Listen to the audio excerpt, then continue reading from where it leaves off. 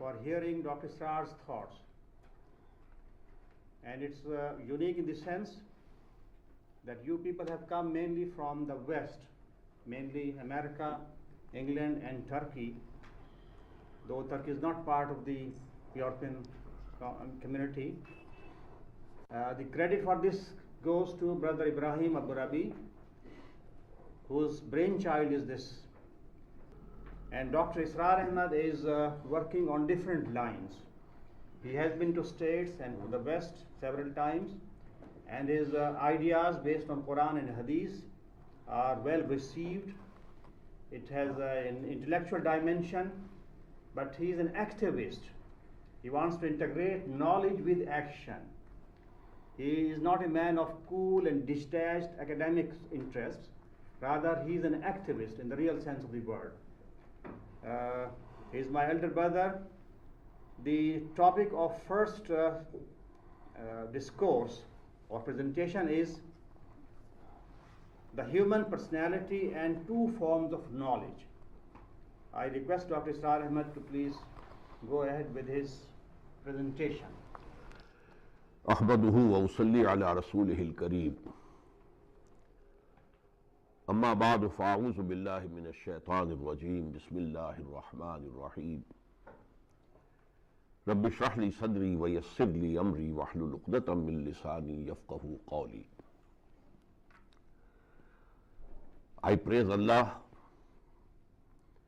and send my salutations and blessings to Muhammad, his apostle and prophet. And I take refuge with Allah from Satan the accursed. And I begin with the name of Allah, the most compassionate, the most merciful. And I pray to him, O Lord, open up my heart, make my task easy for me, remove the knot in my tongue so that these brothers and sisters can understand easily and fully what I have to say to them. And after that, dear brothers and sisters, from Adam and Eve, Allah's blessing may be on both of them. And may Allah bless all of us and guide us to the straight path. In the very beginning, I must and do thank you from the depths of my heart that you have taken out time from your busy schedules and undertaken a very long and tiresome journey. Actually, if anything good comes out of this exercise, the credit would go to Dr. Abu Rabi. As the brother has said, it's his brainchild. And if it proves to be an exercise in futility, then the blame will be solely on me. Secondly, I want to profess I am not a scholar in the usual sense of the word. I have never studied social sciences, any of them. What to speak of teaching them? My background, education is medical. So I know a little bit of physics and chemistry and zoology and botany.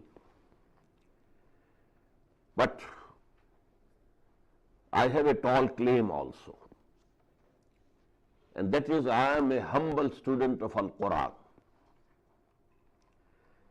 And because Quran claims to be the guidance for all mankind for all times to come, hence, as a humble student of Quran, I take courage to speak about the guidance in different aspects of human life, individual and collective. Another condition, I am not good at English. I have never lived in any Western country for any length of time. I have been a casual visitor to the United States. And secondly, I had, during an operation on my knee, there was an episode that my heart stopped for some time. So I had a fresh life after that. But that has left my memory impaired.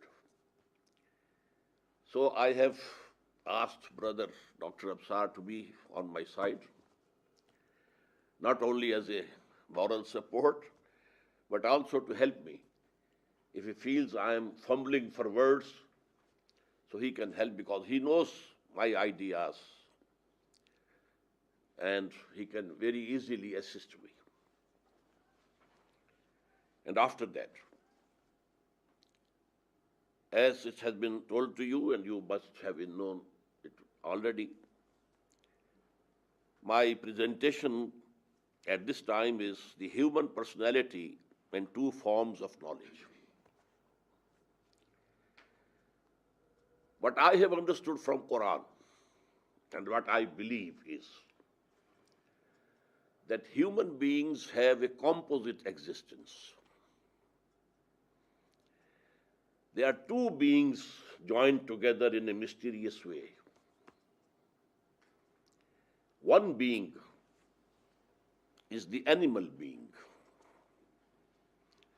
which has come out of clay, the crust of the earth.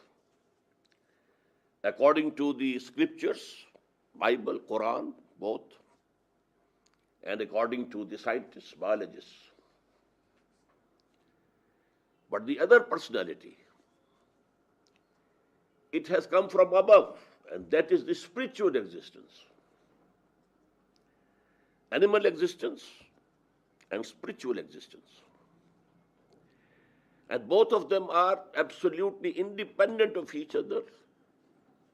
Both of them are full personalities. What we call ruh,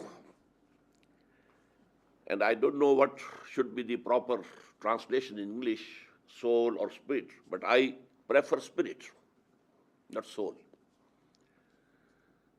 Soul includes the life. Our animal existence includes life.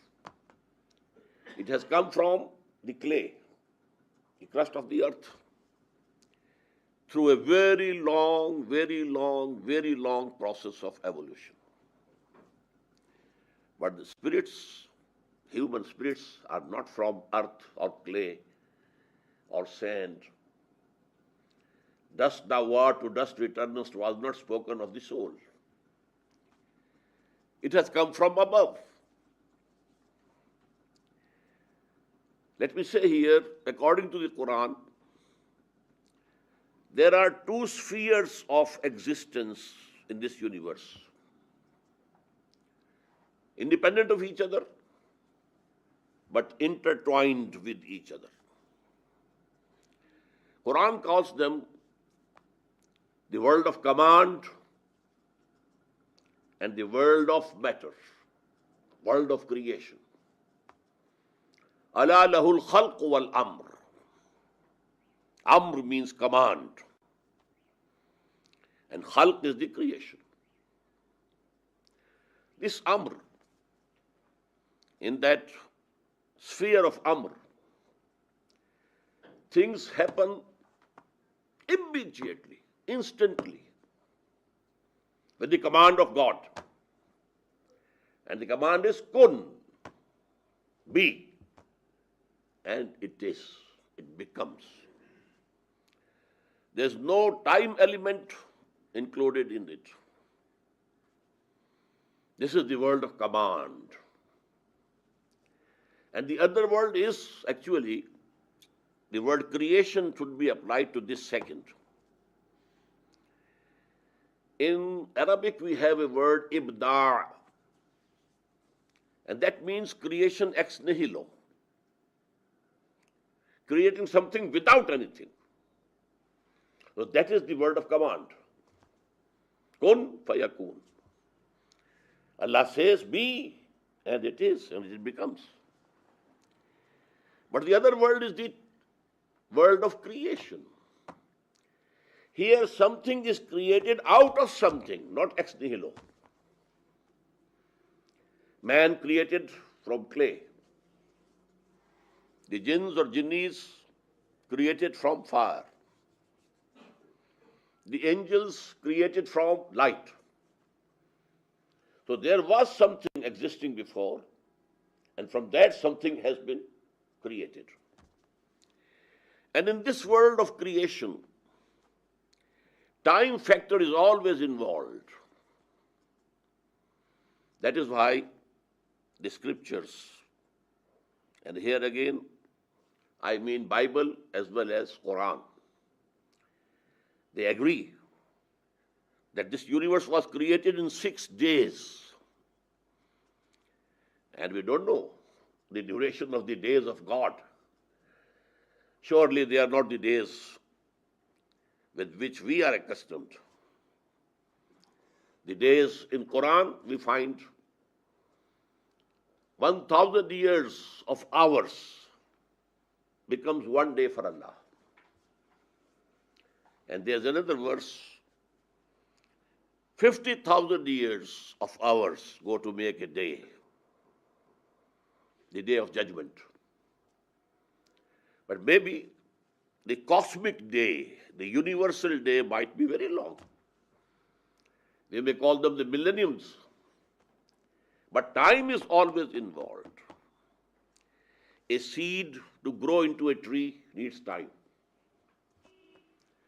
The human embryo to become a full human being needs time. So in the realm of command, there is no time involvement. But in the realm of creation, the material creation, I may call it, time is always involved. Now let me give you a diagrammatic representation. This concept is based on an ayah of the Quran. It is chapter 40th and verse 11. I have written here in Arabic, قالوا ربنا أمتنا سنتين وأحييتنا سنتين فاعترفنا بذنوبنا فهل إلى خروج من سبيل. The people who will be thrown in the hell after the day of judgment, they will pray to Allah, O our Lord, you put us to death twice, and then you revived us twice. And now we have confessed our sins. So is there any way out from here also? Very important ayah of the Quran, very important. Although some similar concepts are given in other ayahs also, but this is the most important, central ayah regarding what I am going to say. Starting from this extreme left, creation ex nihilo in the realm of command were the spirits of all human beings, much before the creation of this universe, material universe, much before that. This material universe started from the Big Bang. I agree with it. But this period is pre-Big Bang. The command, the big command of God, kun, it took the form of light, subtle light, without any heat, without any motion. And from this light were created the angels and the human spirits, all human beings from the first Adam till the last son of Adam. these arwah. In hadith we find the words, al-arwahu junudun mujannada. They were like armies, all human beings. The spirits of all human beings were created at that time. And all the angels were created. Still, the time and space complex had not split. Time was not there. You may call it absolute time. No serial time was present at that time. And there was no motion in that light, subtle light, no heat. And from this light were created, as I have told you, all the human spirits as well all the angels.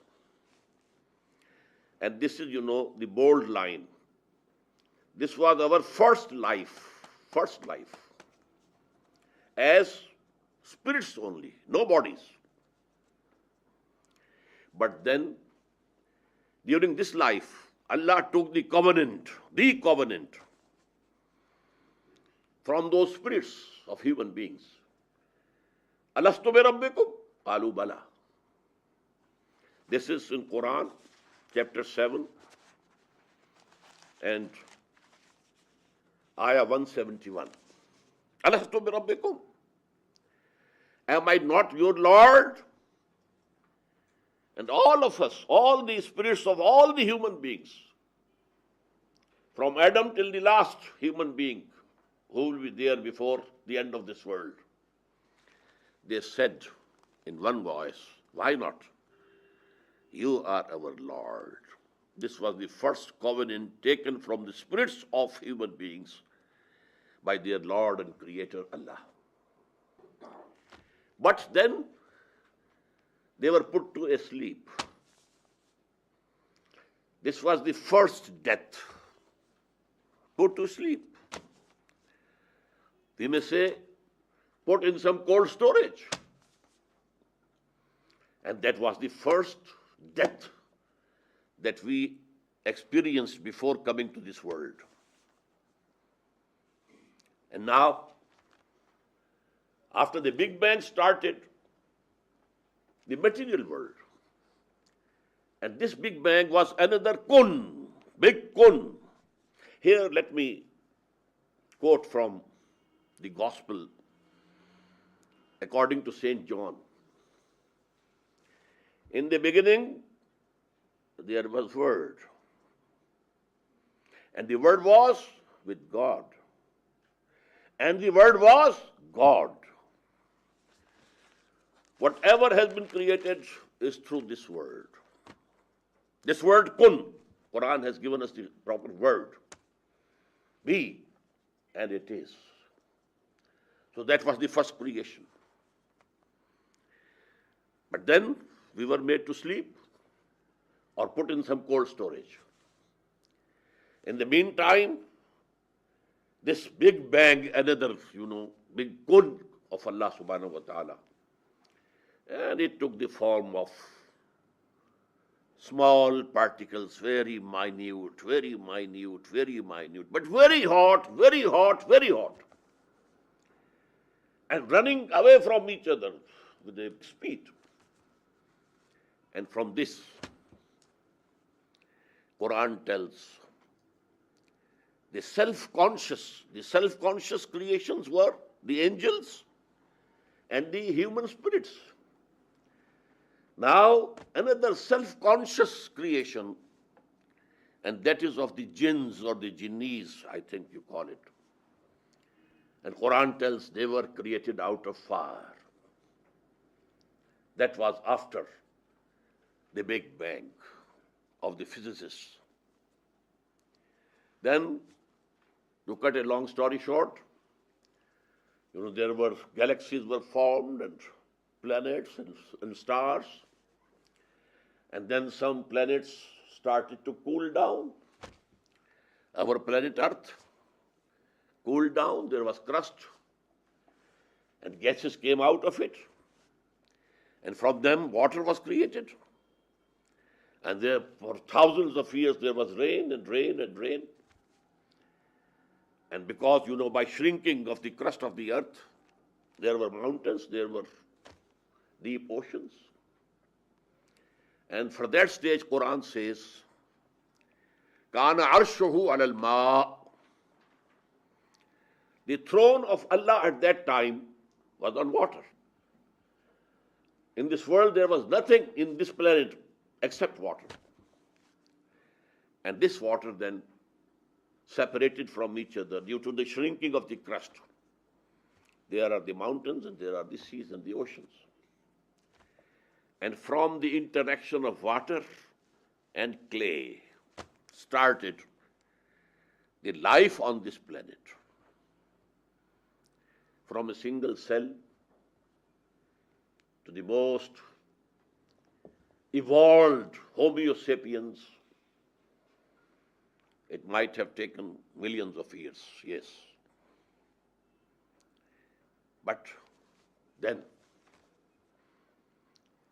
Allah subhanahu wa ta'ala selected one Homo sapien. It was the animal of man. Still he was not human. The animal existence is coming from the earth. But then Allah blew into him, into one of the selected peoples from the Homo sapiens, the spirit which was there waiting in the cold storage, which was asleep. It was revived. And now we have a human being having a body coming from below. In this diagram, this is earth. And this is coming through evolution, the Homo sapien. And then that ruh, that spirit, which was asleep, and Quran says, which was under death, that has been blown into this. And now he becomes man, human being, composed of two distinct entities. Body, or I should say better, animal being, body plus life. Ruh and spirit is not life. Life is there in the dogs, in the cats, all the animals. Even in the leaf of grass, it's living. So life is something else. And that spirit of God, we find it in Quran at two places. Very clear terms. Quran says, فَإِذَا سَوَّيْتُهُ وَنَفَخْتُ فِيهِ مِنْ رُوحِي فَقَعُوا لَهُ سَاجِدِينَ. It's chapter 15, ayah 29. And again in chapter 38, ayah 72. Ayah, I mean verse. Actually, I don't like these translations of surah is surah, not chapter. These are not chapters of Quran. The word chapter has its own connotation. It's not applicable to the surahs of Quran. In the same way, the word verse has its own connotation. It's not applicable to the ayat of Quran. But for the English speaking people, we have to use those words. So maybe you find I say sometimes surah and sometimes chapter. So in Surah Al-Hijr 15 and verse 29, and Surah Sad, which is number 38, and the verse 72, فَإِذَا سَوَّيْتُهُ, Allah had said to the angels before the creation of Adam, when I have completed the creation of this man, Bashar, وَنَفَقْتُ فِيهِ مِنْ رُوحِي, and then I have blown into him from my own spirit, then you bow down before him in prostration. فَقَعُوا لَهُ سَاجِدِينَ. So the animal of human being, Homo sapiens you may call it, it was an animal, not man. But in Allah astafa Adama wa Nuhan, Allah chose one of that species of Homo sapiens, an individual, and blown into him the spirit. In these two verses, Allah calls my own spirit. But what we mean is the spirits which were very close to Allah, very close. The pre-Big Bang era of this creation. So Allah blew that spirit into it. And what will happen then?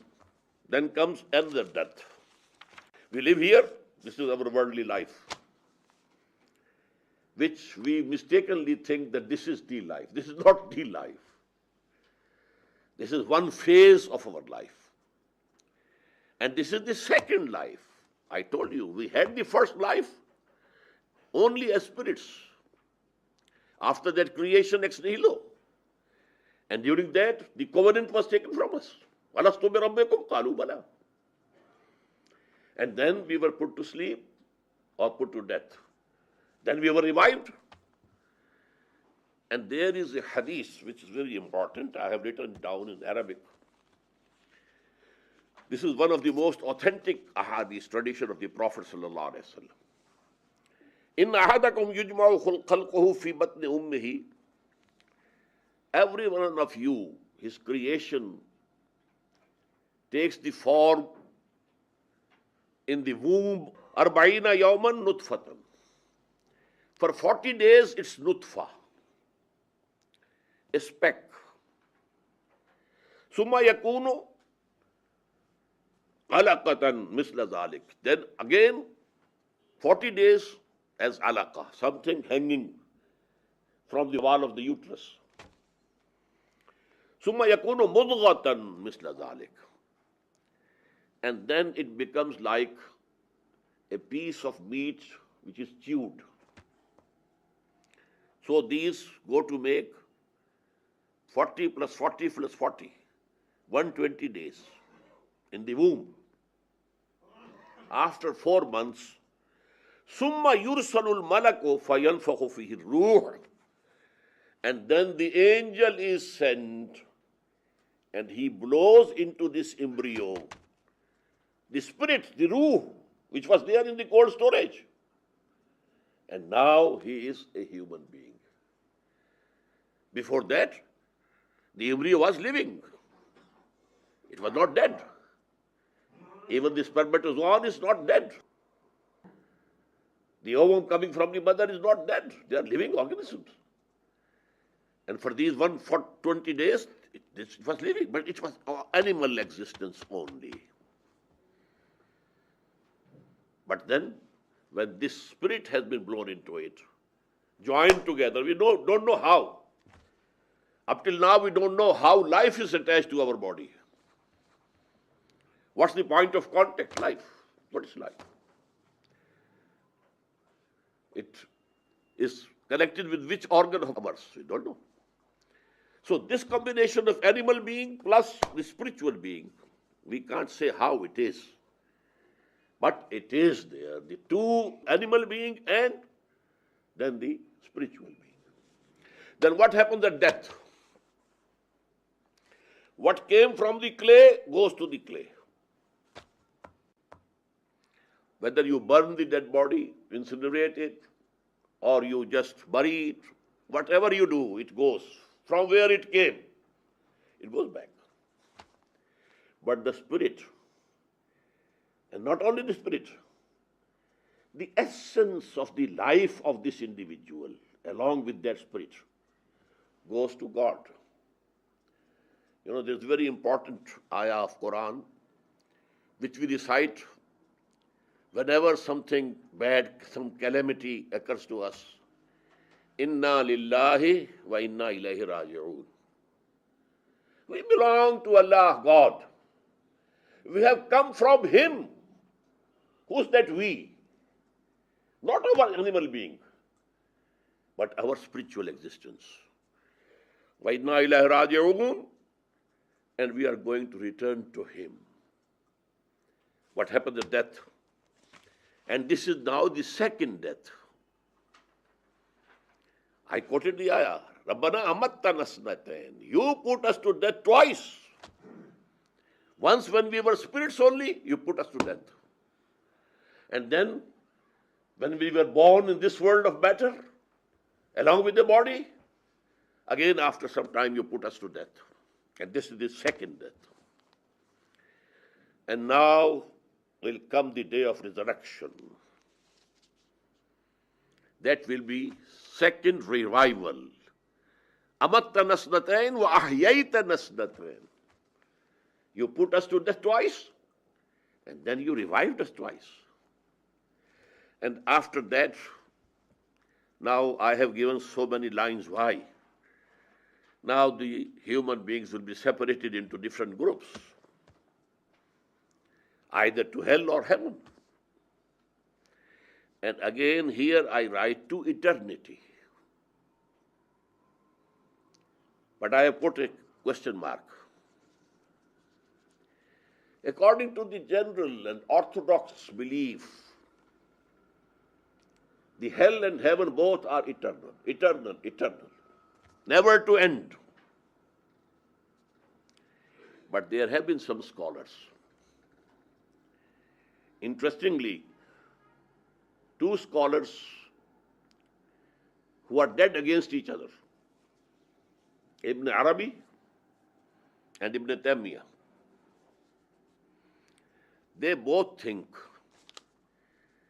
that the hell will come to an end at some time. Very long period, very long period, very long period, but it will come to an end. But the heaven will remain forever and ever and ever.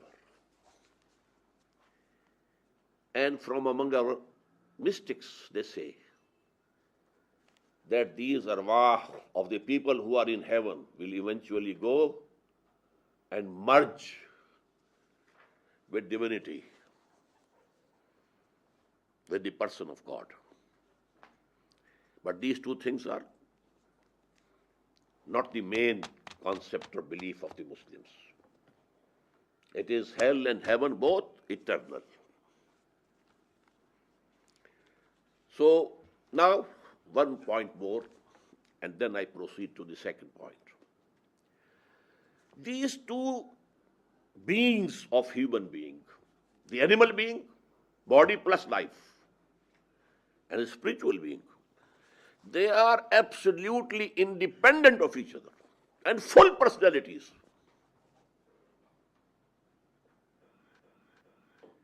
Now our animal being, it has its own sources of knowledge. The external senses, we get the sense data, and this brain here processes the data, and we infer, and we understand something. Then it is put to memory in this computer of brain. So we see with these eyes. This is our animal sight. We hear with these ears. This is our animal hearing.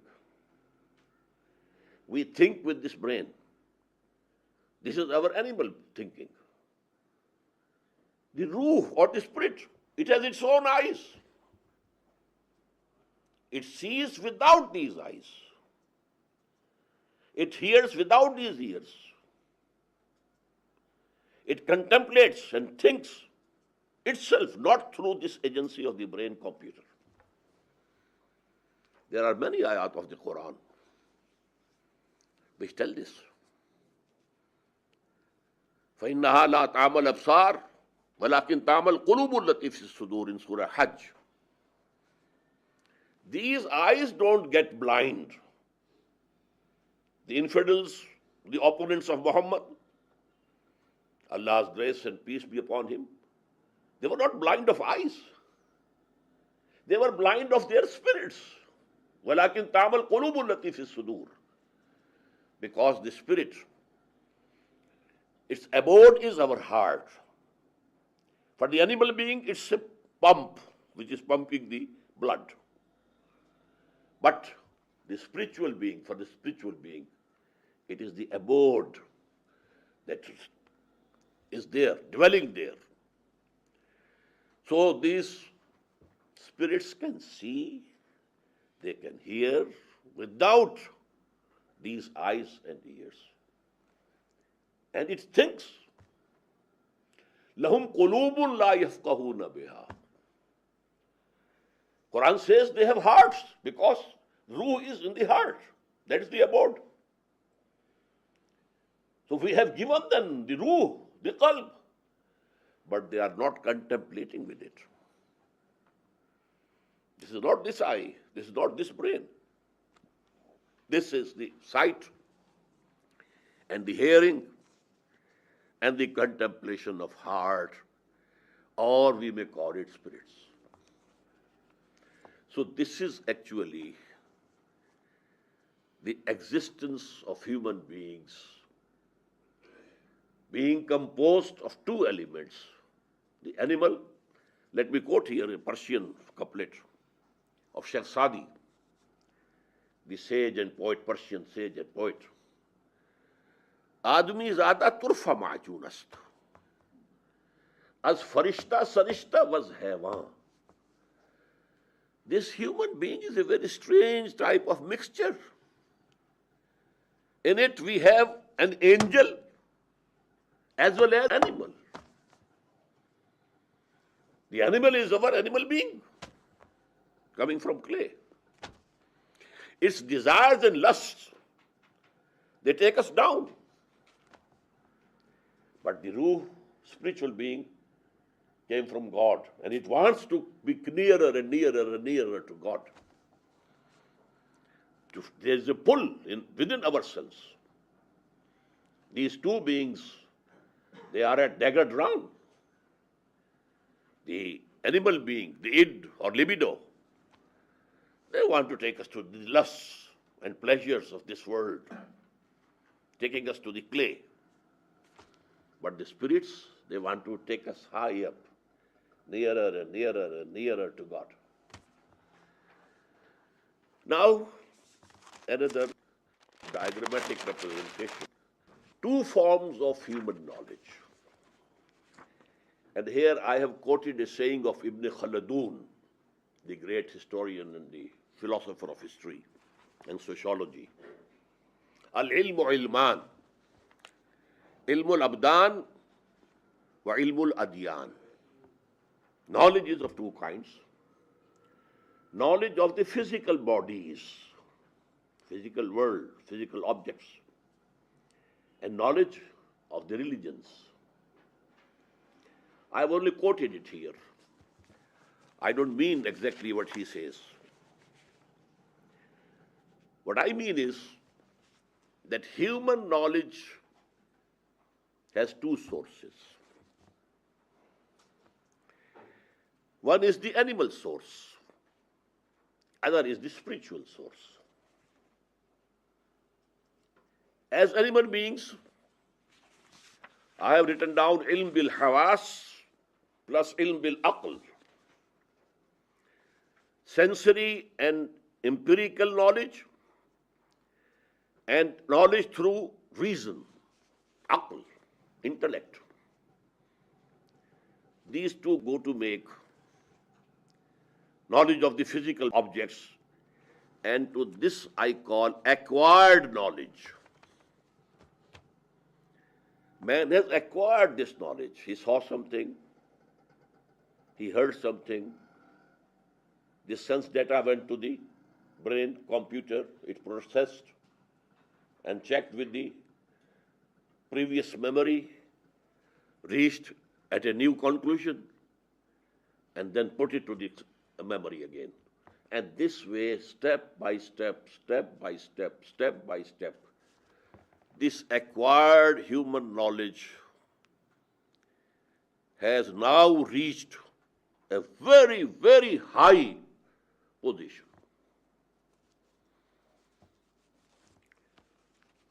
But this can be divided into two. Names of the objects, knowledge of the physical bodies, and number two, philosophy. To try to know the reality as a whole, this knowledge, with our external senses and our intellect, it was creeping with a very low speed, step by step, step by step. Except for the last century, I may say, there has been an explosion, a very big leap, very big leap. But before that, we were going step by step. But human mind, from the very beginning, also tried to contemplate the total reality as it is. And for that, this philosophy came into existence. Now, Quran says that when Allah created Adam and He appointed him as vicegerent on earth, He taught him all the names. All the names. Allama Adam al-Asma'a kullaha. There are more than one explanations of these words of the Quran. But popularly, and I believe in it, it means the knowledge of the material objects. Total knowledge was given, endowed to Adam. And then it exfoliated step by step, step by step. Potentially it was given to Adam. Just like, a seed contains the whole plant or the whole tree in it, potentially. But then it slowly comes up. 2 leaves appear and then go on, go on, go on. It becomes a full tree. So this is the exfoliation of that knowledge of all names which was given to Adam in the very beginning. Allama Adam al-Asma'a kullaha. This is the knowledge of the name which we have now acquired through our faculties of inna sam'a wal basara wal fuad. Sam'a, basar, and this computer, brain computer, which processes the sense data. Through this, we were creeping. Whosoever saw for the first time a rock fell on another rock, and there was a spark of fire. Whoa! And then he tried himself. A rock striking against the other rock, and there was fire. So fire was invented. First form of energy that human being invented it. He must have been a very big inventor. Very big inventor. There was no form of energy before that. And so on and so forth. So this is Allama Adam al-Asma'a kullaha.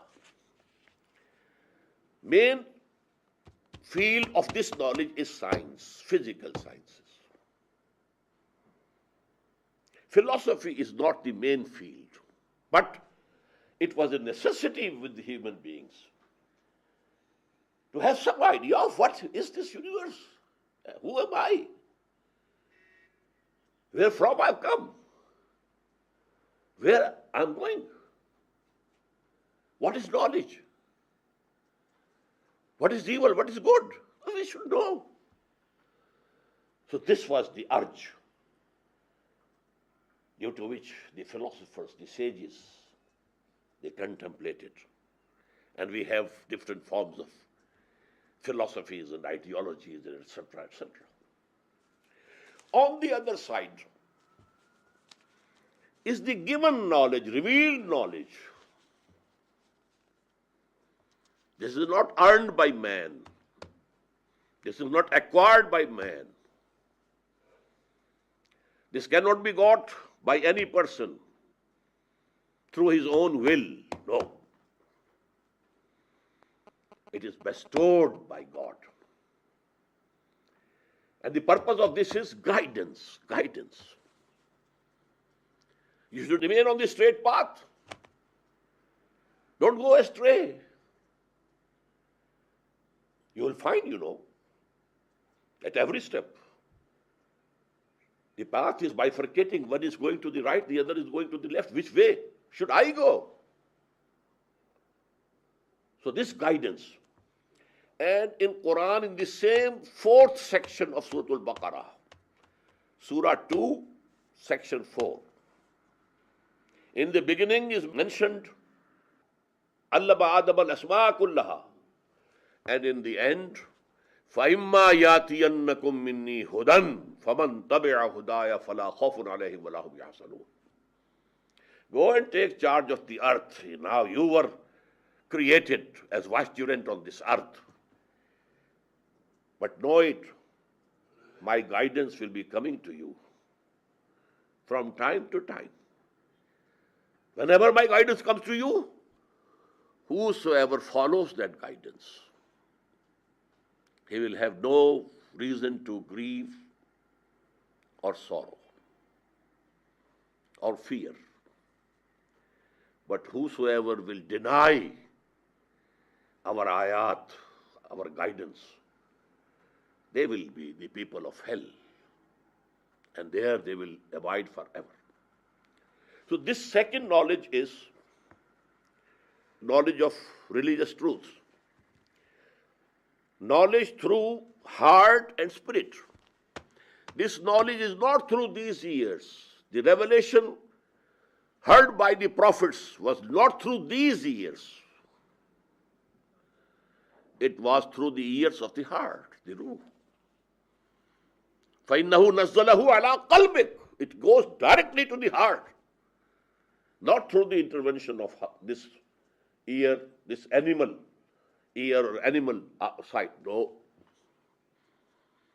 It is knowledge through spirits or heart, because these two words are synonymous, because that is the dwelling of spirit. Now these have two forms. One type of revelation, we call it, is protected, and it is immune from error and satanic influences. That is the wahi which came to the prophets. No satans, no jinnis, not even the animal self of the recipient of wahi, of revelation. His own animal instincts cannot indulge here. And this is verbal revelation, recorded in the scriptures, in the books. We believe in Torah, we believe in Bible, Gospel, we believe in Quran, and that is the last message, the final message, the most complete guidance for all times to come for the whole of humanity. So this is protected. Another form of wahi that we may call, this actually, the first one is, we call it wahi jali, very apparent or lightning wahi, which has been coming now because the institution of prophethood has come to an end in the person of Muhammad sallallahu alaihi wasallam, which used to come to the prophets. The other is inspiration. Inspiration. The first one comes through the angel, Archangel Gabriel. He has been bringing this revelation, prophetic revelation, to the chosen people from among mankind.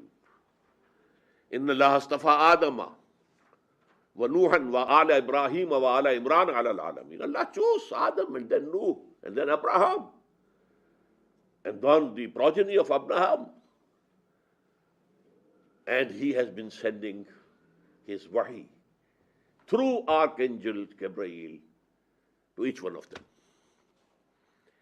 This is the manifest, we may call it, wahi jali, very apparent, protected, and put in scriptures, in books. The other one is the feeble, we may call it, feeble, a sort of hidden wahi. This is the inspiration that you get yourself, which we call ilham. in Arabic. There's something comes from true dreams also. And this form of wahi is continuing till this date, and it will continue till the end of this world. But it is not protected. It can be influenced by satanic influences. It can be influenced by the subject thought of the person who has received it. There can be mistakes in the interpretation that the recipient is making of it. And this is open. This type of wahi comes to animals also. The bee, it got wahi from Allah. And non-prophets, mother of Moses, she got this type of wahi. Acting upon that, he put Moses in the river Nile, and so on and so forth. This type of revelation is continuing and will continue till the end of this world. But this type of revelation for the prophets is protected. Not only the wahi jali is protected, but for the prophet, this inspiration is also protected. No satanic influence can come to it. Now, what the jali and the apparent or the protected or the recorded wahi has given us. Now, it gives us, number one, laws and injunctions. The do's and the don'ts. And the first of the foremost were the commandments given to Moses. God's blessing and peace be upon him. The 10 Commandments. The do's and don'ts. Do this, don't do this. Eat this, don't eat this. Drink this, don't drink this. So this is the most important part of the wahi jali, the apparent and the shining wahi, which has been preserved, which has been protected from satanic influences and preserved in the books. And second thing is the wisdom. The total wisdom,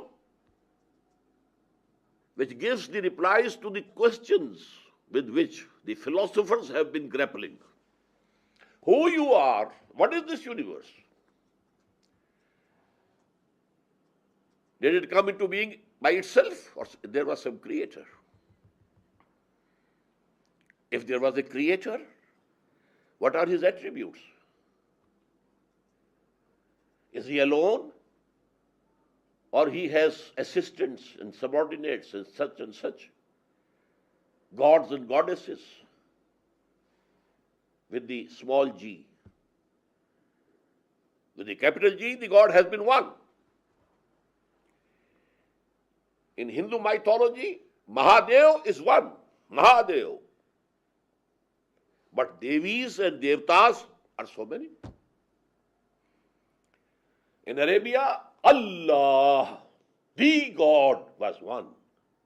But Aleha, they had their idols and they had their own concept of the Malaika, that they are also to be worshipped. So, this wisdom,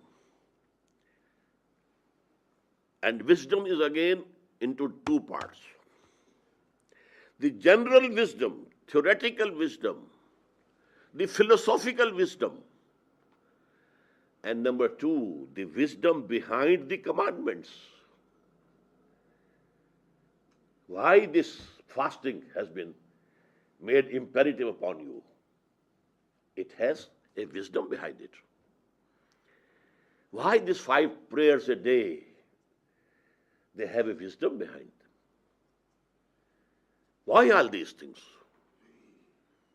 So wisdom of the commandments and wisdom regarding the philosophical questions and quests of human beings.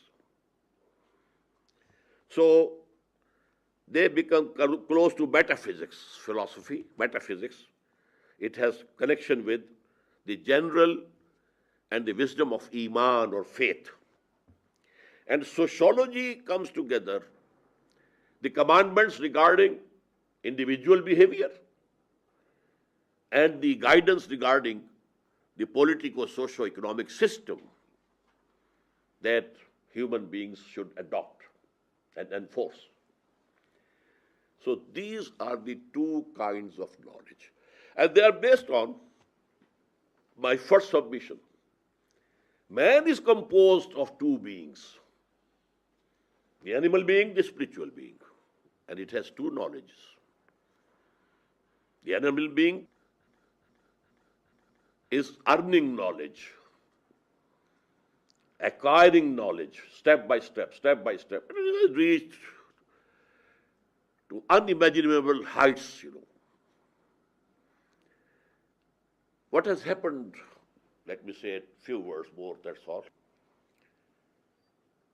The tragedy of humanity at this time is that the whole focus of attention of humanity is on the acquired knowledge.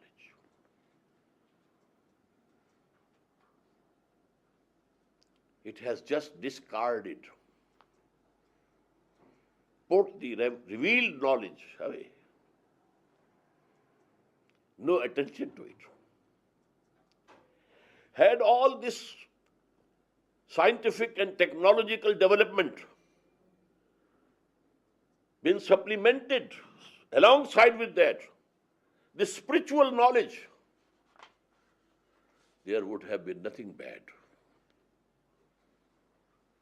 But now what had happened is,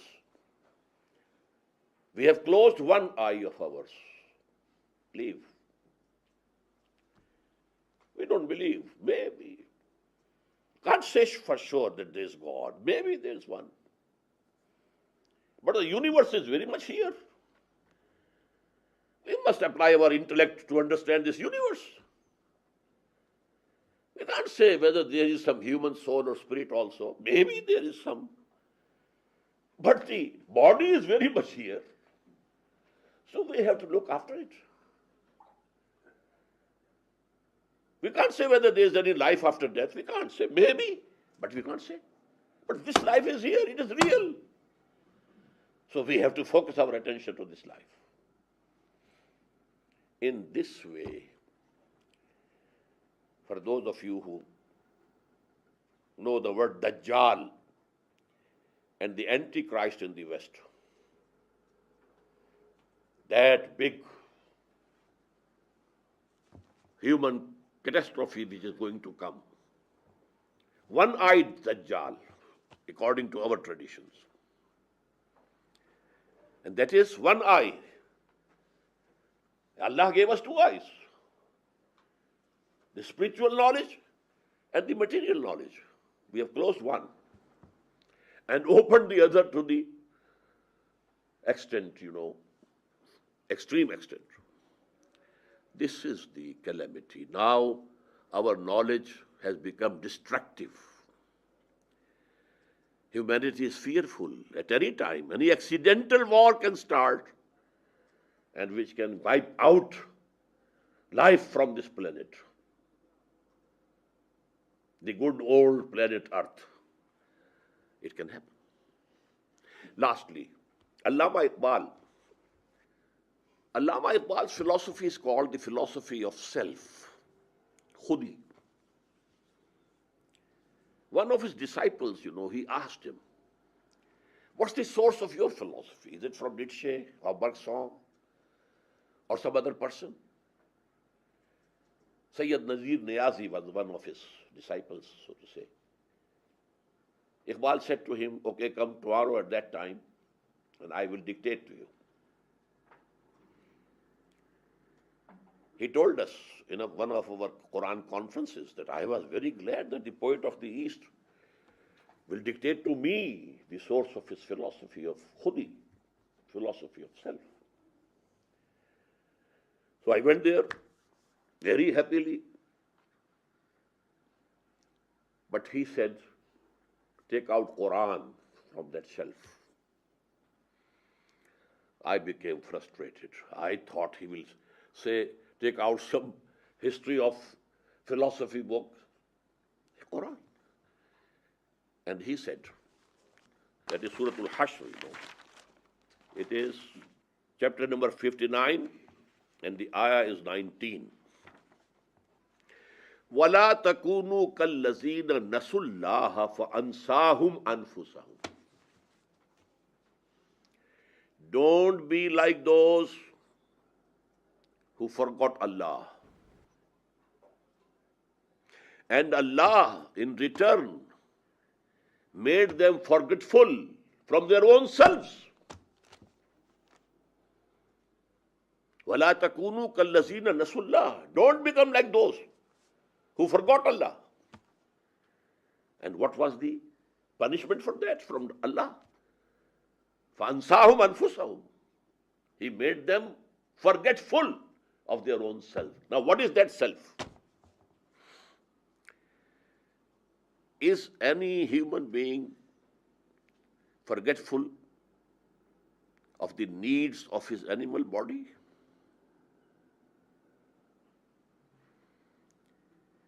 If there's some disease, we run to the doctors. We wash our bodies with soaps and so on and so forth. Who is forgetful of his body? His animal being. So what is that self which human beings forget, ignore? That is that spiritual self. And let me quote finally. We may call it a verse from Upanishad, the Hindu scripture. Very beautiful. Man in his ignorance, man in his ignorance identifies himself with the material sheets which encompass his real self. Real self is something else within you. And these are the material sheets, these bones and this flesh and this skin. These are the material sheets of that real sense hidden within you.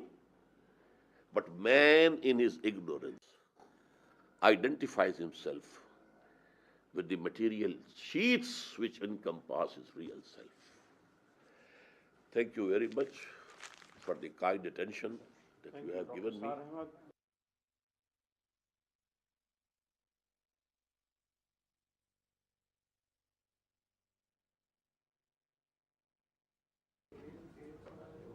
Bismillah ar-Rahman ar-Rahim. We are starting our question answer session. As you have heard, Dr. Israr Ahmed has covered a vast area bearing both on ontological position of man and epistemological questions. It's a vast area. He has very briefly touched everything. And now it's your time to question him. I hope you will not needle him, because he's not a philosopher. He is a medical practitioner, switched over to spiritual healing, as I say generally. But of course, he is a scholar of Quran. He has studied Quran very intensively, very closely. This is a gathering of multi-religious people, community from different faiths have come here, and we should meet in an ecumenical spirit and try to understand each other's point of view. Let me start by saying what a delight your presentation was, and how clear it was, and how much I appreciated it. And there are so many questions I would like to ask, but I'm very aware that there are others who want to ask questions too. So let me just pick one, and that was I was interested in the way in which you reconciled the story of natural selection and Darwinian evolution, appropriately modified, with the Quranic insights about human anthropology. And what surprised me a little bit is that my impression is the vast majority of Islamic thinkers are very suspicious of the sort of ideological baggage that Darwinian evolution has in the West, and view it therefore with a lot of suspicion and are often very, very critical of it. But you seem to be quite happy to talk about the fact that certainly the animal human did evolve from, animals, and it was in some point in that process we were given a spirit. And how do you find that do you find you have a lot of sympathy in the Islamic world for these positions, or do you find that you are often criticized for them? Thank you very much.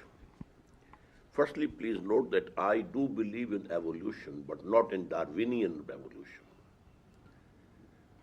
Evolution is something else, and the mode through which it has taken place is something else.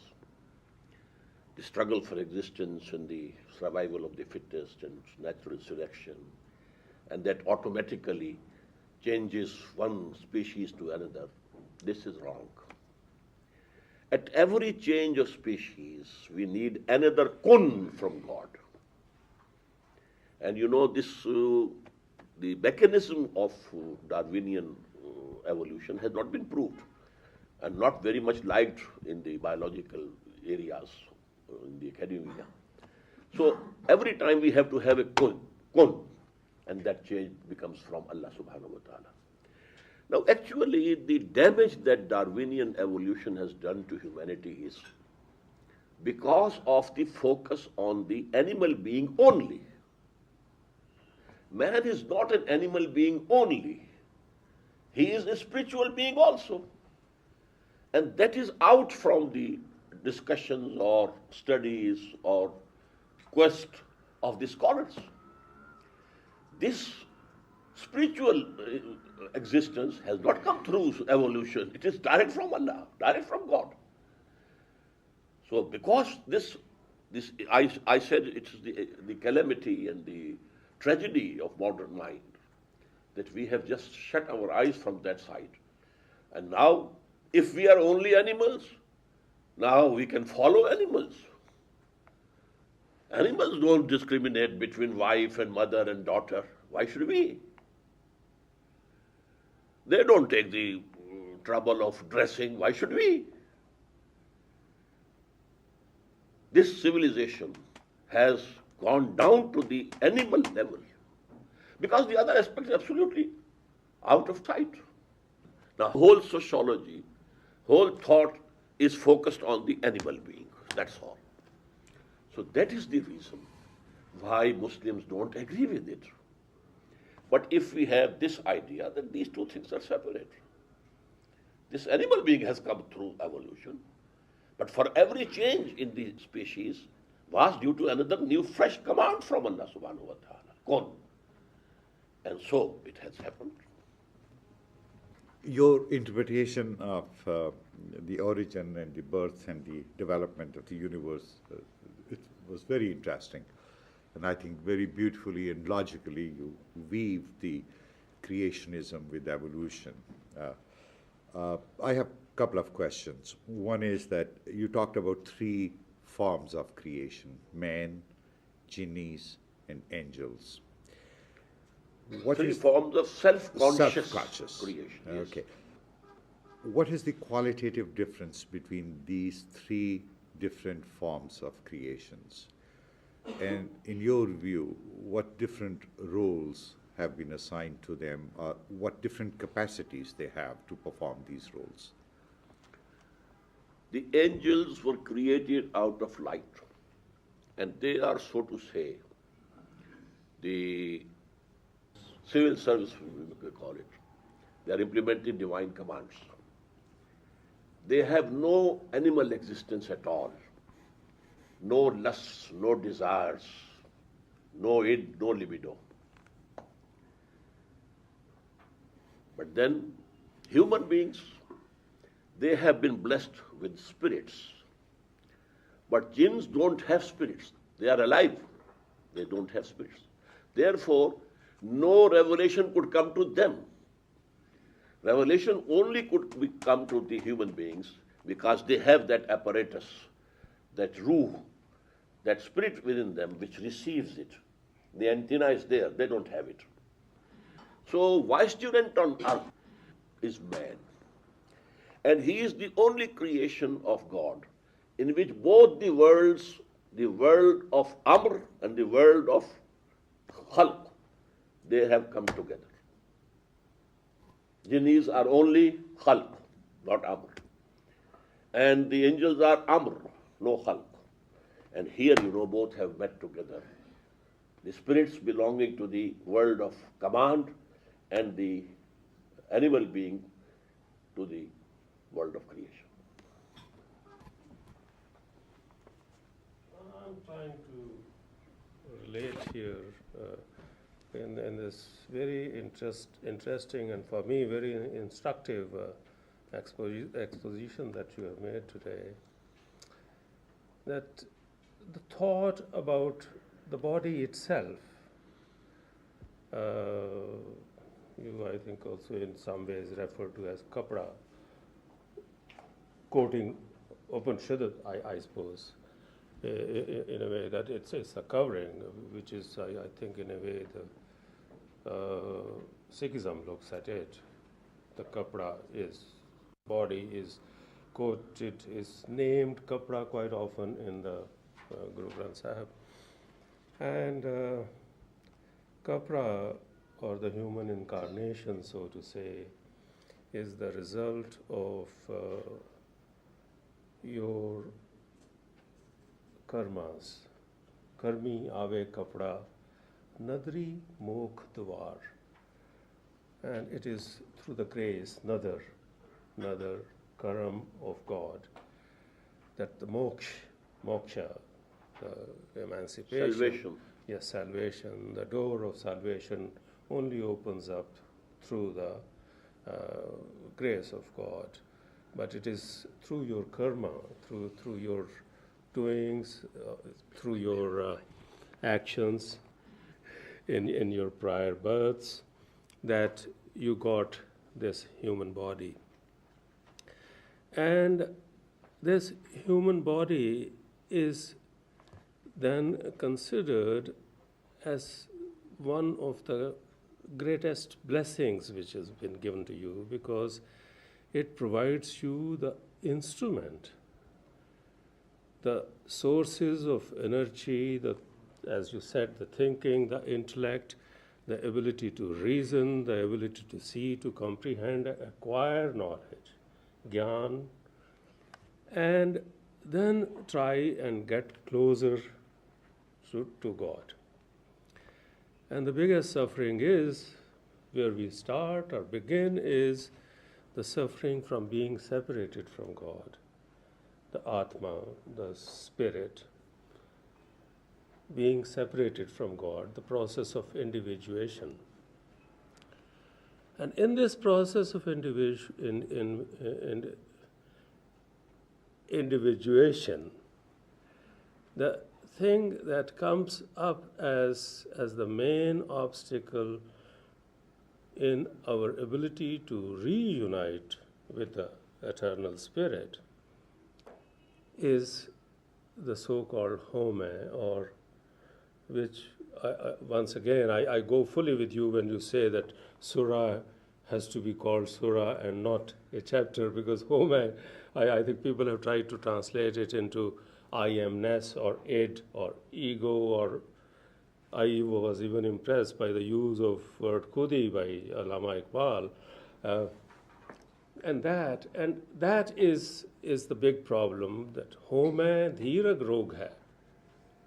Home is the greatest malady.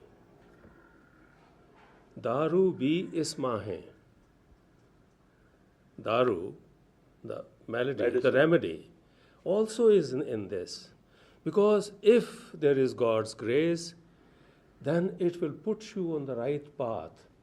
So what I was trying to figure out and understand is two aspects here. One is that how do we envisage, how do we sort of comprehend the role of the physical human body as such, and the role of our ability to make choices which has been given to us by God, in other words, human will, because that is where home comes in. So if you could elaborate on that for me. I'm thankful to you, brother, because you have given an exposition of your own, which is in consonance with what I have said. You have used the very correct word, instrument. This body is the instrument. Our ego or khudi or spiritual existence is the real existence. But it has to earn good deeds through this body, or it is earning hell for itself through this body. And this is actually like a horse you have to ride. So your khudi should be strong enough to control the horse, or it will throw you down on the ground. So both these things are necessary, and there is, the hadith of the Prophet, Inna li nafsika alayka haqqan. This body, animal body, has also rights upon you. You have to take care of it, everything. But don't think that you are only this body or animal being. Actually, your actual existence is a spiritual existence. What have been the reasons for the decline of the Islamic civilization with the basic characteristics that you have presented in your talk? Maybe you will address that in a later subject. But my main concern here in the question is that your talk includes a number, multiple layers of contradictions. That's to say, there's a contradiction or dualism within man that you talked about. But there's also another kind of contradiction or dualism outside of man, between perhaps different civilizations or philosophies or discourses. And since God is a central figure within the Abrahamic tradition, within Islam, it seems that at the end of the talk you were somewhat pessimistic about human destiny. Now, how come that God becomes absent here, although we are in so much need of God in the presence of contradiction, civilization contradiction or human contradiction? How come that God does not interfere in order to restore that balance between the two entities that you spoke of?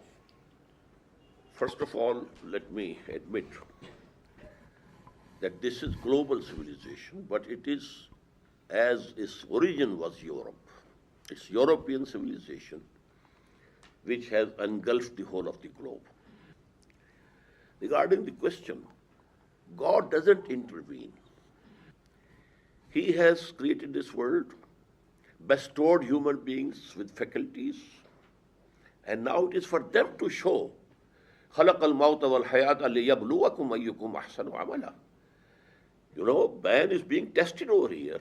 What you do? So actually this will happen, but that was not the subject of my talk. Finally, we agree, both Christians and Muslims, the kingdom of heaven on earth is going to be established. It will be established. But first of all, we have to return to the basics, because this Western civilization or global civilization you are calling, it has gone deep into our own intellects, our own thinking, our own value structure. Even we are being, subject to the same influences. So Allah will make the truth rule over the whole of the world. I have a couple of questions about the second part of your presentation on human knowledge. What I found missing in your epistemology is one thing. Your assumption seems to be that ideas generate ideas. I'm talking about the right-hand knowledge of physical objects. In other words, the intellectual sphere is an autonomous sphere. What seems to me missing is the idea of the social construction of ideas. In other words, ideas themselves do not generate subsequent ideas. But philosophy and social science theories are the product of the socio-economic conditions in which they are articulated. Would you accept that position? Yes. Going to the left side, then I'll ask the other question. Actually, what I said was that this acquired knowledge, mostly it is the science, knowledge of these physical sciences and then technology, and that is the main subject today. It's the focus of human attention. But because man wanted a total knowledge also, and he needed it, how to behave in this life, and he needed some philosophy. And along with that, I should have added, and I have on that diagram, the social sciences. And you have to generate them, and you have to build them, and then you have to live by them. Yes?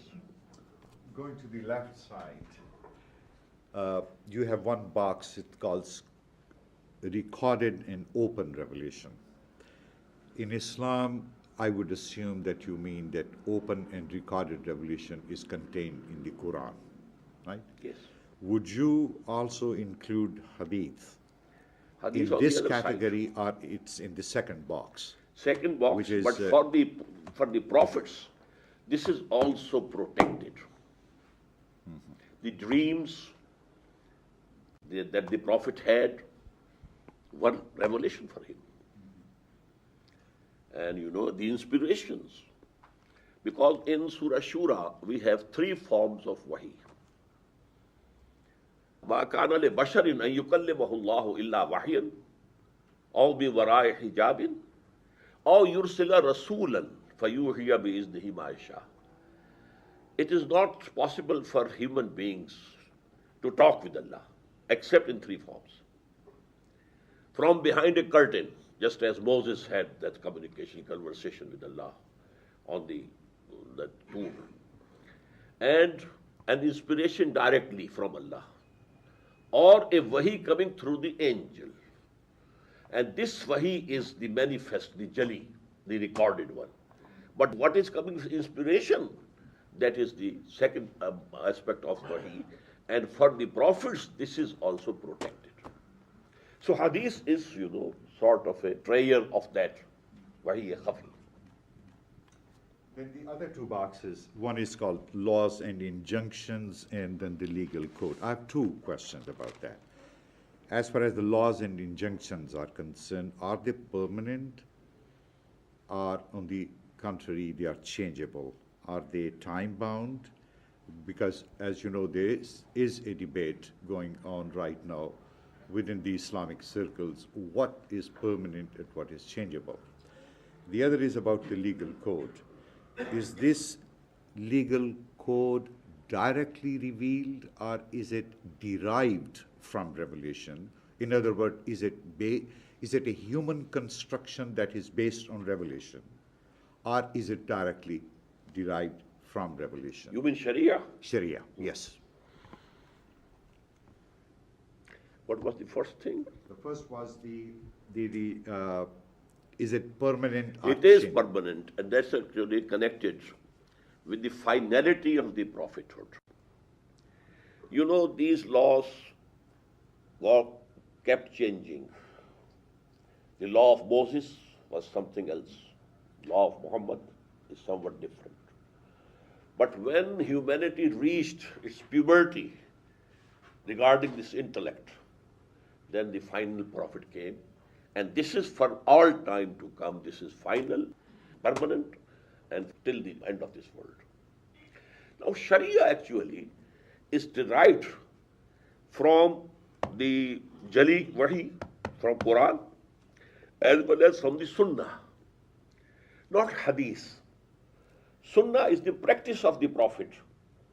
And we have 2 sources of Sunnah.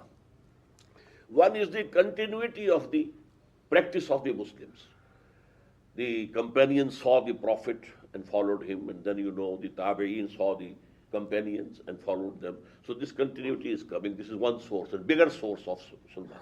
And the other is Hadith. So these are the 2 permanent sources of Islamic law, Sharia, Quran and Sunnah. But then there was ijtihad. Actually, I have to talk about this subject when I talk tomorrow about the political structure of Islam. So this ijtihad, that is in changing conditions. When we have new problems, then we have to make ijtihad, keeping ourselves within the parameters of Quran and Sunnah. But we have to frame further laws. So Sharia now has this third element also. And that is why we have Hanafi school and Shafi school, because they have their own judgments and ijtihad. And now Quran and Sunnah and ijtihad, they go to make one Sharia. I have a question. In fact, maybe I have misunderstood about the case of Talim Asma. Now, this Talim Asma is the name of the things which is on earth, or the names of the God? For us to understand God, to know God, because the basic thing that we have been sent to this world is to know God, to have knowledge of God. So to my knowledge, I knew that Allama Asma here means the names of God, rather than being the names of the things on earth. Yes, brother, actually when I was talking about that, I said that there are more than one explanations of this.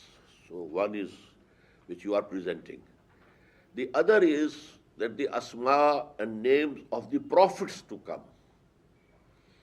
That man has something good in him also, although he will make fasad and there will be bloodshed through this human beings. But you can see there will be Moses, there will be Jesus, there will be Muhammad sallallahu alaihi wasallam. So this is another opinion. But my opinion is the one which I have presented. This is the knowledge of the material world. We know something and name it. Okay. Is the knowledge of material world different than the asma of God, or attributes of God? When we think, because God, in fact, creates things, and then we know the things. No, this universe is, because this is connected with the evolution as well. Is the shadow of only one name, and that is Khaliq, Al-Mubdi', Al-Badi', that's all. But this universe has so many things that we have to know them, and we have to name them. Every science has its own terminology. Unless you know that terminology, you can't understand their science. So I think this terminology and names of things. First, I'd like to also thank you for your presentation. Thank you very much. And now I'd like to follow Ibrahim's question and your answer to Ibrahim's question, which I think fits into some of the things that you said. If the collective we in this world, if we are going the wrong way, to use collective language, which has been emphasized here, if God is not going to and does not intend to intervene, if indeed, as you also said, we only have, again to use a colloquial language, voices in the wilderness who are advising us the other way, and we therefore cannot be, at this point, optimistic that the civilization's going the wrong way is going to change, then how can we expect the kingdom of God on earth to come about? When I said God doesn't intervene, I meant from beginning. The beginning has to be from human beings. They have to struggle. God has intervened by sending his prophets, his books, his guidance. That is also intervention. Now it is for the human beings to follow them and to strive to establish the kingdom of heaven on earth, the divine kingdom, the Islamic state. And that is our job. But when we are doing that, Allah will help us. God will help us. So that help will come. But without our own effort and endeavor, it is not going to come.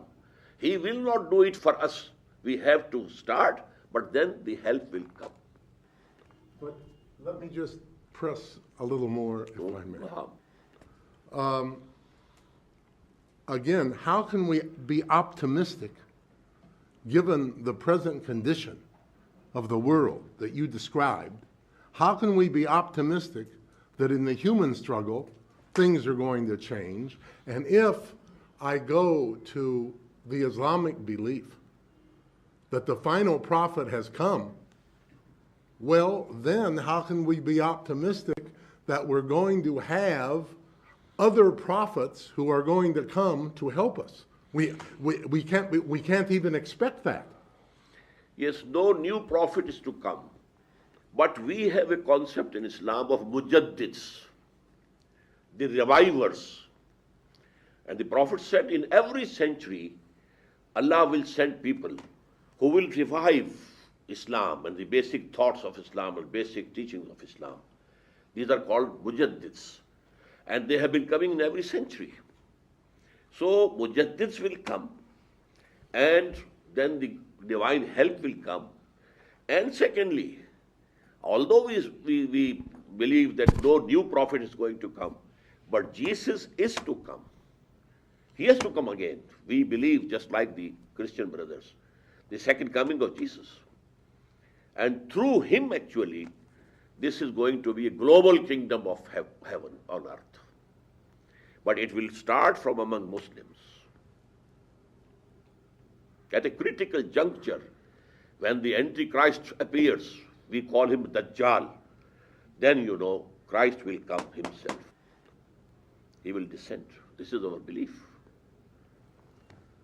So that means that the human agency would be futile somewhat. Not futile, Because but they will be crowned by something for help, you know. And this will be another help. Mm-hmm. But first of all, in Arabia, these are the prophecies of the Prophet.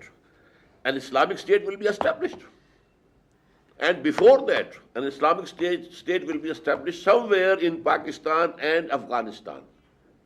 Because the prophecy says that the armies will come from some eastern country to establish the rule of Mahdi. يَخْرُجُ نَاسٌ مِنَ الْمَشْرِقِ يُعْطِئُونَ لِلْمَهْدِي يعني سُلْطَانَهُ. So this is going to be a human effort first of all, and then Allah will help. Mahdi will be the last mujaddid, and mujaddids have been coming. I have another question, which is of a general nature about the type of discourse that you have presented, which is not, of course, novel in Islamic theology. Since Muslims have been discussing that since the Tadween age in the 2nd, 3rd centuries of Hijrah, especially with the Ash'arite philosophy that you have presented so well today. But there have been other types of philosophy within Islam, such as the Mu'tazilite philosophy, or perhaps Sufi philosophy and theology, and so on and so forth. And this is a historical fact, which I'm not going to dwell on very much. But what I'm concerned about is the type of education that we have in South Asia nowadays, the type of Islamic education that has been commonly referred to as madrasa system. And the madrasa system is based primarily, perhaps, on the type of theological discourse that you have presented. But the madrasa system in South Asia, especially in the modern era, in the 20th century, 21st century, seems to be totally cut off from the concerns of contemporary Muslims. Although there's that balance in a normative way between the physical and the spiritual that you have talked about. But if we discuss the madrasa system in Pakistan, in India, in Bangladesh, in Kashmir, in Afghanistan, madrasa graduates do not seem to understand the modern world at all. They don't even seem to understand such basic Islamic issues as social justice, as an example, Yes. since they have no knowledge of the major problems of capitalism and the capitalist civilization, which has become global.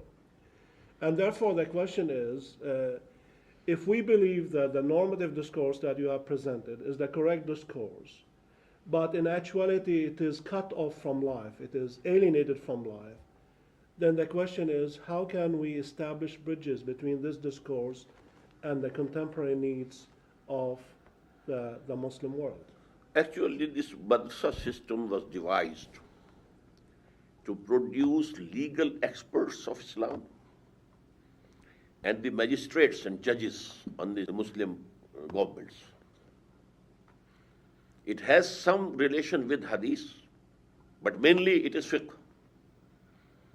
So actually, we should say this is out of the context, it's gone away. Now we are producing only Maulvis who can lead prayers in the mosques, who can give you fatwa about very small things, that's all.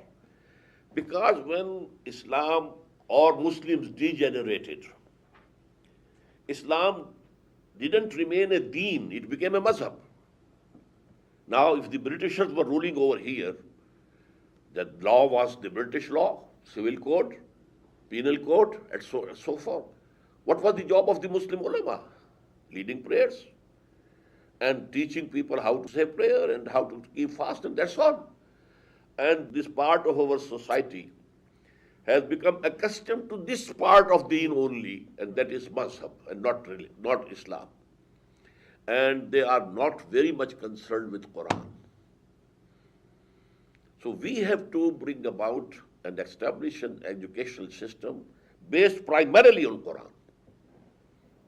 So you're saying that the ulama in, let's say, Pakistani society are not concerned about the Quran? I think that is not included in their courses. Very small part of Quran is included in their courses.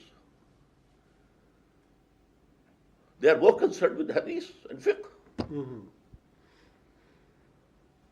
I think that there is a larger question about the status of the ulama in contemporary Muslim societies, specifically in South Asia.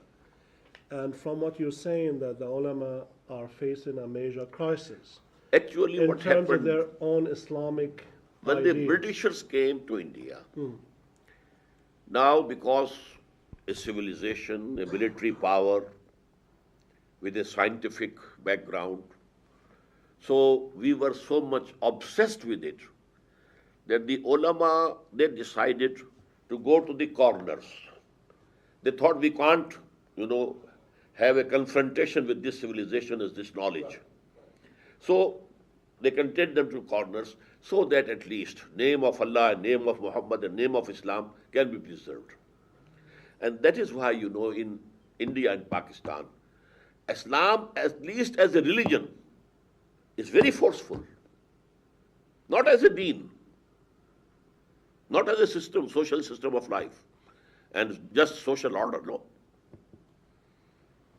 So are we saying that the modern Muslim states that have come after colonialism have failed in retraining Muslim ulama in an Islamic way? Yes, definitely, I agree. Because actually, after the end of colonialism, so to say, it has not ended up till now, but so to say, the end of colonialism, the people who came to helm of affairs, at the helm of affairs, rulers, they were all trained by our colonial masters. They were brainwashed. They were they had accepted the Western civilization. And they are ruling. So actually, the colonial rulers are ruling till today by proxy. But we have an example of Iran where the ulama are in power. Yes. If we look at the Muslim scene in the contemporary That's era. the only exception. And that was actually a political movement was hijacked by the ulama. So the Shiites are better than us. They have proved that they have more power and endurance and the spirit of sacrifice. And this tragedy of Karbala has persisted in their hearts. So this, to lay down, the virtue of laying down your life, it is within their bones. What I do see here is a very altruistic underlying theme of the emancipation of the whole mankind as a part of the evolution or the development through the development of the individuals. And I'm trying to relate this to a pluralistic setting. And I'm wondering that how would we conceptualize or envisage such a process taking place? Would it be only through the acceptance of this, or would it be through a process of bringing the various thoughts together and somewhere emphasize and find a paradigm which really moves the humanity forward, the totality of humanity forward?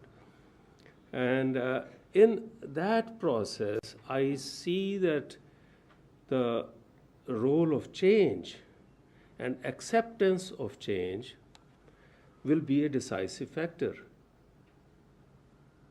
Now, how do we relate this entire concept in its more global setting and possibly the global future? Because I mean, if you look at the demographics, I think there is a considerable amount of problem inherent in the whole kingdom of God emerging. Yes, Brother Nidmal, truth is one, and the true deen is one, and we have to propagate it. But for that purpose, we have to emphasize not the dogma or the creed, but the system of social justice, which is the need of all humanity. For 300 years or 400 years, humanity is in search of some just social order. From kingdom, kingship, and these lords and barons and etc., there was French Revolution. But it culminated into capitalism. So there was another revolution, Bolshevik Revolution. It has failed because it was not divine guided, the straight path. In reaction you go to other extreme. So that was extremist. So now again we are back to capitalism and liberalism and secularism and so on. But there will be another step in which humanity will go. But for that purpose, at least in some one sizable country on the globe, we must establish that socio-politico-economic order of Islam so that people can see with their own eyes, this is Islam. What we have been fighting against was something else. This is Islam. So that is the answer to all the questions humanity is facing today. And that is why now America, when they say we are not against Islam, they are saying true. They accept Islam as a mazhab, as the religion. And it comprises of three parts. Some creed, dogma, beliefs, some forms of worship, some social customs, what to do with the dead body and how to solemnize the marriage and how to celebrate the birth of a new baby, etc., etc. Well, you can have any belief. You can come to America, buy a synagogue, turn it into a mosque. You can come to America, buy a church and turn it into synagogues. We have no objection. We are ready to embrace you, but not the politico-socio-economic system. That is ours. It will remain ours. We don't accept any divine revelation or divine guidance regarding these things. Now, what was the point of difference between USSR and the Western world? For half a century there was going Cold War, but what for? The politico-socio-economic system. Otherwise, the Russians and all these countries, Eastern European, they were also Christians. And Western Europe and America was also Christian. There was no fight of creed or something else. It was the system. So whosoever is gaining by this capitalistic system, he has to protect that system anyhow. And he will have to go to any extent to guard their interests in this world. And they fear Islam only as a political, socio-economic system, not as a mazhab, not as a religion. They can keep all the religions at par in America, yes. You can make a Gurdwara, you can build there, go there. Hindus can build temples and go there. Whatever you do, but nothing doing. Our secular, liberal, and then our capitalistic system. Can I just come back to this chart for a moment and perhaps pick up on something which we have touched on, and that is there are many texts in the world, many texts, many books in the world which people claim to be infallible. You know, conservative evangelicals such as George Bush and others would talk about the Bible in those sorts of ways. Certain Jews would talk about the Torah in those sorts of ways, the Bhagavad Gita, Tripitaka, and so you can go on. When you, can you just clarify, how do you know which is the book which is protected and immune from error and satanic influence? How do you know which book has that status? That has to be a historical research. Quran throughout 14 centuries has remained as it was. Bible has not. There were revisions, changes. You know, Ahmad Didat, you know, he had this subject, specialized in that subject. Regarding Torah, the Jews also believe that the real Torah is no more there. It was destroyed or buried in the tunnels under that Temple of Solomon in the year 587, when Nebuchadnezzar had invaded and demolished that temple. So I can say this thing about my Torah and Injil only. Regarding the scriptures of the Indians, they are not sure who were the authors of the Upanishads, who were the authors of the Vedas. They are prehistoric type of things. But Quran, you know, is in the light of history, full light of history. One other question about this chart, and that is, do you have any sympathy? There are some in Europe who argue that the rise of science, the rise of scientific learning, needed to emerge from a theistic and religious framework, because of course it's the assumption of faith that the world is ordered, which makes it possible for people to investigate it. So do you have any sympathy that actually you need religion to create the possibility of science? I think this hypothesis is historically wrong. You know, the days of the Muslims, the Abbasids, they had the background of Islam and science, mathematics, you know, all these things, medicine, they flourished. We got those things from Greek sources and from Indians, developed them, and we had the background of belief in God and religion. And we transferred it to Europe through the universities of Cordova and Granada and Toledo. But because, you know, the rule of Pope in those days in Europe, which had prohibited science and philosophy both, that had created an anti-religious sentiment among the masses. So when science started developing, it had that anti-religious color in it. That is the real cause. At superficial level, there seems to be a contradiction between science and religion. But I think what you were saying was that there is a continuity. The fundamental, foundational, philosophical assumption of science is that life in the universe has an order. And this is a religious truth. So science built on that metaphysical idea and tried to find out the nature of order in the universe. So all the developments in philosophy of science, particularly in physics, and I think Dr. Abdul Salam had this notion, and he was hammering it again and again, that whatever developments in modern physics are taking place, they are fundamentally derived from the notion of order that we inherited from religion. So that was probably, Yeah, is that true? that's exactly right, yeah. So in that sense, there is no inherent contradiction between science and religion. But I want to go back to... But I never said Sure. there is contradiction. These are two things side by side.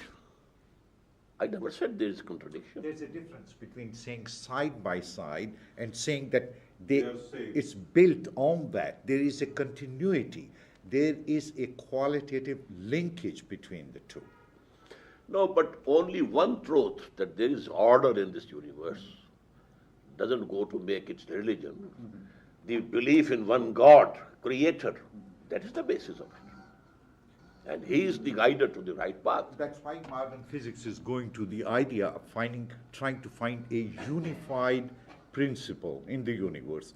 Anyway, I want to go back to this whole, to the chart. That is the framework which is very lucidly articulated, and I really compliment you on that. My question is, you divide the human knowledge, what you call religious truth, into two categories: protected, which is immune from human error, that you describe as revelation, prophetic knowledge that we received from the prophets. And the other is the knowledge that we gain from intuition, dreams, illuminations, and ESP. And also, going to the right side of this chart, from knowledge from reason. My question is it possible to come up with a set of ideas independent from guidance from revelation that is capable of guiding us to the truth? Is it possible to reach the truth by sheer human reason? One. Secondly, is it also, when we say that the whole idea is to find the religious truth, is it possible to find this truth through several paths? For example, the whole idea of interfaith religious dialogue that is taking place in the West is that the fundamental religious reality is the same. And there are different paths, methods to find that truth. I'm not saying that it will not be subject to error, but I just want you to entertain the possibility, just the possibility, Of that there are certain other ways to find the truth, independent of prophetic guidance.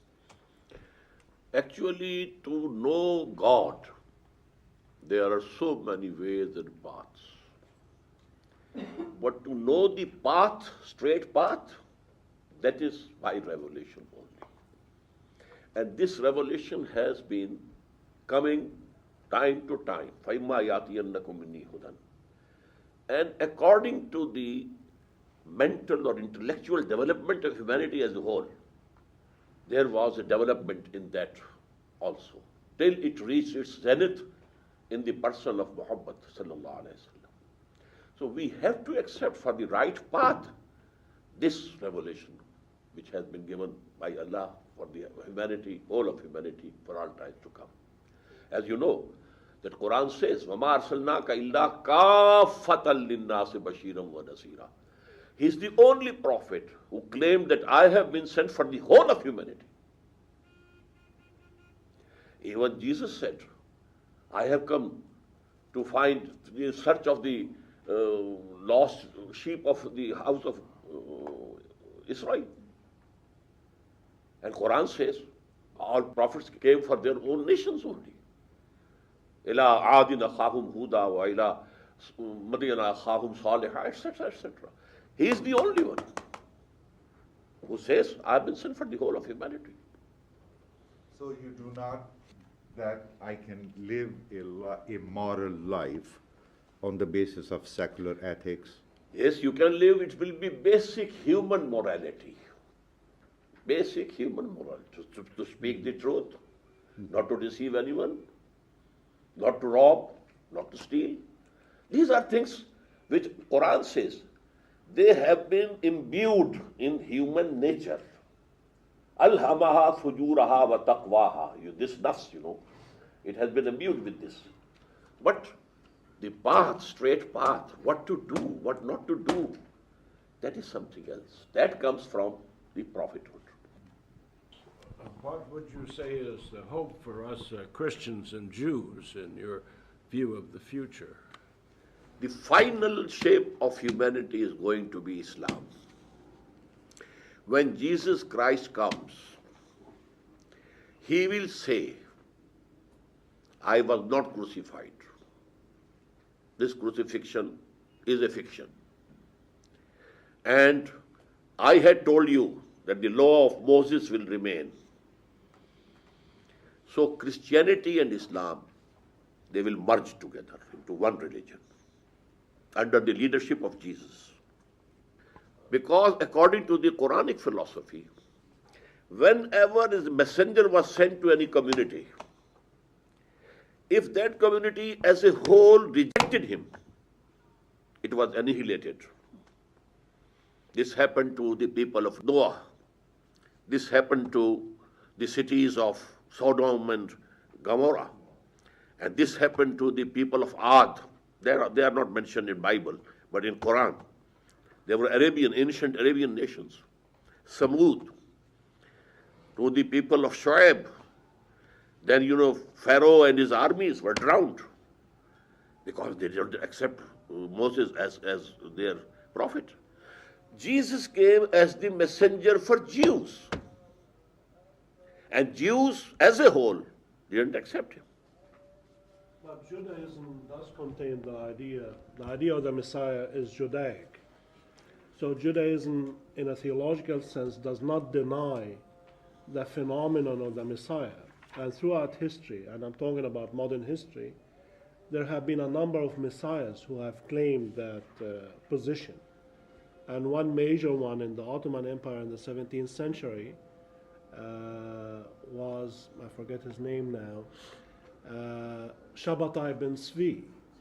Shabashe bin Svi in the 17th century claimed that he was the Messiah on the basis of Jewish foundational ideas. So I don't see your point, because in Judaism, the idea of the Messiah is not absent at all. No, it is It there. is still there. But that Messiah come to them. They didn't accept him. Jesus. So yes, Jesus, that was the Messiah. And he claimed, I am the Messiah. Right. But they didn't accept. So the seat is vacant up till now. So they are waiting for their Messiah. And someone will stand up to someday and claim to be Messiah and lead them to, the greater Israel and so on and so forth. Anyone can come. And that will be Antichrist.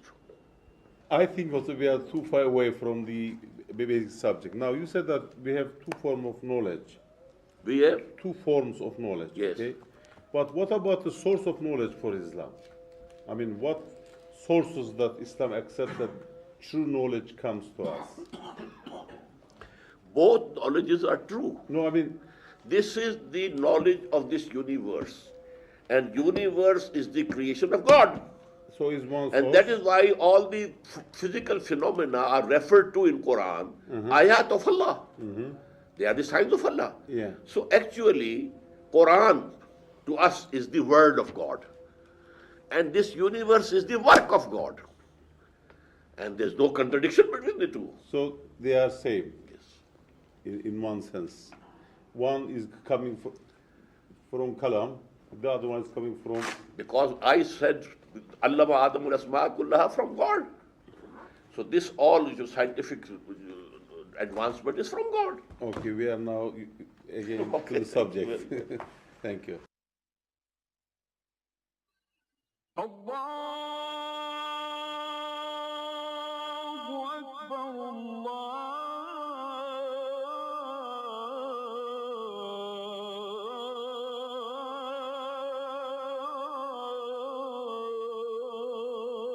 أكبر لا إله إلا الله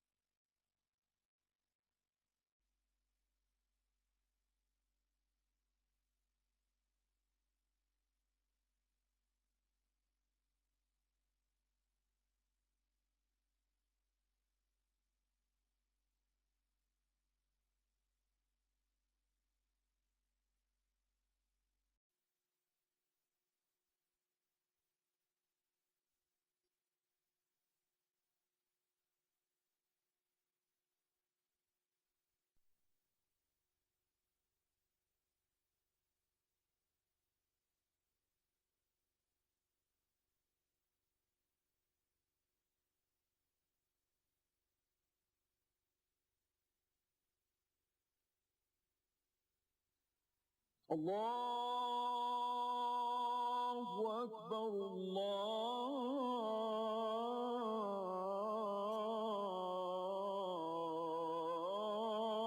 الله أكبر الله أكبر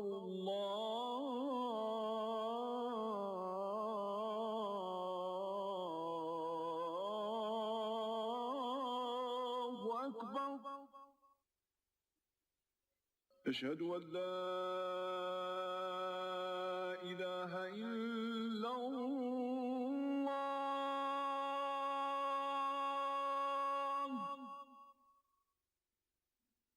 أشهد أن لا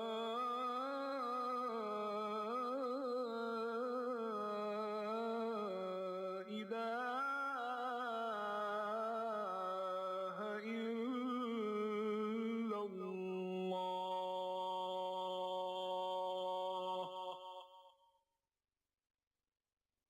أشهد أن محمدًا رسول الله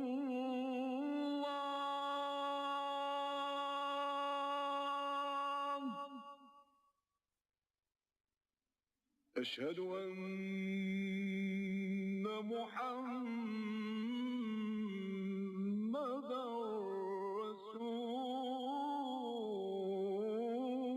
رسول الله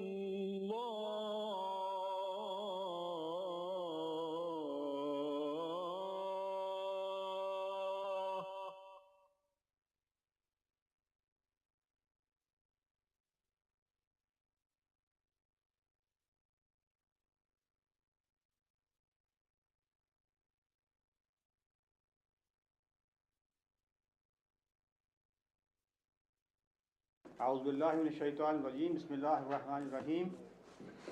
We start with the recitation from the Holy Quran.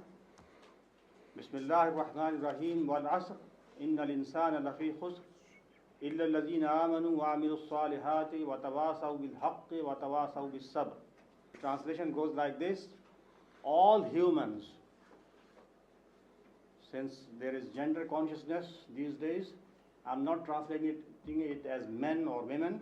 All humans are doomed except those who believe and those who do righteous acts and those who bear troubles in the way of Allah, endurance, and finally who stand for the truth.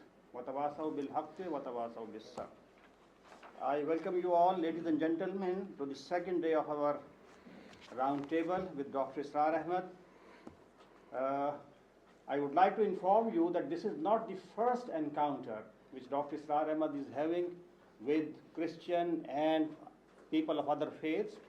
Rather, he has been visiting states and he has been invited on different occasions to meet people of other faiths, interfaith dialogue conventions, and especially I will mention there is a association of scriptural reasoning, and they held a meeting quite a few years ago, and he was invited there, and he exchanged ideas with Christians and with Jews and some other people.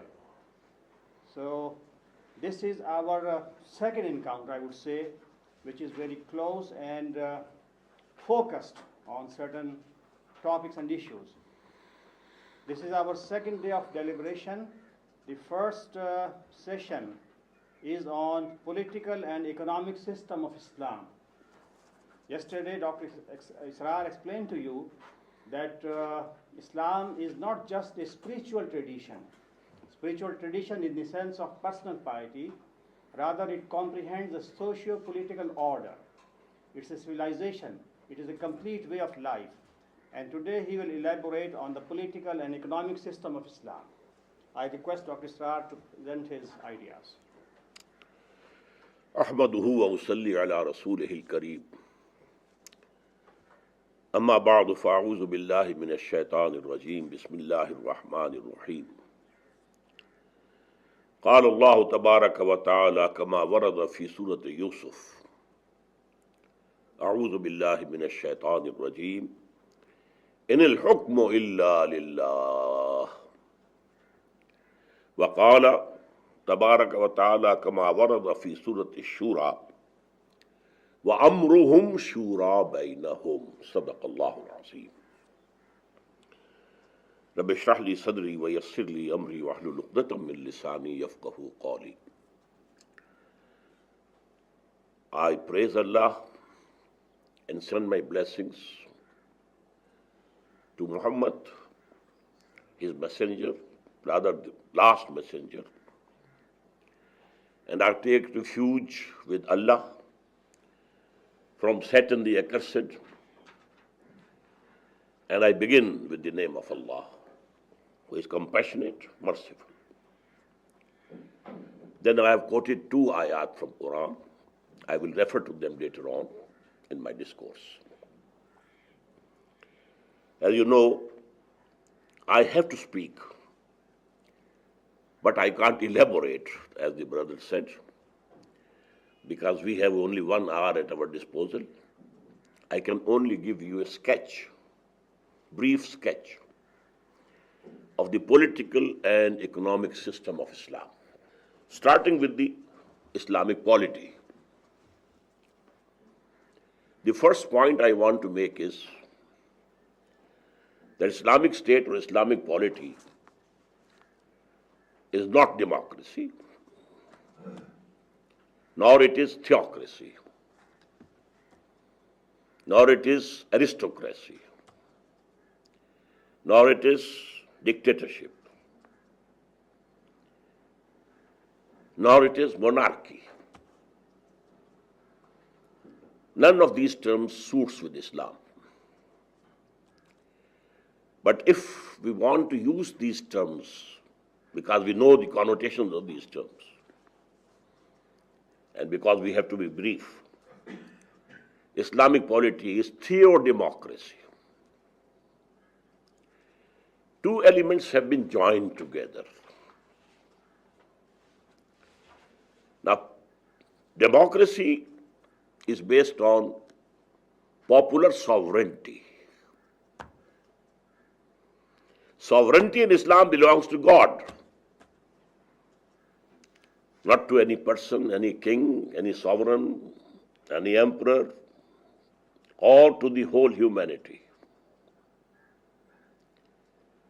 It is one of the biggest sins in Islam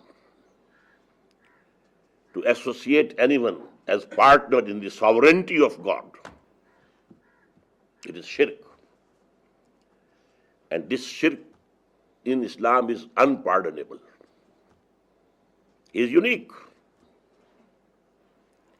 And that's why, first of all, I quoted the ayah from Surah Yusuf.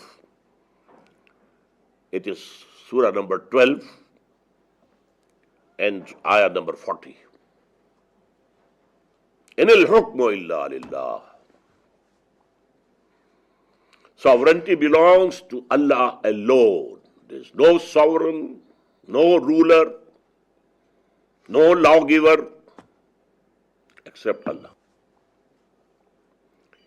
And this subject has been repeated in the Quran so many times, so many times, so many times. We find in Surah Bani Israel, Surah 17, Ayah 111. وَلَمْ يَكُنْ لَهُ شَرِيكٌ فِي الْمُلْكِ. There has been no partner with him in sovereignty. He is the king. He is the ruler. And we find in the next surah, Surah 26, Surah Al-Kahf, Ayah 26, وَلَا يُشْرِكُ فِي حُكْمِهِ أَحَدًا. He is not ready to accept any partner in his sovereignty. At so many places we find the word Al-Malik, the king, for Allah. In the beginning of Surah Al-Jumu'ah, in the end of Surah Al-Hashr, Al-Malik, Al-Quddus, As-Salam, Al-Mu'min.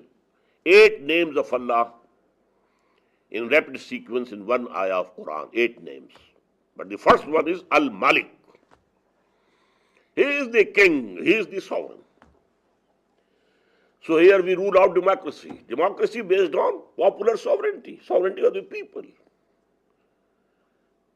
But theocracy, what does it mean? Rule of some clergy or some caste, as in Hindus, Brahmanism. There's no Brahmanism in Islam. There's no rule by clergy in Islam. No pope. So this is not theocracy. I need not go into detail, dictatorship or aristocracy. None of them fits in. Now, what is the relationship of the theo element and the demo element of this theo democracy? Let me mention here, this term was coined by Maulana Maududi. The credit should go to him, and I agree with him, yes. Theo democracy.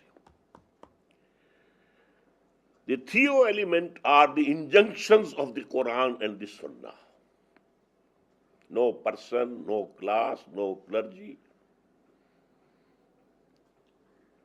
And the demo element is the shura, the mutual consultation about those things in which we don't have any clear injunction of the Quran and the Sunnah. Let me explain it with an example. And here I am referring to a hadith of the Prophet sallallahu alaihi wasallam. Masalul mu'mini ka masalil farasi fi akhiyatihi. Mu'min, believers, they are like a horse tied to a peg. A believer is not free to do whatever he likes. He is a bondsman to Allah. He believes in Allah, so he has to accept His commandments. He is bound by them. He believes in the Prophet, so he has to follow the example of the Prophet. Another binding. He believes in Quran, so he has to obey the injunctions of the Quran. So he is like a horse tied to a peg.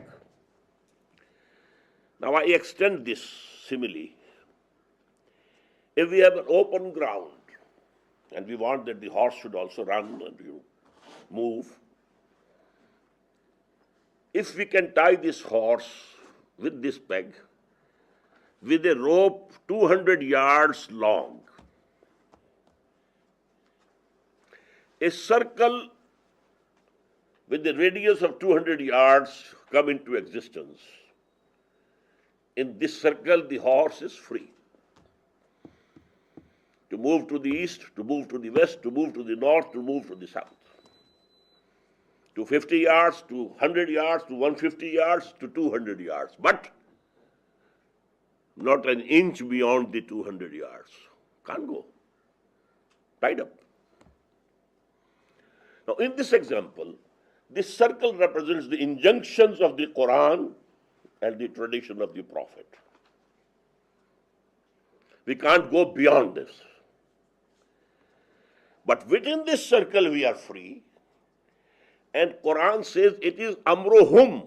Allah has left this circle for the people to decide. And there they can decide by mutual consultation. Amruhum shura bainahum. The matter that Allah has left for you to decide, you can have mutual consultation. And you can make decision by counting of votes, no harm.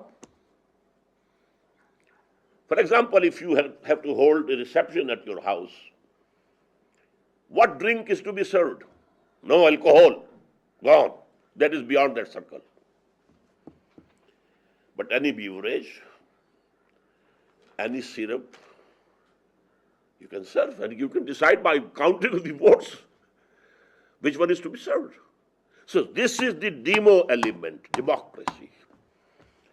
Here nobody holds the authoritative position that I will say whatever I say you have to do. No, nobody. This is amruhum. This is the matter left by Allah for the community. They will decide it. In this way, Islamic polity, Islamic state is a combination. Within this circle, you can establish the best norms of democracy, best norms of democracy. We can say it's limited democracy. But limited not by any person, not by any human being, not by any class of people, not by any nation over any other nation. Limited only by the injunctions of the Quran and the tradition of the Messenger of Allah. Now, I come to the second point.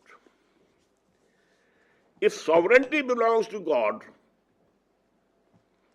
what remains for the mankind? That is called Khilafah, vicegerency. Allah created Adam according to the Quran as vicegerent on earth. Vicegerency, and what is the relationship between the sovereign and the viceroy or the vicegerent? We have our experience, and Brother Markham must be knowing it. We were subjects to the Britishers.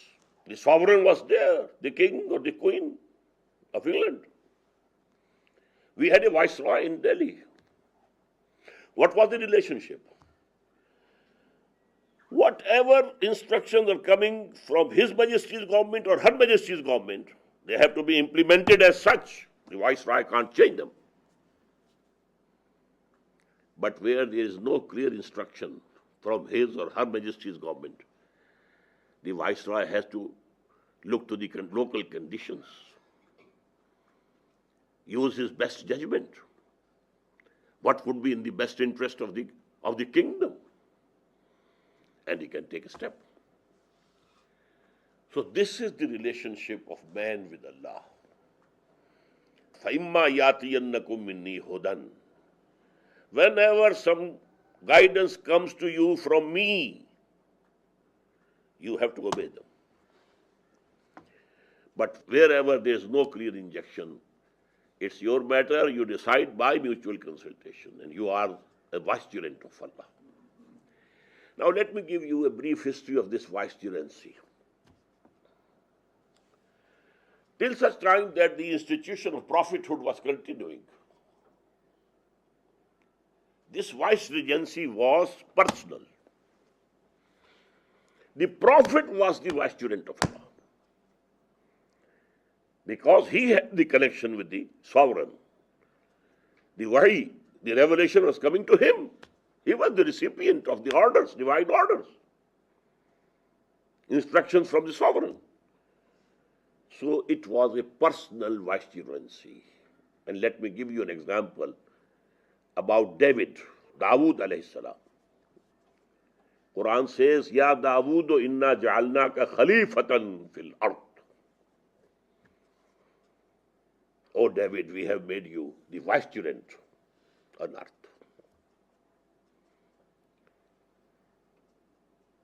Till Muhammad sallallahu alayhi wa sallam, this institution of caliphate, vicegerency, was personal. Muhammad was Khalifa of Allah.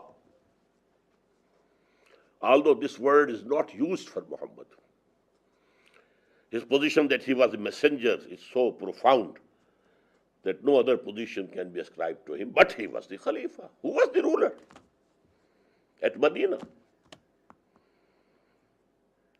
And in his last days, who was the ruler over the Arabian Peninsula? Muhammad.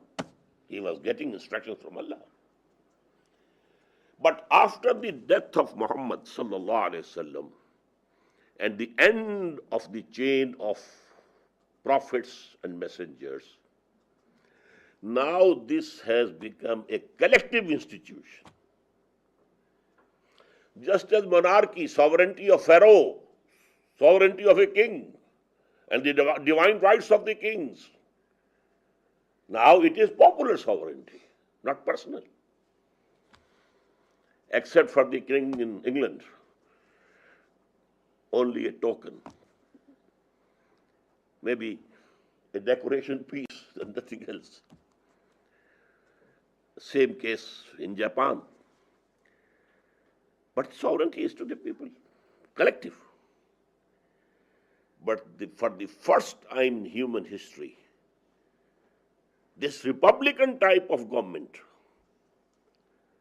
people having that authority, was the collective caliphate of the Muslims. Now the caliph, the viceroy, the vicegerent, was to be elected through mutual consultation. But I am talking about only the pious caliphate of Abu Bakr, Umar, Ali and Usman. Later on it turned into monarchy, kingship. Although that kingship was also bound by the laws of Allah. But now it was a dynasty going on, whether they were the Umayyads or the Abbasids or the Ottomans, it was a dynasty. Not appointment of a caliph through popular consultation. Now this is the vicegerency. Now the third point is, we have to derive the fundamentals and principles of Islamic State, a modern Islamic State, from the Quran, the tradition of the Prophet, the example of the pious caliphs. But exact replica of the pious caliphate cannot be established again in this world, due to three things. That period of pious caliphate was an appendix to the prophethood of Muhammad sallallahu alaihi wasallam. Continuation. Number two, the purification of the selves of the companions that had been done and achieved by Muhammad was to such a level that we could never fear any selfishness, self-interest from those people who had been trained and purified by Muhammad.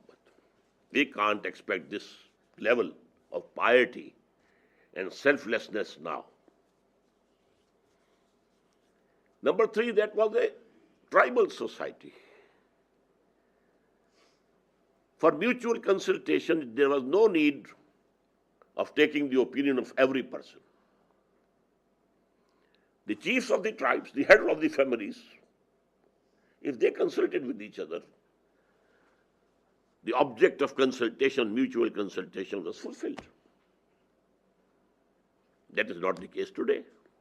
It's not a tribal society, mostly.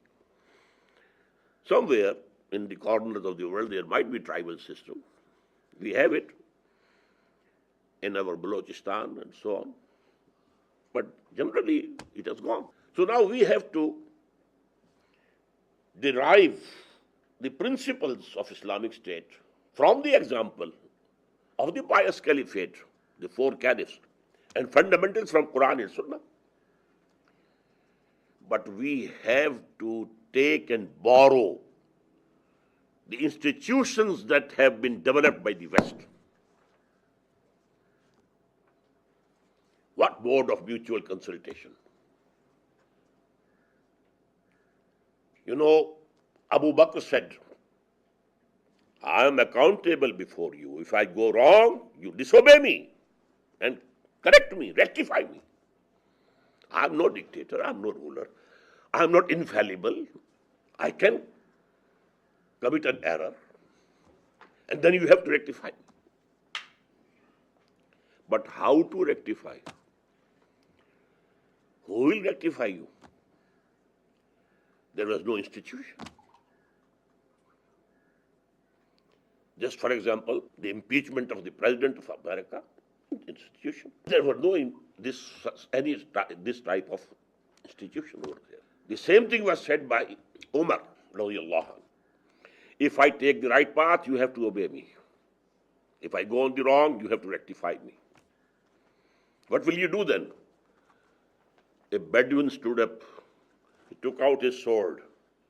We shall rectify you with this. And he said, thank God that I am not leading the dumb people. Dumb or deaf, no. So, institutions we have to borrow from the West. Just as this light, you know, not invented by a Muslim. We are using it.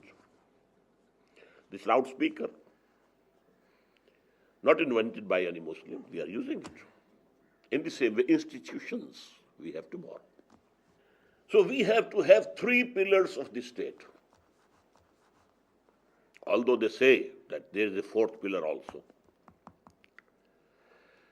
We have to have a legislature.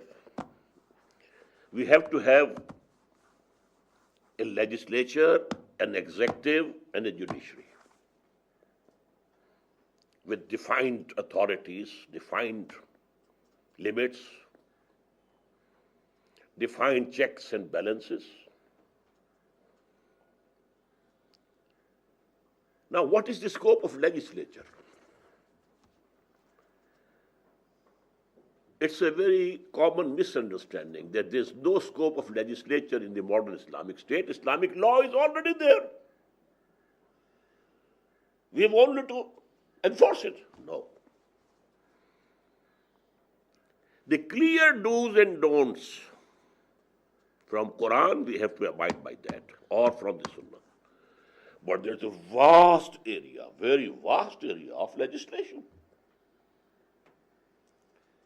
about the foreign policy, about the form of government, whether it should be unitary or federal or confederal,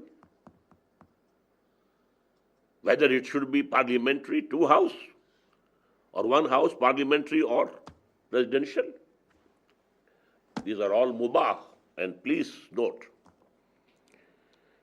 in Islamic law, the principle is not that only such things are permissible which can be proved to be permissible by Quran and Sunnah. No.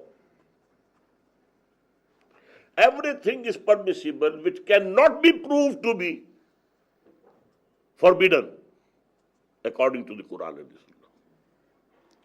So these 2 things are very different. Had the case been the former one, the legislative scope would have been very narrow.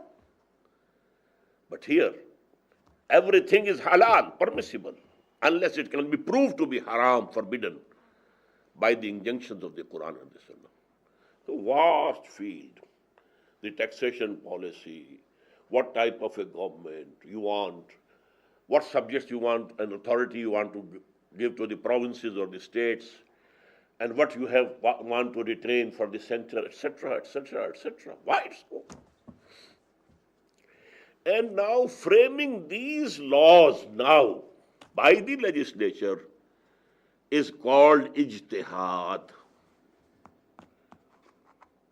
Ijtihad, the root is the same as juhud, from which we derived jihad, to struggle, to strive. Ijtihad is to exert yourself to the utmost, to frame a law or rule about something which has appeared now, it was not present in the days of the Prophet. So you have to derive from Quran and Sunnah, and this inferring, deriving, so that you don't cross the limits of the Sharia, but within the limits of the Sharia, you are passing a new law. This is ijtihad. Quran says, Ya ayyuhalladhina amanu, ati'u Allah wa ati'u Rasul wa ulil amri minkum. This is the 5th surah, ayah 59. O you who believe or profess to believe, I am including Muslim and Mu'min both. O you believe, who you believe, or all who profess to believe. Obey Allah, obey His Messenger. And people who hold authority amongst you, from among you, not Muslim. We are not allowed by Quran to obey non-Muslims, but we can be forced to slavery. We have been forced. But Quran doesn't allow us. Atiullah wa atiur Rasul wa ulil amri minkum, those who hold authority from amongst you.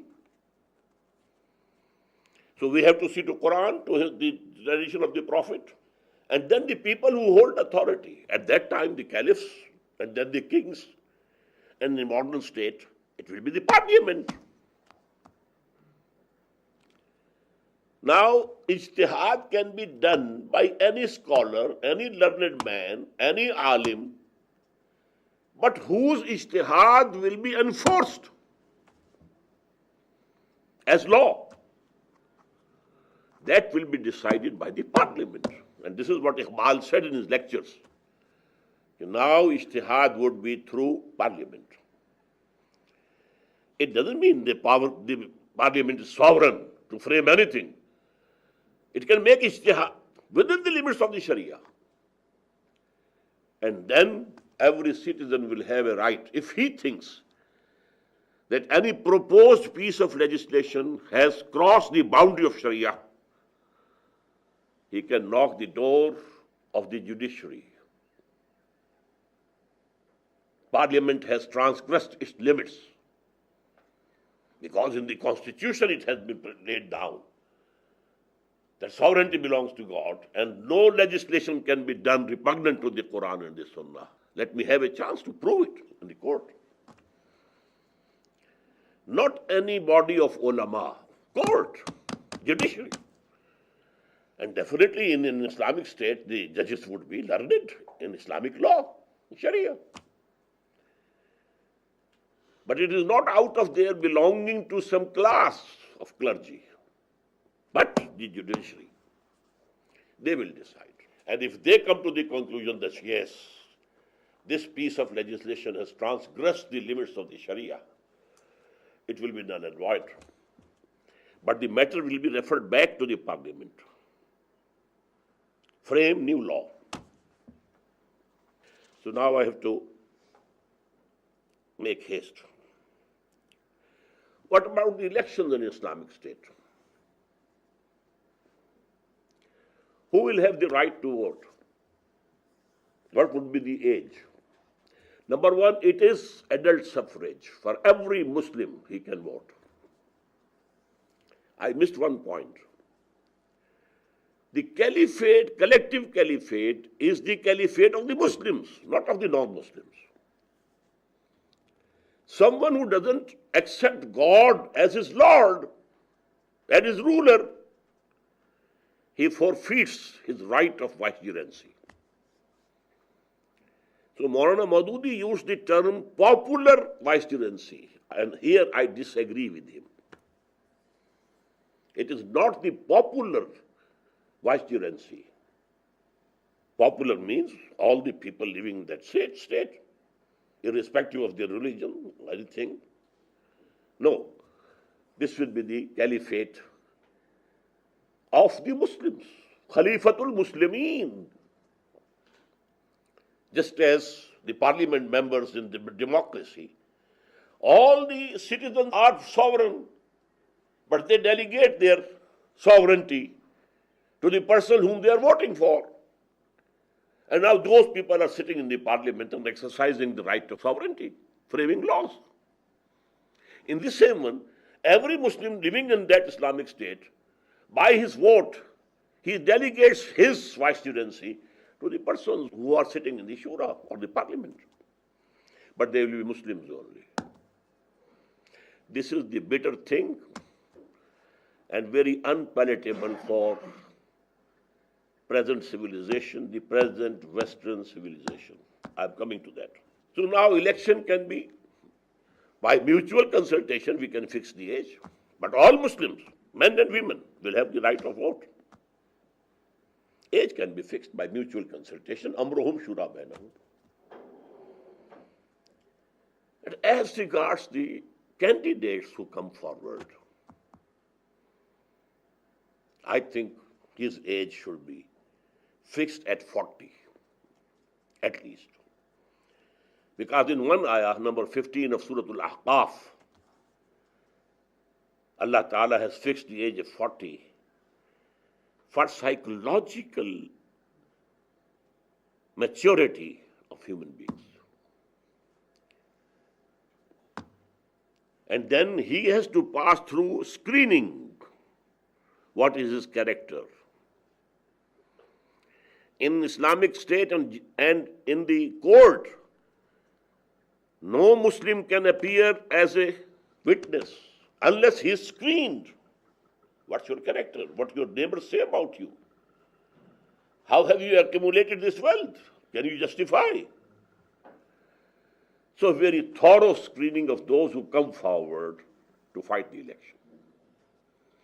This is the only distinction. Otherwise, all Muslim males and females are eligible to vote. Now coming to non-Muslims. Yesterday, more than one brother said that you have spoken frankly. So I have to be frank again. Non-Muslims in an Islamic state are not full citizens of that state, because this is an ideological state. It's not a nation state that people living in some geographical area, they are all equal citizens, irrespective of their faith, religion, creed, whatsoever. It is not the case with the Islamic State. Only who believe or profess to believe, only who are Muslims. I told yesterday that the basic of Islamic State and Islamic society is Islam, not Iman. Now, what are their rights? They are free to practice any religion, believe anything they like. One God, 100 gods, goddesses, gods. They are free to worship anything, any person, any deity they like. They will have their personal law absolutely independent and free. They will practice their own personal law. The places of their worship, I said yesterday also, will be protected more than the mosques. They are sacred. they'll be free to do business, to enter services, and if they like, even army. But they are not bound for military service. All Muslims will be bound for that. Whenever they are required, it will be a people's army, just like China and Israel. People will be working, but they are all soldiers, and they are called, and they take the part in the defense of the country or whatsoever it is. They are free to preach their dogma, their religion, their beliefs to their people and their children and their next generation. They can have schools for them only, not the Muslims.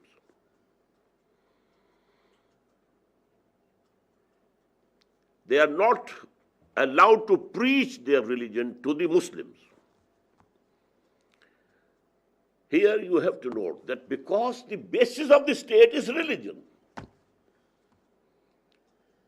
the basis and the foundation of the state can be eroded and corroded if this freedom is given.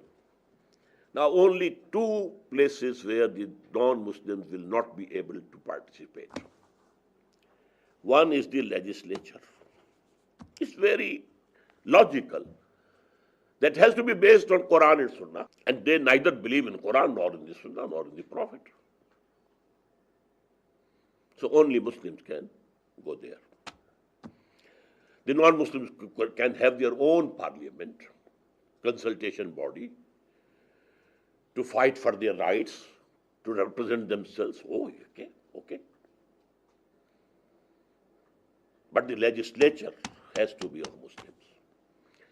Number two, the highest positions where the policy is framed of the state.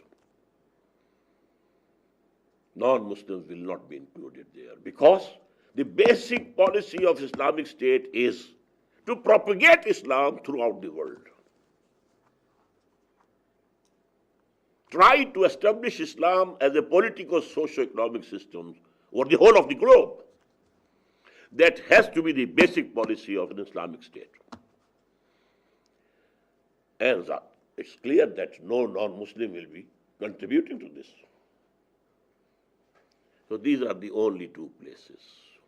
Otherwise, they are free. And then they have to pay tax. Muslims will be paying zakat, an obligatory tax, obligatory charity, 2.5% of all your belongings. But a fixed jizya, we call it, and there is a very bad taste about this word jizya. It is from jaza, the reward, because Islamic State is providing them peace, tranquility, security, just like the concept of taxes. Why do people pay taxes? To make the government able to have peace there, security, defending the country, you need army, you need force. So non-Muslims will pay jizya or tax. And it is a poll tax on every individual. It will be forced. So now,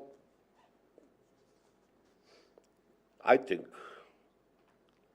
I have covered the basic questions regarding Islamic polity. Now I turn to Islamic economic system. Here I have to be more brief. It's a very complicated subject. And I told you in the very beginning, I have not been a student of philosophy or student of economics. But because Quran claims that it is the guidance for whole mankind for all time to come till the end of this world, so it has touched and discussed all these aspects of human life. On that basis, I find myself, having a right to speak on these topics also. I will keep, two reference points: capitalism and communism. Although communism, it is said it is dead, I think it can be resurrected. It was a reaction to capitalism, and now the capitalism is going much farther, much farther, much farther. And the reaction you saw in Seattle, in Davos, in Washington, this is the reaction to that global capitalism. If Islam doesn't come in this world, this communism in another form, another shape, socialism will come as a reaction. So now these two systems, they are the point of reference. And I don't need to go into details. Private ownership, not only of the articles of use, but also the means of production. A factory, a mill, a farm, anything. Here, on the other side, no private ownership. In the beginning, that was total negation, but then they allowed private ownership of the articles of use. You can own a small house, a bicycle, or a car, and so on, for use, not for production. What was the result? Positive result of capitalism. Personal incentive to work harder. If I earn more, I possess more. Competition, better production, free market, no controls. Let the prices be determined by the demand and supply. If the demand is more, supply is less, prices will go high, let them go high. If the demand is more and supply is less, otherwise it can happen. The authority to hire and fire. So if you want to remain as an employee, you have to work. You have to work.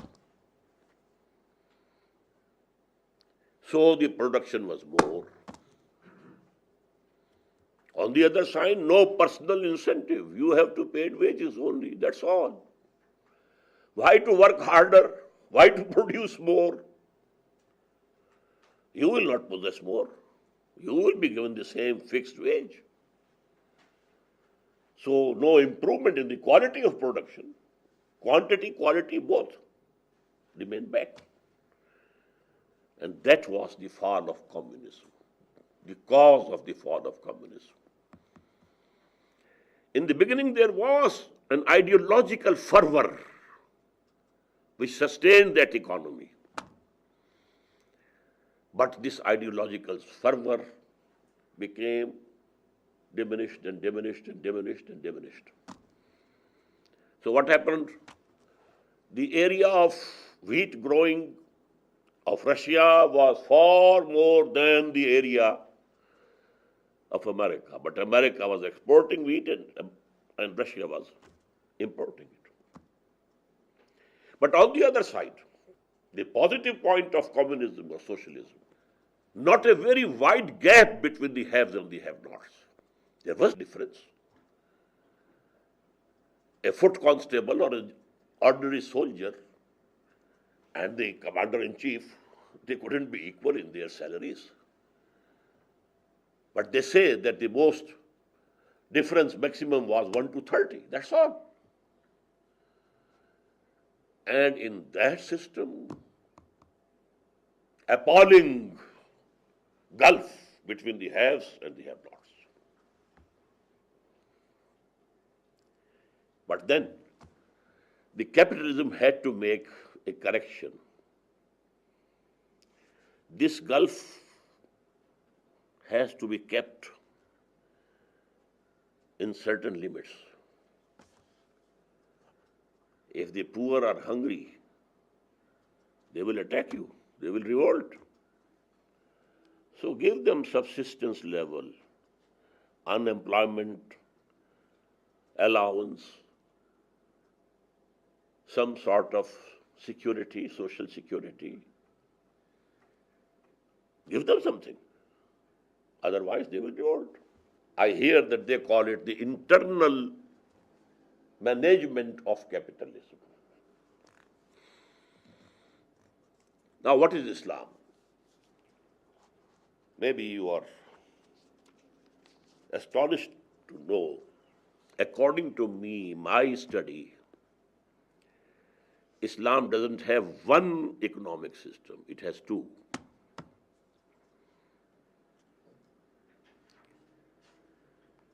One economic system at the height of spirituality,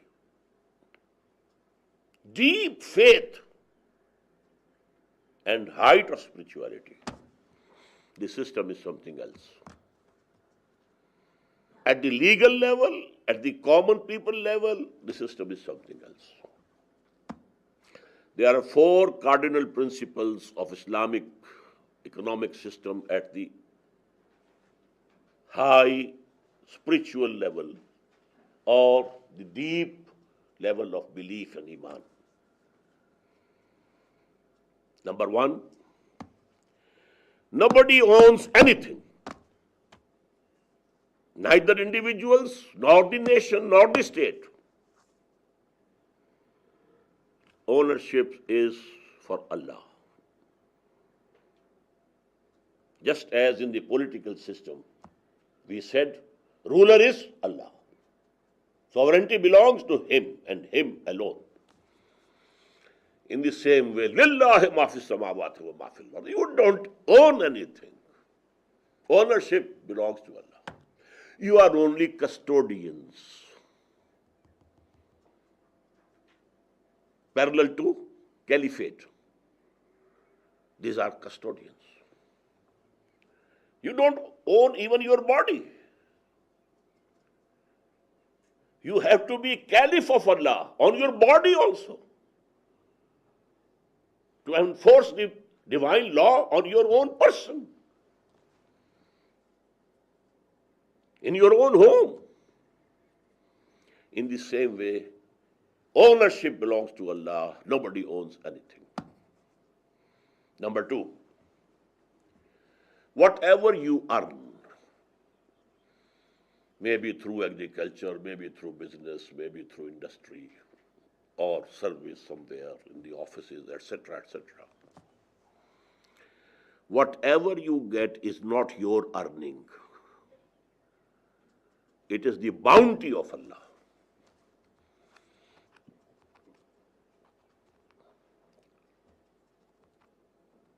You know, if you have hired a person for working as a laborer, and you say, I will pay you $20 in the evening. You have to work for 8 hours here. Now, if you find that the person has worked very hard, in a very responsible way, he didn't need any supervision to work. He was working out of his own responsibility. So in the evening, you give him $20 plus 5 more. This is fadl. He couldn't demand it. It is not his earning. He could demand only $20. The extra 5 are fadl in the terminology of Quran. Surplus. So whatever you get in this world is fadl of Allah, not your earning. The word of earning is Quran uses for whether you are earning virtues, good deeds for the reward in the hereafter, or you are earning bad deeds resulting in punishment in the hereafter. These are the earnings. Laha ma kasabat wa alayha maktasabat. Kasb, to earn, mostly, except only in one place in Quran that is used for earning also, earning materially. Now the first principle, nobody owns anything, neither individuals nor the state. Everything belongs to God. Whatever you get in this world is the bounty of Allah, not the result of your labor. Number 3, out of this which you have been given, your right is only limited to your needs.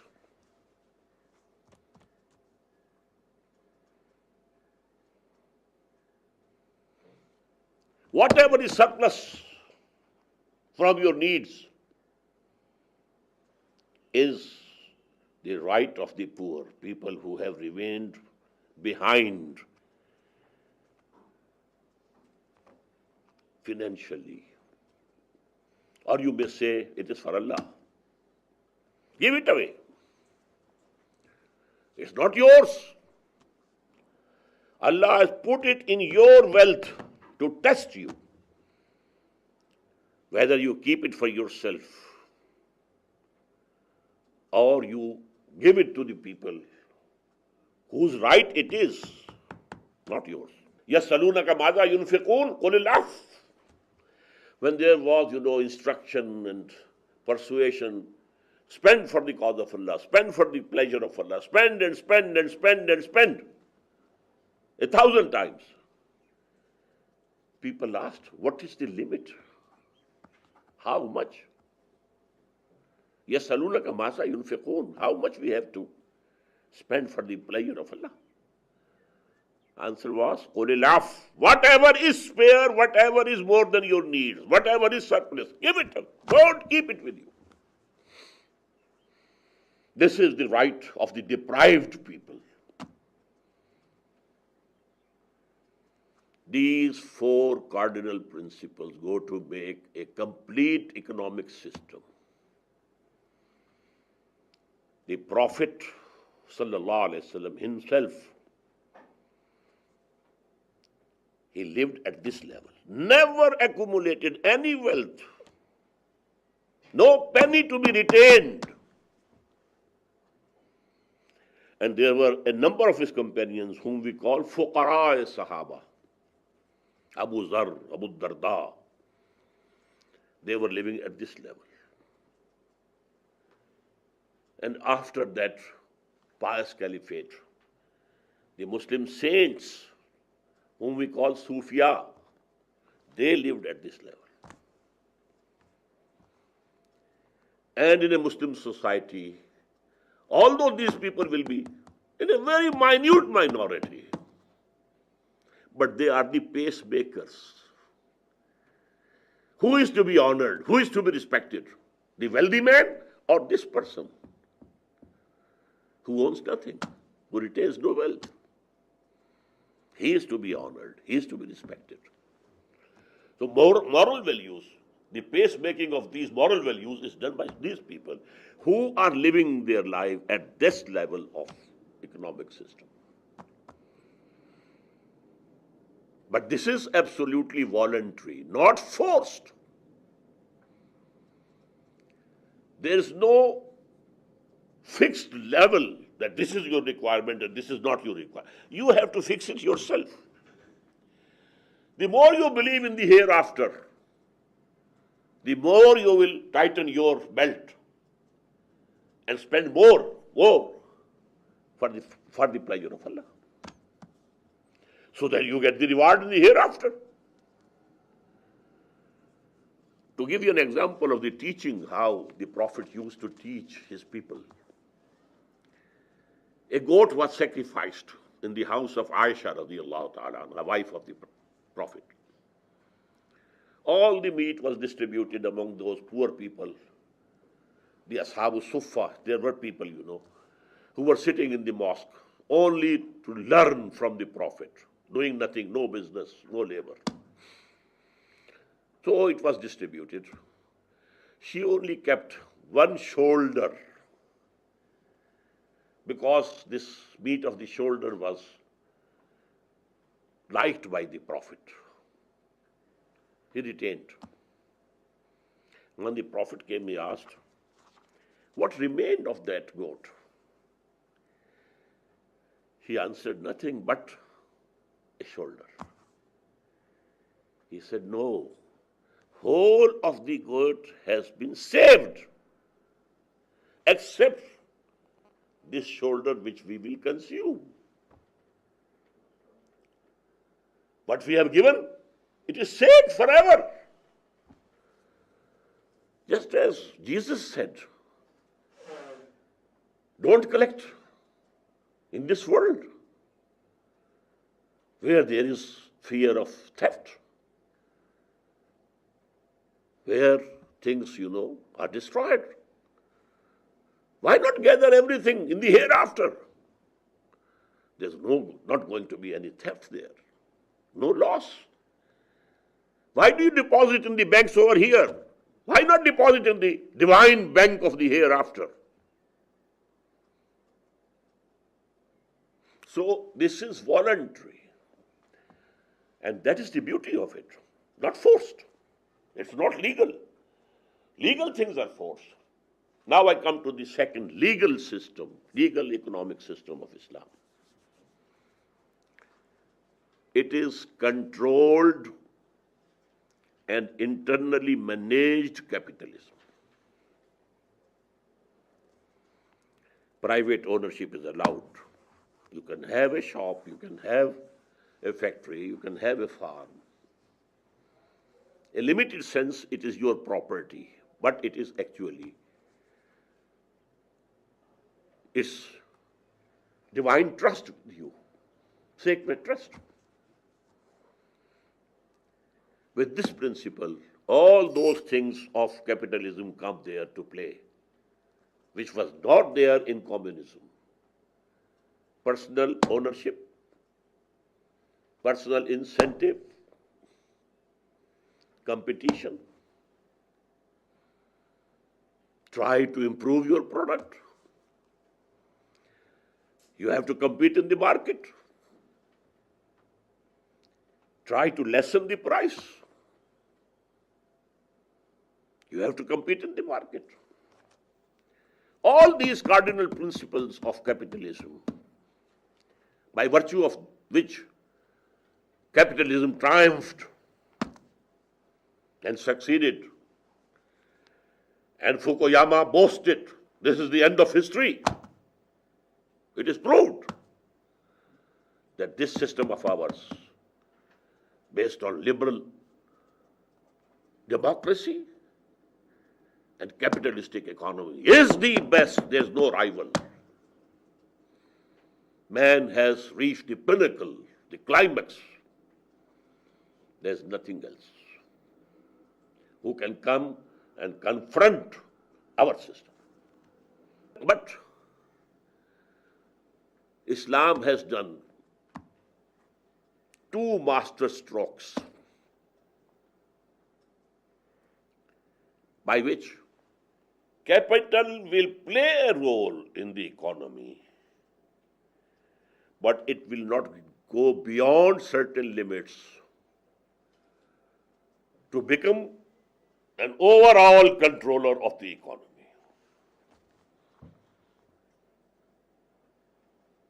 Chaining this genie of capital. H.G. Wells has mentioned in his part in the short history of the world on Roman Empire that the concept of currency came only in the Roman Empire for the first time. And man didn't know what type of, chains he has attached it to himself and bound by those chains through this currency. Before that, it was all barter system. One is working in the field, he has grown wheat. Other one is sitting, and weaving cloth. You exchange the cloth for the wheat, that's all. There can be no hoarding. There can be no manipulating of the market, nothing, simple. But when currency came, this much of gold is equal to so many mounds, kilograms, 1,000 kilograms of wheat, this much. Or this much gold is equal to 1,000 yards of this cloth. Now this is the key. You keep that gold in your, and then you can manipulate. Price is going high, price is coming low. So Islam has changed this genie of capital so that it should come in the field and play its role, but not overshadow the whole of economy. Number one, no interest whatsoever.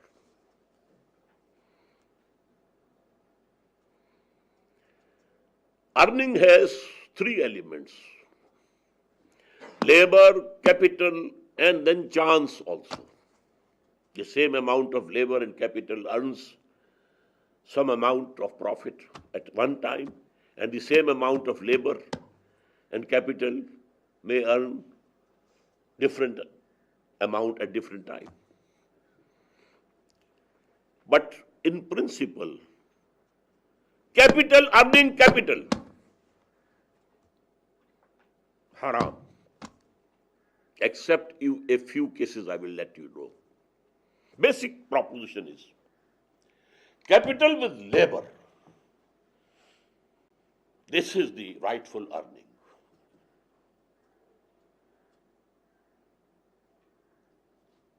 Only capital being an earning agent. This is interest, this is usury. Both declared haram. It was haram according to Judaic law also, as far as I know. And it is haram in the Sharia of Muhammad sallallahu alaihi wasallam. Now the exceptions are only, if you build a house, you can rent it out. Here also you are not working, but you are earning due to your capital. But this capital is fixed. If you give 10 million pounds or dollars to a person who is working, maybe he earns and it becomes 15 millions. Maybe he loses and he has now only 8 million with him. So that is different and this is different. Here it is a stationary, solid form of capital. It is not going to increase or decrease that way. Because you have lived here for 1 month, you have to give some reward for that. This is permissible. Ijara. In the same way, if somebody has some capital, some money, but he cannot do any business himself, either he is sick or ill or old, or he doesn't have that faculty, he gives this money to anybody. You do the business. This is called muzarabah in Islam. But in this proposition, if there is a loss, it will be borne by the man who possesses the capital, not by the worker. If there is some gain, then it can be shared. The risk is to the capital, not to the labor. Another form could be, and that is the normal form, you join together and you pool your money, your capital, and you are doing business, okay. But you give your money to someone, he is working, and you say, I don't know whether you gain or you lose. I must get the pound of my flesh, I have to get it, the pound of the flesh. I have to have 10%, 15%, 16%. That is my right. You might have lost, you might have gained. There are other means also by which Islam has chained this capital, this genie of capital. There should be investment, there should be working with the capital, but not on interest. And interest of both types, usury as well as business and commercial interest, yes. Number two,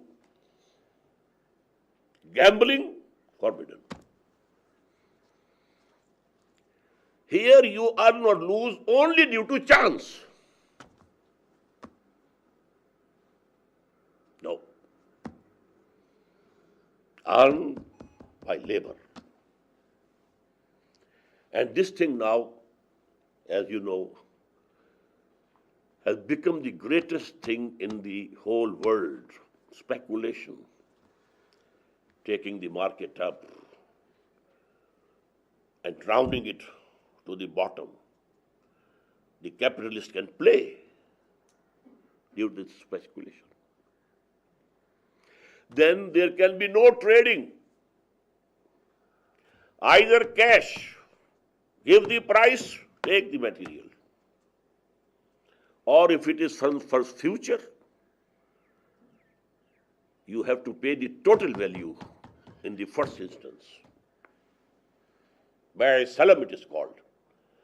If you have make an agreement that in next wheat season, you will provide me 1,000 mounds or 1,000 kilograms of wheat at this rate.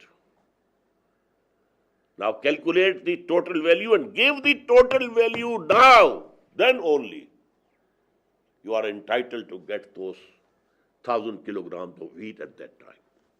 Not after paying 10% or 5% or 10% and then you know the deal is done. No. By this, I will again use the word master stroke. Over trading is stopped. You do the trading within your limits, whatever capital you have. Over trading. The capital going far out.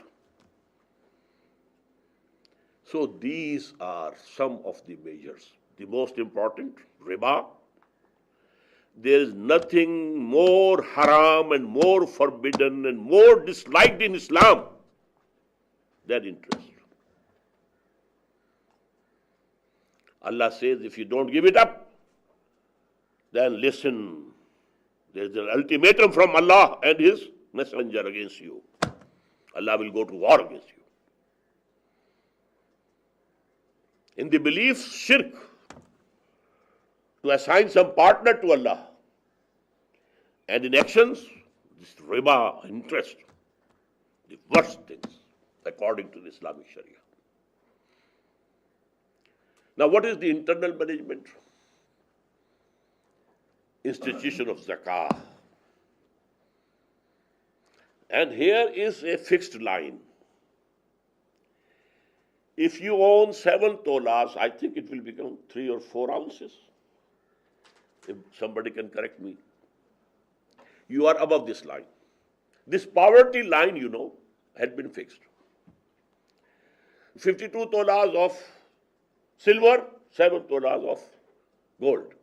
If you have, you are a donor. If you don't have, you are a recipient. This zakah is to be taken from you legally, forcibly. And the first caliph of Islam, Abu Bakr, fought against those people who refused to pay this zakah. That is one of the pillars of Islam. I talked about the pillars of Islam yesterday. The Shahada, the 5 prayers, the zakah, obligatory charity, and the Sawm, fasting, and Hajj. This is one of the pillars. Although he was advised, don't declare war against them. We are going to war against those people who have claimed the false prophets, who have stood up and we are also prophets. And also, the war started with the Romans. So don't open a third front. He said, no, I have to do it. So this zakah, tukhadhu min aghniyahim wa turaddu ila fuqaraihim. It is taken, extracted out of the rich. And the rich are those who are above this line. And they are returned and given to those who are poor. But the poor is not the one who has nothing to eat, but the one who doesn't have 52 tolas of silver and 7 tolas of gold. In this way, because there is free competition, and in free competition, there necessarily there will be people who will go forward and some will remain backward. Free competition. So now who have remained backward, they have to be taken care of by those who have gone ahead. This is the internal management. But the beauty of this Islamic system is that the moral teaching is, don't accept zakah. Work. It's against your dignity. Not like, the right. We have the right to have this social security. It's our right. We have to have it. No. The moral teaching is, earn for yourself. Don't live on this charity. So there goes to be a very big difference between the two. I request to add one point to the political structure, which I forgot. It's not one party system in Islam, multiple party system. But the manifestos of all the parties will be screened, that none of the manifestos contains anything against the injunctions of the Quran and the Sunnah. But there can be different parties, they can have different outlooks on taxation, they can have different outlook on the provincial authority and the central authority, and they can have different these things.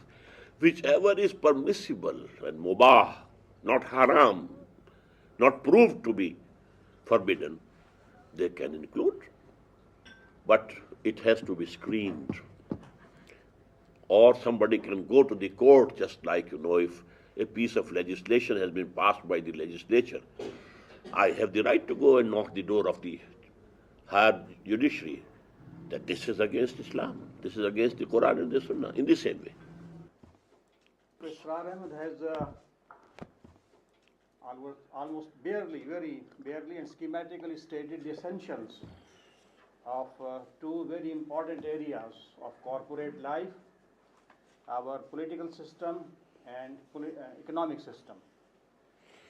And he has studied his normative point of view, of course, gleaned from Quran and Sunnah.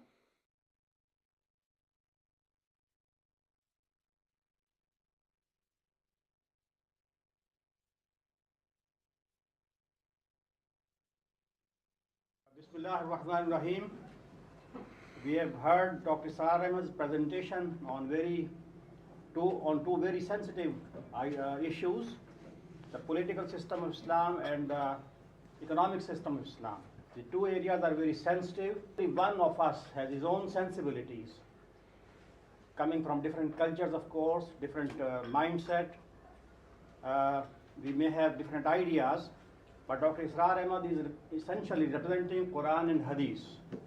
That is his normative point of view. Now, for interaction, I would first request Dr. Norton.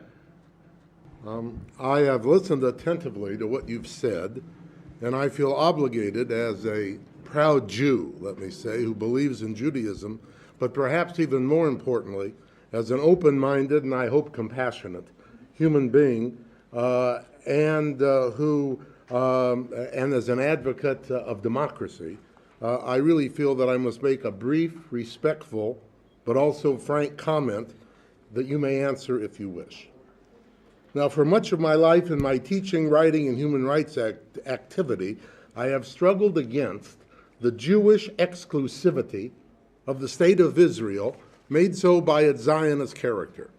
As a number of great Jewish thinkers have argued in the past and do argue today, this exclusivity is in opposition to basic human values in Judaism. This state incorrectly presumes to speak for all the Jews of the world. This state is an exclusivist one because it grants rights and privileges by law to Jews, not granted to non-Jews. This state has also oppressed the indigenous Palestinian population in order to maintain itself as a Zionist state. Here is the heart center of the Palestinian-Israeli conflict. As I already stated, I have opposed and do oppose the exclusivist state of Israel, just as I oppose other types of exclusivist states based upon race, color, and/or religion. I have witnessed in the past decade especially growing numbers of Jews who, although still a minority, agree with the position that I have. This minority includes both religious and secular Jews. The religious Jews, by the way, believe that today the Torah is valid, alive, and is correctly the Word of God, just as you believe the same for the Quran. They, by the way, would be surprised, as frankly was I, if they heard or read some of your interpretations of Judaism that they consider to be factually incorrect, such as your comments yesterday about Torah following the destruction of the first temple in 586 before the Common Era, the meaning of the destruction of Sodom and Gomorrah, and your written comment in this pamphlet about Jews believing they are exempt from punishment by God on the Day of Judgment, which, according to Judaism, is not correct. The Jews, religious and secular, who believe, as do I, about exclusivist states, obviously reject your advocacy of an Islamic state in Israel or anywhere else in which non-Jews and others do not have all the same human rights, including all of the political rights, that includes the right to vote as well, as do Muslims. Those Jews who believe in Zionism and support the Jewish exclusivist state, they also, of course, certainly reject your idea that could, if your advocacy prevails totally at any time in the future, could result at some point in an Islamic state in all of historic Palestine, which encompasses the present state of Israel. Presently, then, 5.2 million Jews reside in Israel. Not many, if any, Israeli Jews would accept your advocacy of an Islamic state. In the late 1970s, at a meeting in London organized by the Organization of the Islamic Conference, to which I was invited as a panelist, I said this to the Palestinian Islamic theologian Ismail al-Faruqi, who advocated an Islamic state for the whole Middle East, including Palestine, Israel. He answered that the only three choices for Jews in Palestine would be to leave, to accept the Islamic State, or to stay, fight, and then be expelled or killed.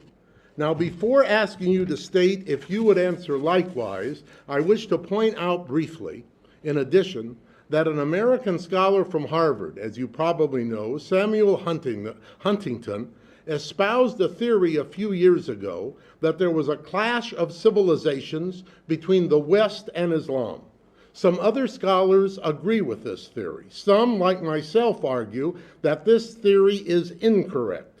Key advisors to President George W. Bush believe and advocate this theory. What you have said indicates to me that you believe this theory to be correct, even though you are on the Islamic side of the argument. If I am correct in my assumption, you are, I suggest, actually helping the advocacy of the Bush advisors, even though that is, of course, not your intent. Perhaps you would also comment upon this. Again, I make this comment respectfully but sincerely. Yesterday, you advocated serious debate and dialogue with non-Muslims. I also make my brief comment in that context and with that spirit. Admittedly, I am ready to pursue further discussion, debate, and dialogue with you, although, given your belief that you have the truth from God through Muhammad, I certainly do not think that I can shake you even to question your faith, and I have doubts that you will be able to convince me to believe differently than I do. Perhaps then the discussion will be useful only to the extent that we make sure we understand one another's positions and views correctly. Thank you. I don't think I have to say anything about these comments except one. The alternatives for Jews or Christians or Hindus or Sikhs or in Islamic State, they are not only three, that either they leave or they become Muslims or they fight. No.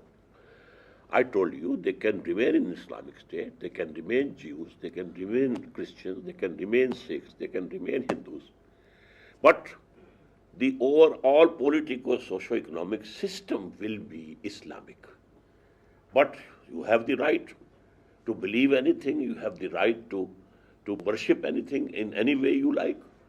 You have the authority to practice your own personal law. I have told you this. They could stay. Yes.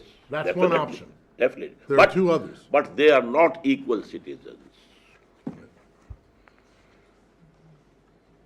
May I? Have you? Yes, I'm done. Thank you.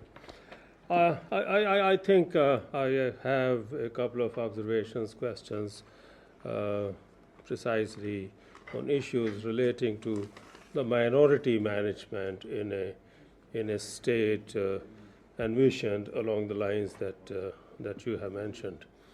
What I'm trying to figure out really is this, that is there, firstly, a critical mass attached or associated with this concept that the majority shall to declare a state, Islamic state, be 51% or 99% or something like that? Is there some such critical mass associated with it? I don't think there is any. Because I want to then proceed from there, because if we take the position of 51-49, or we take position of 50.1 and 49.9, I think we are in for a big trouble. And likewise, we are in a big trouble. In fact, at any point, at any stage of this curve, any stage, and I shall try and explain it to you how, that we take a situation of any hypothetical country where you have a certain percentage of people who are so-called minorities. They have a right to live. They have a right to work. They have a right to produce children. They have a right to feed them. And they have a right to tell them, hey, this is your God. They don't have a right to tell the others, this is my God. But the others have a right to tell them, this is my God and this is the God that is the true God, and therefore you better believe in it because that is my purpose and my mission. And now we are, I think, trying to create a different kind of situation here, firstly, that in terms of the cultural and religious identity of people, the so-called freedom really is in name, because the freedom essentially implies co-equality of some kind. Otherwise, it is no freedom, because if there are constraints on freedom, because it's a relationship of a transaction, and if it is not a transactional situation, I think really the persons are constrained. That's one part of the thing. And then I think we take it one by one. Okay, yes, sir. Actually, you are thinking the modern sense of a secular state. What is a secular state? All religions as religions are equal. In theory, at least. Although every state can have some state religion, but no, all are equal. But regarding the collective system, the politico-socio-economic system, There is going to be no say of any religion. This is 100% against Islam. As I described yesterday, Islam is a deen, not a mazhab. It's a system. There can be no two systems coexisting. Islam doesn't believe in that. One has to be superior, the other inferior. The inferior one will become mazhab. That will be a religion. A set of beliefs and set of worship and this, that's all. But the system would be the dominant system. Will be, for example, for America, they want its own system of economy, their own system of liberal democracy and secular democracy, etc., etc. Secondly, this concept of minority and this percentage, 51% or 49%, actually Islam as a system can only be established through a revolutionary process. And a revolution is always brought about by a minority. Were the communists in majority in Russia to bring about the Bolshevik revolution? They have an ideology, they present the ideology, it is accepted, and then those people who accept they are integrated, organized, and then they topple the system. So this is actually Islam if it comes. And I think it is going to come. It is going to be the just world order of Islam. I think this concept really about the revolution coming from a minority and creating an Islamic state possibly will hold good where the very significant majority of the population is Muslims. No, Brother Nirmal, we have before us the model of Muhammad. He was a single person. He propagated an ideology. He got one by one. Even after 10 years hardest labor, he didn't have more than 125 people with him. But then a whole revolution was brought about. So revolution means revolution. It has its own mechanics. Dr. Roger, please. Dr. Ahmed, I'm beginning to understand your line of thought at this point. You are outlining to us an idealized system which you have thought through deeply, and there's one process missing. That process is by which the caliphate becomes how it is created, the process of the creation. It comes about through the jihad. And yet we already know that the jihad in Pakistan has been commercialized by US money. But that's by the by. My main point is that revolution comes about through the overthrow of the state.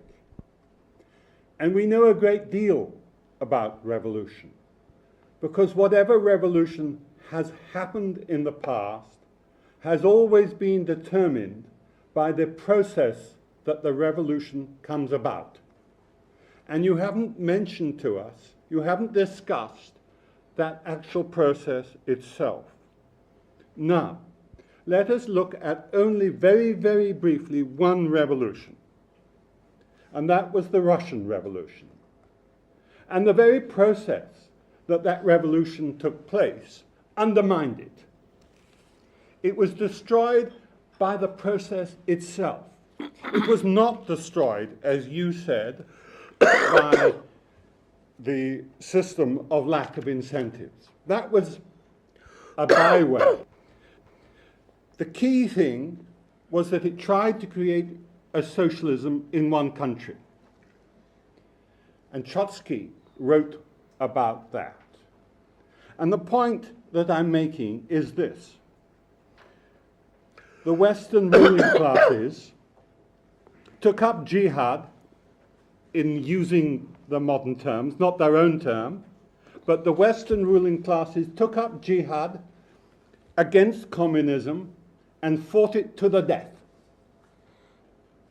Because it wasn't because it was only in one country, a big country, a rich country, but in only one country. And the very process that your Islamic State is created has been missed out altogether. And the idealized version that you give us is only an idealized version, and we know from the past that the idealism from which it starts will be undermined by the process itself.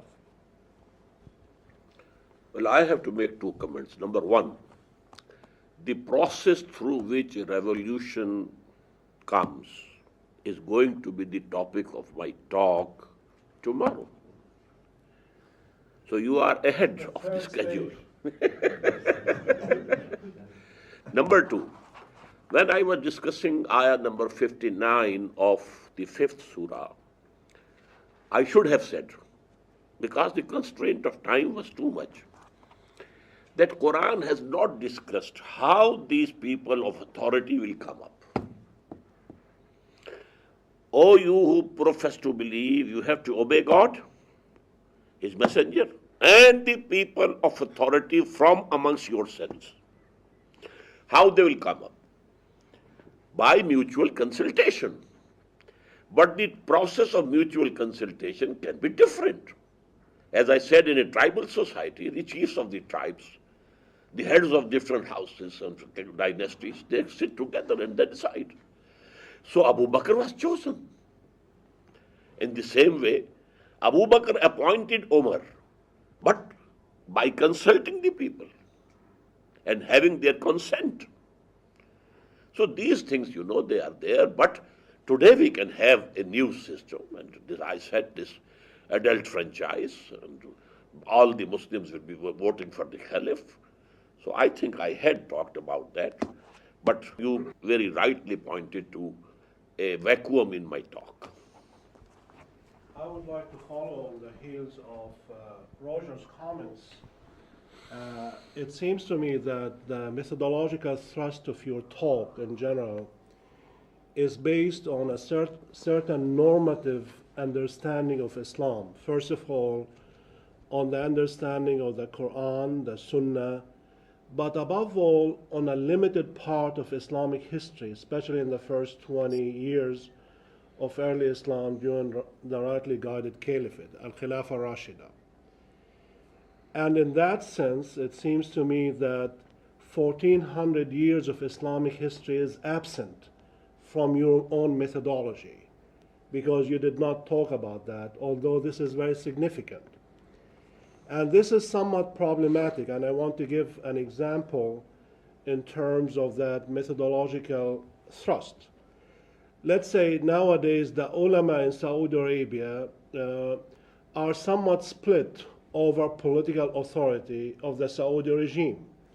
Although the majority of the ulama in Saudi Arabia support the regime, there is a substantial minority that does not support the regime, and both ulama, those who support and those who oppose, are based their own judgment on the same normative understanding of Islam, on the Quran, on the traditions, as well as on that limited period of Islamic history. They rarely talk about 1400 years of Islamic history. They come to different conclusions, that the majority want to preserve the status quo, whereas the minority wants to topple the status quo. So that's somewhat problematic that I see in terms of the methodological thrust. Another thing is in terms of Islamic institutions. I mean, you mentioned in passing there is no pope in Islam, which can be true, I mean, in a sense. But that does not mean that Islamic history has not been full of Islamic institutions that have been as powerful as the Vatican in the Catholic world. So to say that Islamic history hasn't had institutions is not and has not been accurate historically speaking. And therefore, it seems to me that in order to have more force to the argument that you have presented, we have to include what I would call historical Islam in the discussion. And this is what has been missing in your presentation. I agree with you 100% that has been missing, and it is intentional on my part. I say we have to take guidance from Quran, Sunnah, life of Muhammad, and the pious caliphate. That's all. It was Islam, total Islam, full Islam. Afterwards, it was not total Islam. The 1400 years you are talking about is the history of Muslims, not of Islam. The Prophet said, you know it better than myself. Bada al-Islamu ghariban wa sayaudu kama bada. Islam started that it was a strange thing for people. And very soon it will become strange again. It was the growth of the Muslim as a nation and the Arabs as a nation. And it was Arab imperialism. It was monarchy. It was a dynasty which was ruling. And the institutions that developed that were under that monarchy. And that all of them were under the influence. So we have to go back to Quran and the Sunnah and the life of the Prophet and only the rightly guided four caliphs. That's all. Guidance is from there. Rest is history. Dr. Mumtaz, please. And if you like, I can quote another hadith. The Prophet said that تَكُونُ النَّبُوَّةُ فِيكُمْ مَا شَاءَ اللَّهُ أَن تَكُونُ ثُمَّ Allah will يرفعها إذا شاء يرفعها ثم تكون خلافة منهاج النبوة. It will be there so long as Allah wants it to be there. Then there will be a period of kingship, cruel kingship. The kingships of the Umayyads, the kingships of the Abbasids. That was not Islam. We have to be very clear in this regard. And we have to revive Islam. Not the Umayyad Islam or the Abbasid Islam. And that is why I emphasize that we have to adopt the prophetic model of bringing a revolution, about which I'll be talking tomorrow, inshallah. Dr. Mumtaz Ahmed, Janab. it is his cup of tea. Yeah. Professor of Political Science. Without milk. Okay. It appears to me that the Islamic society that you envision, in my view, will not be a society in which Muslims and non-Muslims will live in peace and harmony. First of all, you said that they will not be given equal citizenship with the Muslims. So there will always be a feeling of being second-class citizens, and I can assure you, sir, no one wants to live as a second-class citizen. Are we creating an apartheid, in other words, in an Islamic society? If we deprive them, as you have suggested, of holding positions of higher responsibility and ban those positions for them forever, what are the type of occupations that they are going to pursue?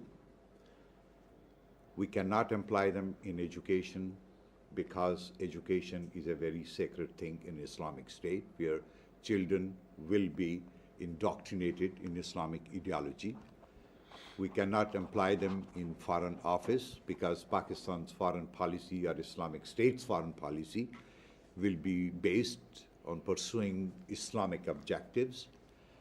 You cannot have them in legislature.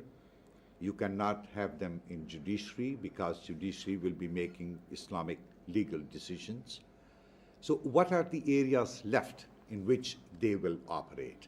My feeling is that we will have an alienated minority, and if we take into consideration the fact that there are large number of Muslim societies where the number of non-Muslims is considerable. I'm thinking of Malaysia, Indonesia, Egypt, Bangladesh. These societies will always be a conflict-ridden, tension-ridden societies, one. Secondly, you said that Quran prohibits Muslims to obey non-Muslim authorities. And that brings me back to my situation in the United States and 5-6 million Muslims who are living in the United States and millions who are living in Europe and 140 million who are living in India. Are we to defy the political authority of the societies in which we are living because they are non-Muslims? These are my comments. Concrete question I have is, you talked about shura, consultation. I have two questions about that. One, what is the concrete shape of shura that you suggest? Secondly, will the decisions made by this shura be based on consensus or on majority decision? Thirdly, will the decisions of shura be binding on the ruler, or they will just be recommendatory, as was the Haq's shura?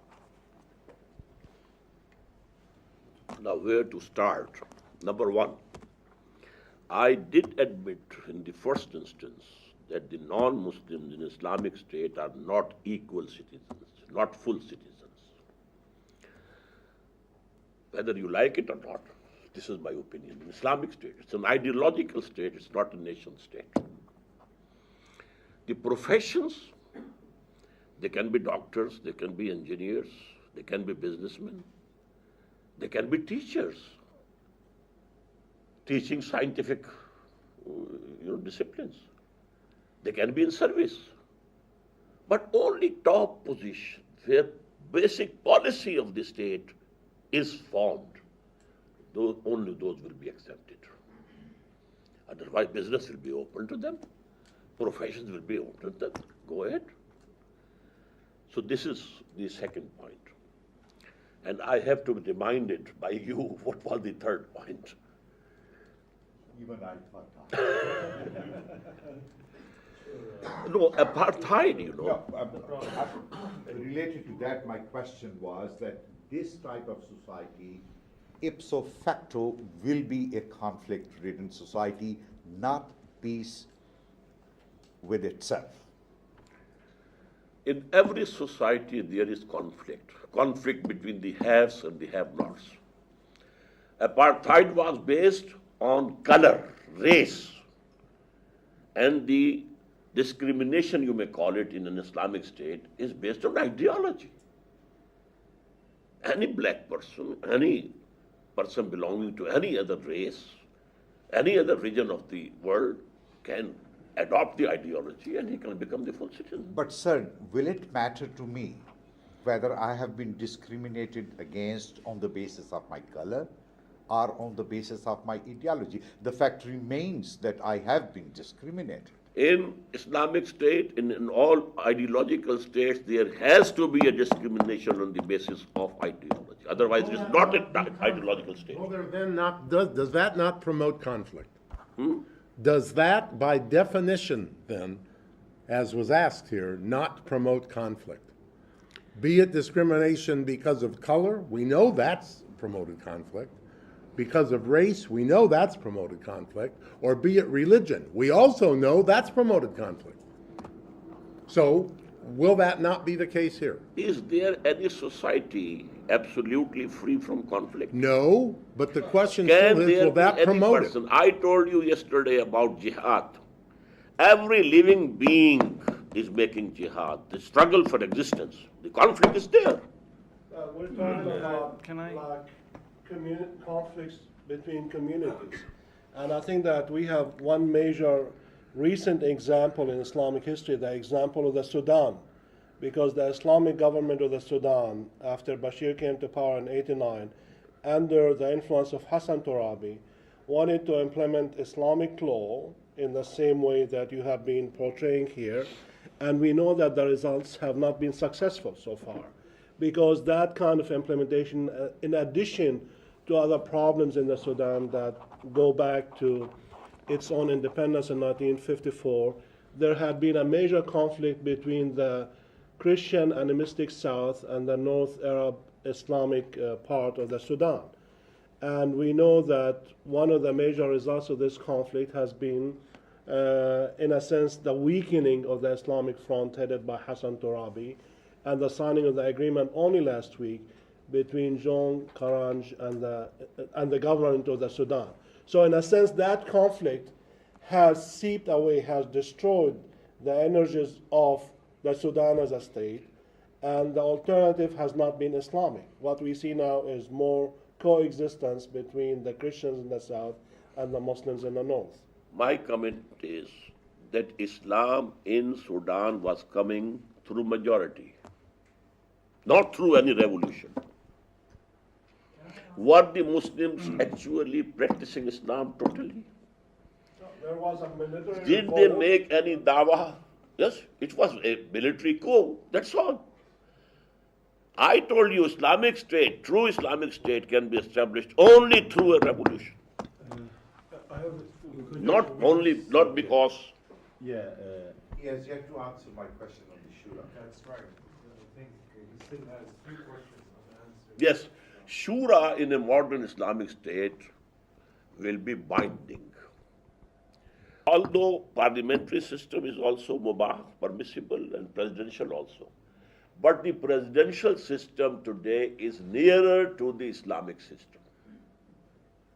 There is the chief executive and there is the Congress. And the chief executive is having his secretaries and ministers from wherever he likes, not from the Congress or the Senate. Because these two things have to be absolutely separate and distinct from each other. So this will be the case. Legislature will be the Shura, and it will be by majority. Only exception is that every citizen will have a right to knock the door of the superior courts, that this has transgressed the limits of the Sharia, because the item in the constitution would be no legislation can be done here at any level repugnant to the Quran and the Sunnah. And the chief executive will be the president. And that is nearer, to Islamic system. Yes, I think. Faris, do you want to come in? My question is related with the previous subject. Now, just let us think that what you've said is totally correct and fits to Islam, Quran and Sunnah. But with thinking the very pragmatic side of it, that now, if you have an Islamic State in Pakistan, no, I mean, if you will have, with Islamic revolution and you will successful, how many people are living here now? I think about 140 million. Yes. And then around, I would say, around 1 billion people are in danger then, Muslims. Because, I mean, if you exclude the rest and then the Muslims living in other states will be excluded as well. If you exclude non-Muslims here, I mean, you treat them in second, say, not first-class citizen, but second-class citizen. I think this is coming from British rule of caste system, first-class citizen, second-class citizen. Then all the Muslims will be treated in the other part of the world as second-class citizens. And just very pragmatic way of thinking, I think this is dangerous for the rest of the Muslims. What is your comment on this? Brother, if you think pragmatically, we should bow before George Bush, and here is the safety. Well, if we study professed life, that there is a pragmatist way of approach Please let me say.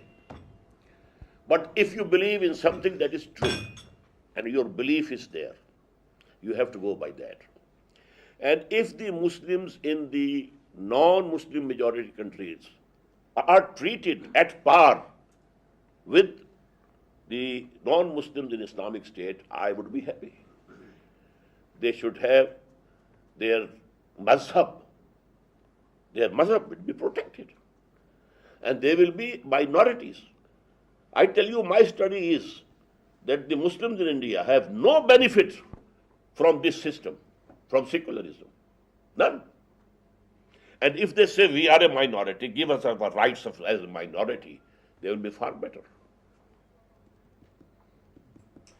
My questions, I've got two questions, one theological and one directly related to this. So if I take the latter first, if I take the question about, like Norton, Christianity has a history of wanting to create Christian states. I mean, Christendom, I suppose, was the obvious example of this, but Richard Hooker in England argued that only an Englishman who was a member of the Church of England can be a full citizen, and you get versions of this all the time. T.S. Eliot, the 20th century poet, took a similar line in his idea of a Christian society. And in America, they endlessly flirt with the idea of Christian America. And the question is simple, really. If a movement amongst Christians in a Christian nation develops to create a Christian state, would you be happy to live there as a second-class citizen defined in the way that you defined it, and also forbidden to proselytize and explain your faith to others in that society? I have said already yes. You would be happy to live in They that state? have their right to establish the state according to their religion. Now there will be competition. What type of state you bring forth? What type of state Islam brings forth?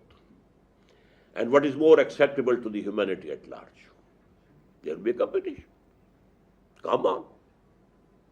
Have a Christian state. Have a Hindu state. And tell us what Hindu state is. So this is my answer to this question. Okay. Now, next. That's very helpful. Okay, my second question flows from that then, and it's a theological question. And I just want to focus for a moment on proselytizing, on missionary work.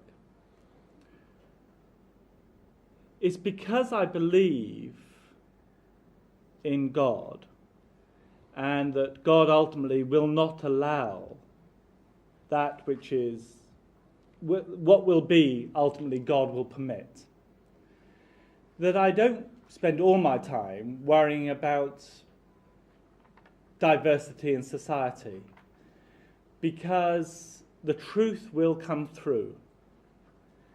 And it's because I'm confident in that truth, I would more than happily invite you to America to visit churches and to explain your understanding of Islam and let people decide what they think is true. Because the God we worship, I'm sufficiently confident in, will allow the varieties of forms of faith to emerge, and whatever is ultimately true can withstand diversity and questions and disagreement. And it's almost as if you don't have sufficient confidence, if you don't mind me saying so, in the God you worship, and you fear that if there are other people in society, they will endlessly undermine your faith. Sounds as if you're not that confident that your faith can withstand diverse perspectives. As far as this question of somebody, some Christian coming to our mosque and be allowed to present his case, I think it is not against Islam. What the missions do, they go and address the depressed classes of the society.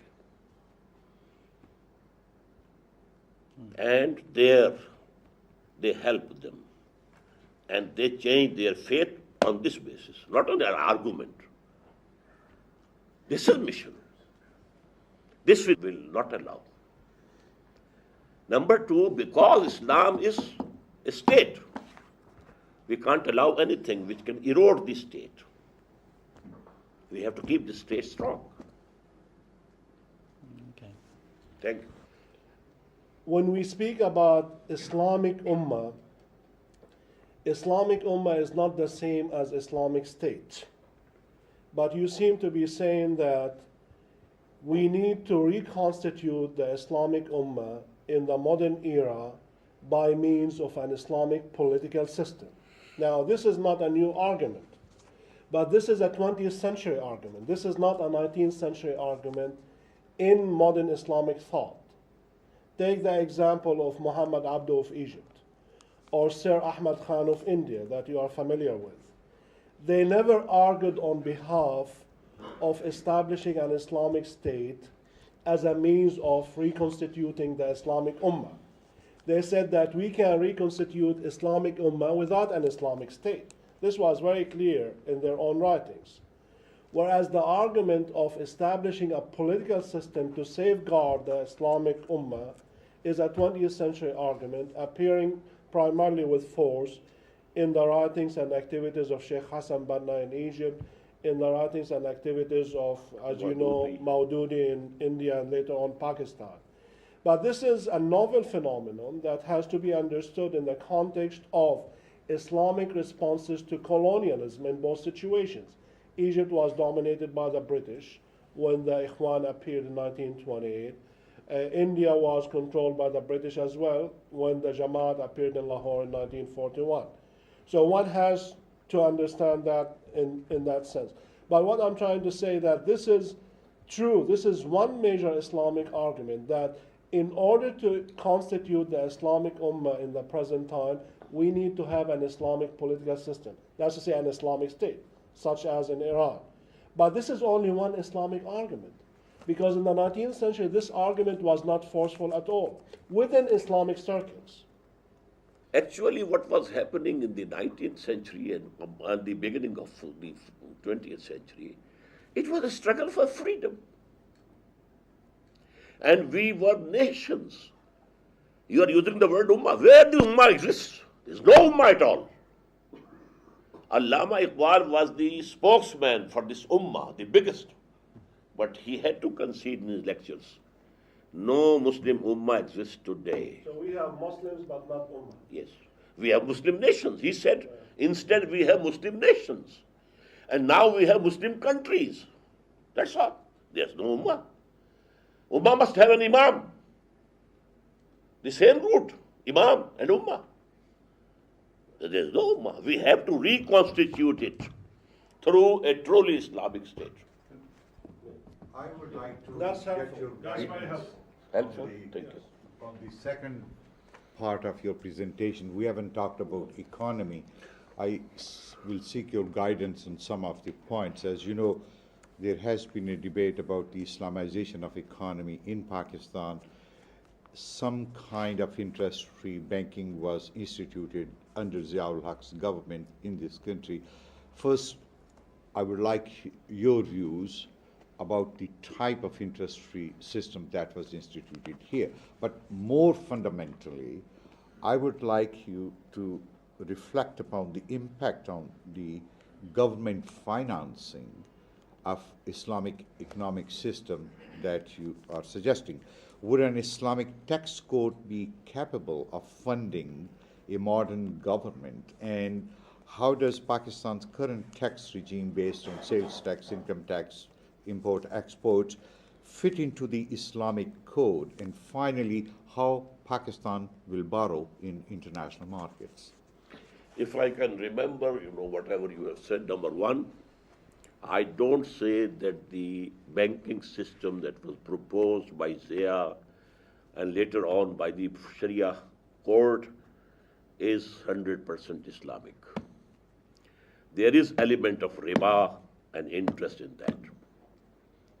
Based on Bai' Muajjal and Bai' Murabaha, if you buy this cup cash, it is 10 rupees. If you pay me after 1 month, it is 11 rupees. What is this? Actually, during the monarchy region of Islam, the history of Islam, two types of interest and riba entered our fiqh under the influence of the rulers. Number one, this Bai' Murabaha and Bai' Muajjala, it is interest. Number two, the absentee landlordism, it is interest. It's haram. It's haram, forbidden according to Imam Abu Hanifa. It is haram and forbidden according to Imam Malik. It is haram and forbidden according to Shafi'i. But only the person who accepted that office, government office, disciple of Imam Abu Hanifa, Qazi Abu Yusuf, he declared it to be lawful, along with Imam Muhammad. So these are the things, these are the realities over here. And true Islamic economic system can be established only after a truly Islamic revolution. What about the taxes? Yes, taxes are allowed. Import tax, export tax, they were there in the Abbas Caliphate. Zaraib, they were called.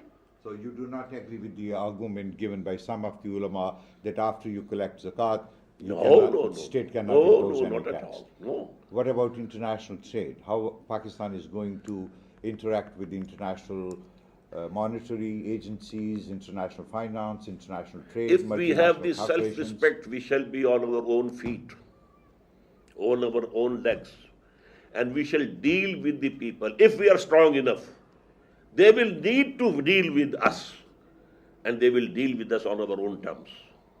But if we are weak, है जुर्म ज़ईफ़ी की सज़ा मर के वफ़ा जात. Can I just expand on this? Because the economic aspect of your talk this morning was the shortest bit.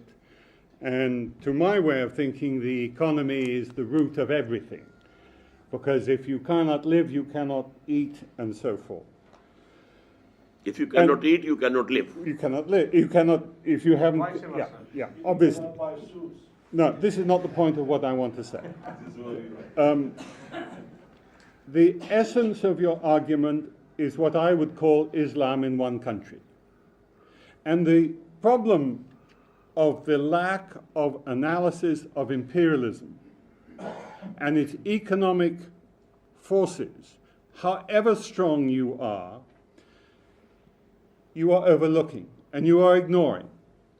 Because the essence of imperialism today is through the world bodies of the IMF, the World Bank, and the WTO. And through these mechanisms, the Western world, and in particular the United States, have controlled most of the third world. And none of this comes out. And however you organize internally, you cannot ignore the institutions and the forces of imperialism. And as far as I can see, you are. Can you comment on that? What was the beginning? How did you begin? The beginning is Islam in one country. In one country, no. Islam has to become global, and that is the destiny, as I believe. But it will have to start from one country. Just as it started from the Arabian Peninsula, and then that was through conquest. This is Lenin. This is Lenin. But I'm saying what I mean. I have never read Lenin. I think you should. I've never read. You should. But for me, Quran is enough. And the life of the Prophet is enough. I need not read Lenin or Ho Chi Minh or somebody else. So it has to spread then. And I said yesterday, at that time, at the time of the Prophet, the spread was through conquest. Now because you have the television, you have the IT, you have all these measures, you can propagate the ideology throughout the world. And if you produce a sample, a model of true Islamic state, humanity is in search of a just social order. It is running from east to west and west to east, from monarchy to capitalism, from capitalism to communism, from communism back to, what is it? The soul of humanity, is in search of a just social order. But we have some disagreement here, do we not, on what constitutes a just social order. You might have you and I don't agree, yes, we have brother. Disagreement around the table. Yes, brother. You might have a concept of your own, and I would very much like to know that. But here I have to say and present before you the concept of Islam. We understand that. But we also acknowledge, do we not, that just social order, that we have a variety of interpretations of what just social order is and or should be. And only a model will prove. What happened in USSR? One party, No right of vote for the citizens whatsoever. That's Only not how one party government. That's not how it started. Hmm? That's how it ended. It ended as a single party state because of the process of the revolution. The original idea was not as it turned out. Whatever might have happened, but that was the fact. And I told you we shall have, multiple party system. I have a question. Now, to me, since we have means of propagating Islam, introducing ideas, etc., with the means of TVs, internet, and a lot of things that you've said, instead of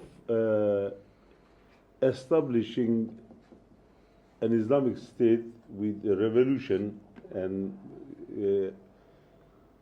having a model of state or a state model, let us have a state as a model Muslim.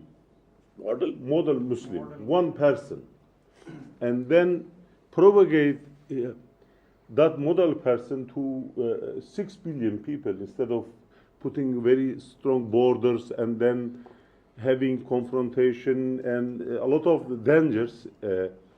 Now, this is, I think, is possible and much easier by having a model Muslim person and then exemplifying. What is the prophetic model? Did he go on preaching and preaching and preaching and preaching? Did he send preachers to other countries? Yes. No. First After he had Yemen. success. Let us think. First, After he had success in Arabian Now, Peninsula. let us think about Yemen people. Some people came to Prophet and they said, La ilaha illallah Muhammad Rasulullah. Then he asked Prophet, what is my duty? He said, you should go to Yemen and then preach to others. This is, but if we go to... That was after the establishment of the Islamic State in Medina. Before that also. Yes. Yeah, no, after. Yes, after it. And he didn't send emissaries anywhere before the Hudaybiyah, which Quran calls Inna Fatahna Laka Fathan Mubina. Only after that he sent people and he sent letters of inviting the monarchs and kings. So actually we have a prophetic model before us, and that is to establish an Islamic state, make it a model for humanity. Come and see with your own eyes, this is Islam. And that will be the biggest preacher. Let's go back to Roger's question. Sorry, go ahead. Yeah. Some part of your speech, your talk, you said that Islamic State is only for the 20 years of what we call it. Full Islamic state, yes. And then, but later on, you said that Islam is spread all over the world. Now, it is, when we see this, and when Prophet took Islam as a personal model to others, it spread quite fast and quite effectively. Not at all. When The it personal became model at Makkah. How many people accepted Islam at Makkah? For 13 years, he was himself preaching.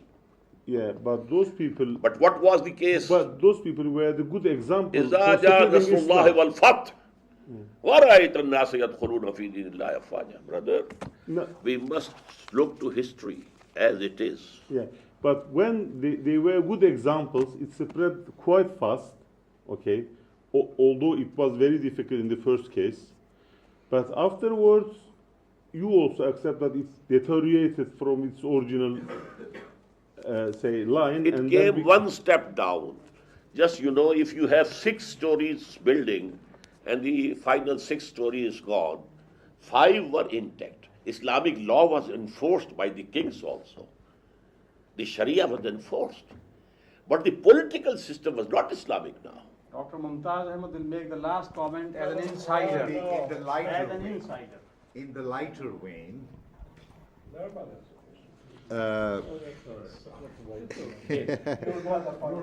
I just wanted to ask you something. When you began your presentation yesterday, you said there are 3 forms of creations. Then you talked about 3 types of jihad. and 3 stages of resistance. And every level had its own 3 sub-levels. And when I was reading last night your pamphlet on religious obligations of Muslim women, you talk about 3 levels of our religious duties and then 3 differences between women's obligations and men's obligations. And the second level, you talk again the 3 circles of dawah. And when I read your active agenda for the Muslim Ummah, what do I find? It has 3 action point program. My question is there some mystical fascination with Trinity? Yes, Trinity. A good joke. A refreshing laughter. Are we done? Because, Narma wanted to ask a question and I have a comment to make too. Can we take a break? Well, if you have the patience. Yes, thank you. I actually was very touched by your reference to your concern for humanity at large in the last couple of minutes. And I thought that possibly should be the crux of the whole thing. And I was trying to understand in my own mind that in your model, which you have presented, you are telling the minorities, hey, you give up some things, but I give you protection. That's what I read. That you give up certain things, you will lose certain benefits of so-called citizenship, but there is a trade-off in that I give you protection. Protection is a huge zimma, is a huge, huge responsibility. It's a huge word. People seek protection, they want security, they want assurance about some kind of stability, about their way of life, about various things. Okay, without dilating on it. And what I was thinking in a constructive way of suggestion was this, that possibly if there could be some kind of a comparative evaluation of your model vis-a-vis the democratic structure, the compassionate, conservative capitalism or something which is propagated, that as to the likely advantages and disadvantages that accrue to minorities, because eventually we are looking for harmony of some kind. And minorities are not essentially based on religion, they can be based on various things, and minorities emerge, new minorities. If Pakistan was 100% Muslim, even then new minorities will emerge. They'll be sectarian, there are more Shias killed in Pakistan than Sikhs or Hindus in the last 50 years.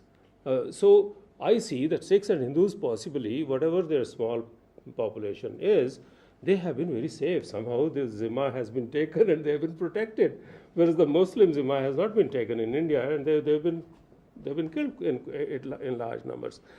But they have other opportunities. Is there some kind of a potential trade-off? Is there in the aggregate a possibility that we can create a more humane society? Because your concern, expressed concern of your faith and every faith is eventually that we are all God's children, whatever our calling, and God intended for us that this life and this world should be for us to live, to love God, to love God's creation, to do service, and to realize the higher truth, and to realize it living here in this world with one another. So that's my All suggestion. those things that you have said are very precious and they must be sought out. But what about the law? That is not my problem. I'm looking for a human society. What about the law? And law what about will the follow. system? Law there should can follow. be one law. There can be one system. So you have to establish the law and the system of your own. It is. and give the maximum facilities to those who don't agree with you. That's all. Thank you. We will reassemble here at 6:15 sharp. 6:15.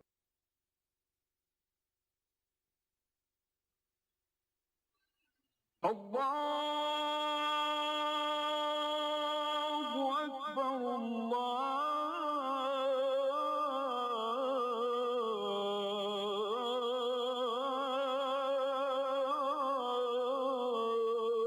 الله أكبر لا إله إلا الله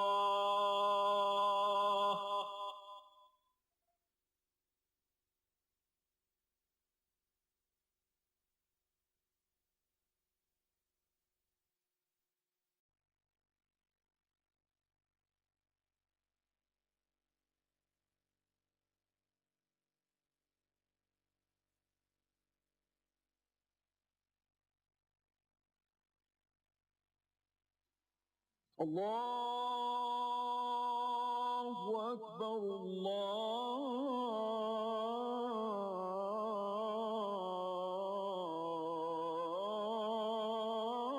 الله أكبر أشهد أن لا إله إلا الله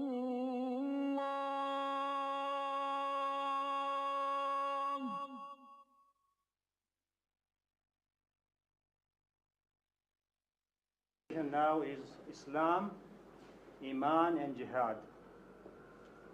Iman is the Arabic word for doctrinal belief, doctrinal Islamic belief.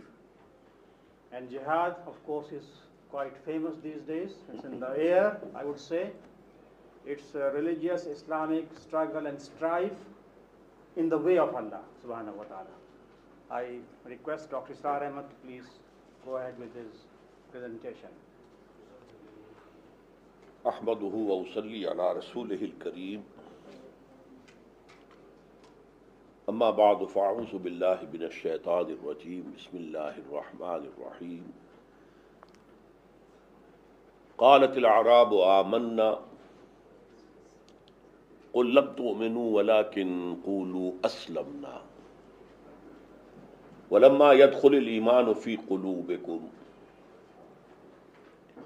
وَإِن تُطِيعُوا اللَّهَ وَرَسُولَهُ لَا يَلِدْكُم مِّنْ أَعْمَالِكُمْ شَيْئًا إِنَّ اللَّهَ غَفُورٌ رَحِيمٌ صدق الله العظيم. Dear brothers and sisters, the subject of the talk at this time is Islam, Iman and Jihad fi sabilillah. Usually these two words, Islam and Iman, are used as synonymous words. A Muslim is a Mu'min is a Muslim. Mu'min and Muslim. But I am basing my presentation on this ayah of Surah Al-Hujurat. It is 49, Surah 49, ayah 14. Here, Quran says, these Bedouins are claiming that they have become Mu'mins. They have come to believe. They have the faith. Tell them, O Muhammad, sallallahu alayhi wasallam, you have not at all come to believe. All you can say is, you have become Muslims. You have surrendered. And up till this time, Iman or the real faith has not entered your hearts.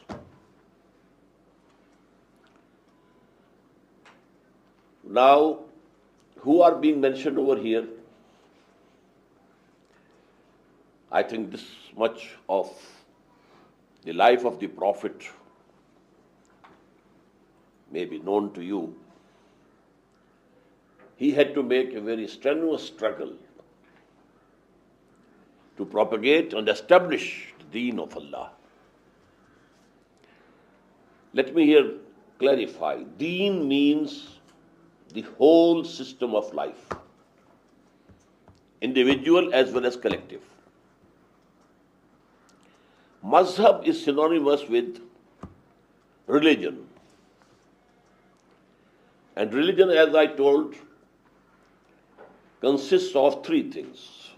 Some beliefs, some creed, racial creed, some dogma, some modes of worship, and some social customs.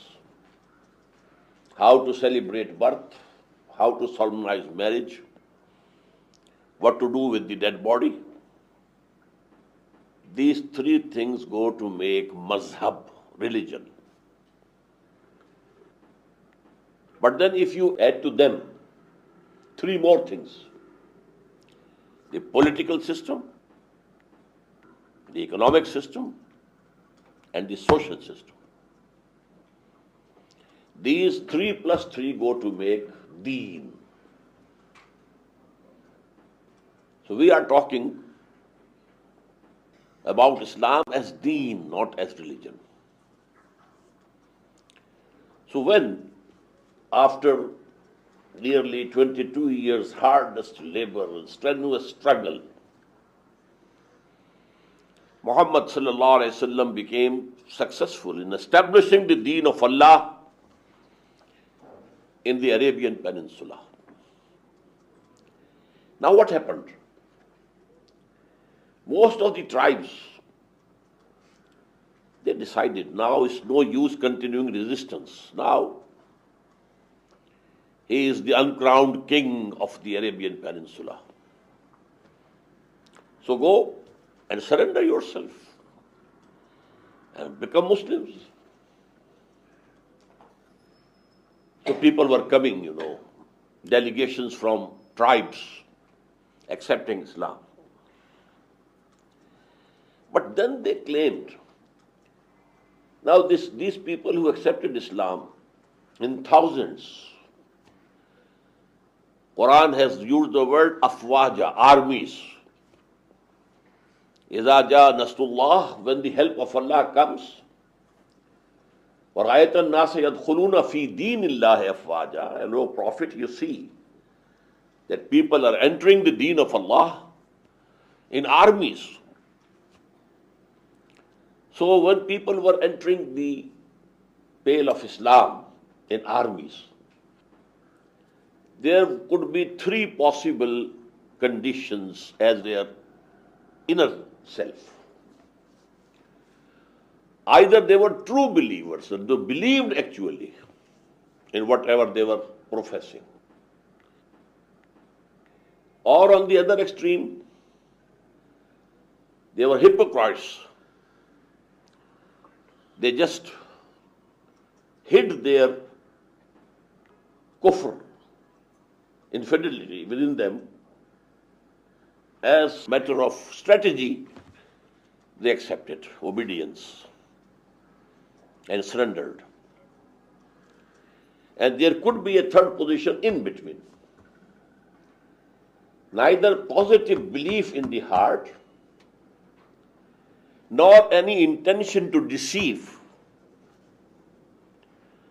So in the form of graph, you have a 0 level, 0 point in the middle, then +1, +2, +3, +4 to the right side, -1, -2, -3, -4. So there were some people who were neither true mu'mins, believers, nor they were munafiqeen or hypocrites. They were at the 0 level, but they accepted Islam. And there were on the right side people who really believed, and on the left side who had just hidden their disbelief and apparently became Muslims. Now to this third category, Quran is addressing them. قَالَتِ الْأَعْرَابُ آمَنَّا. These Bedouins, they are claiming that they have become believers. They have become mu'min.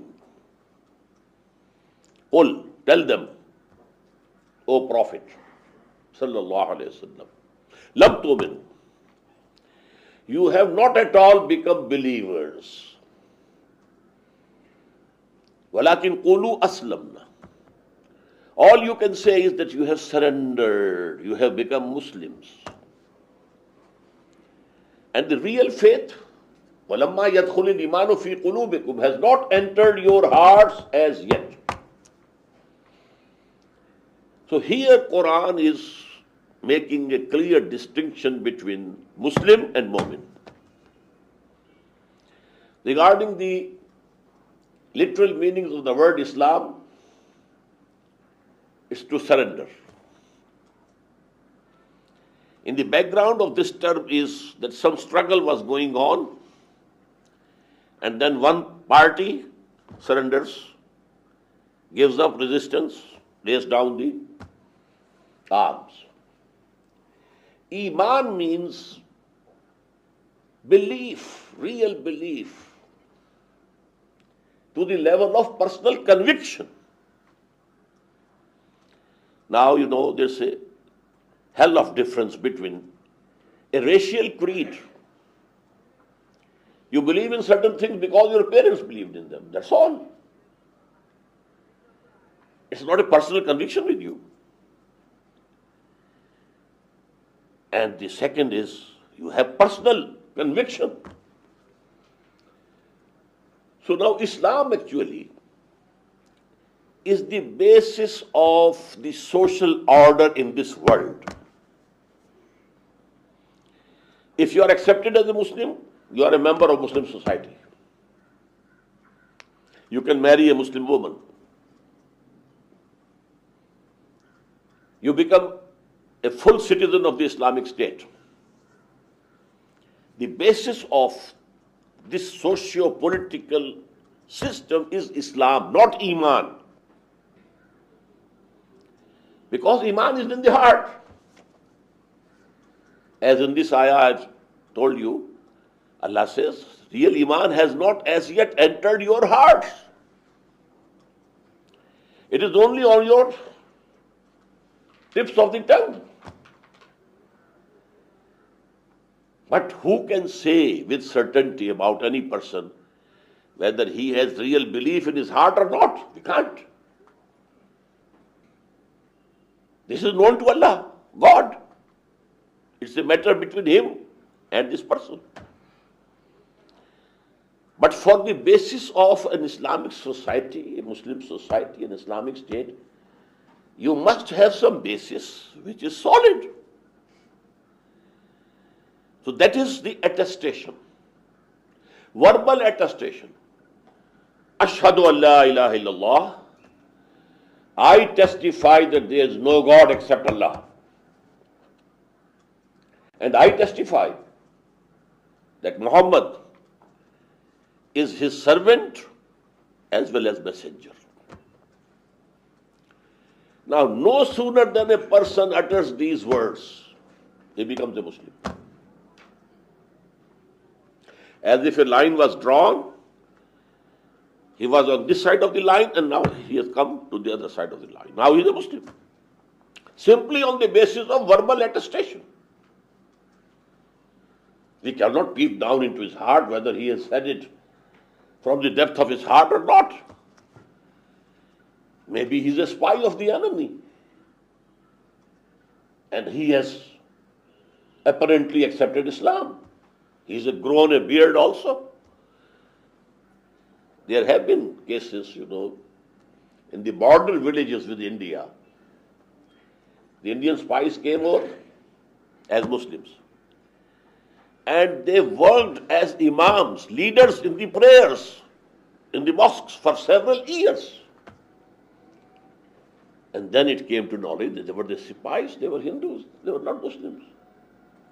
But legally, you can't say you are not a Muslim if he testifies. This social structure of Islam. Now, Hadith says, it has 5 pillars. A very important and very authentic Hadith of the Prophet. Again, the one on the authenticity of which both great Imams of Hadith, Imam Bukhari and Imam Muslim agree.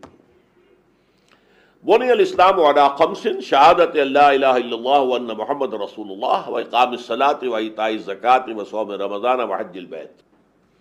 These are called the 5 pillars of Islam. But the most important is the first. Whosoever utters these words, he becomes a Muslim.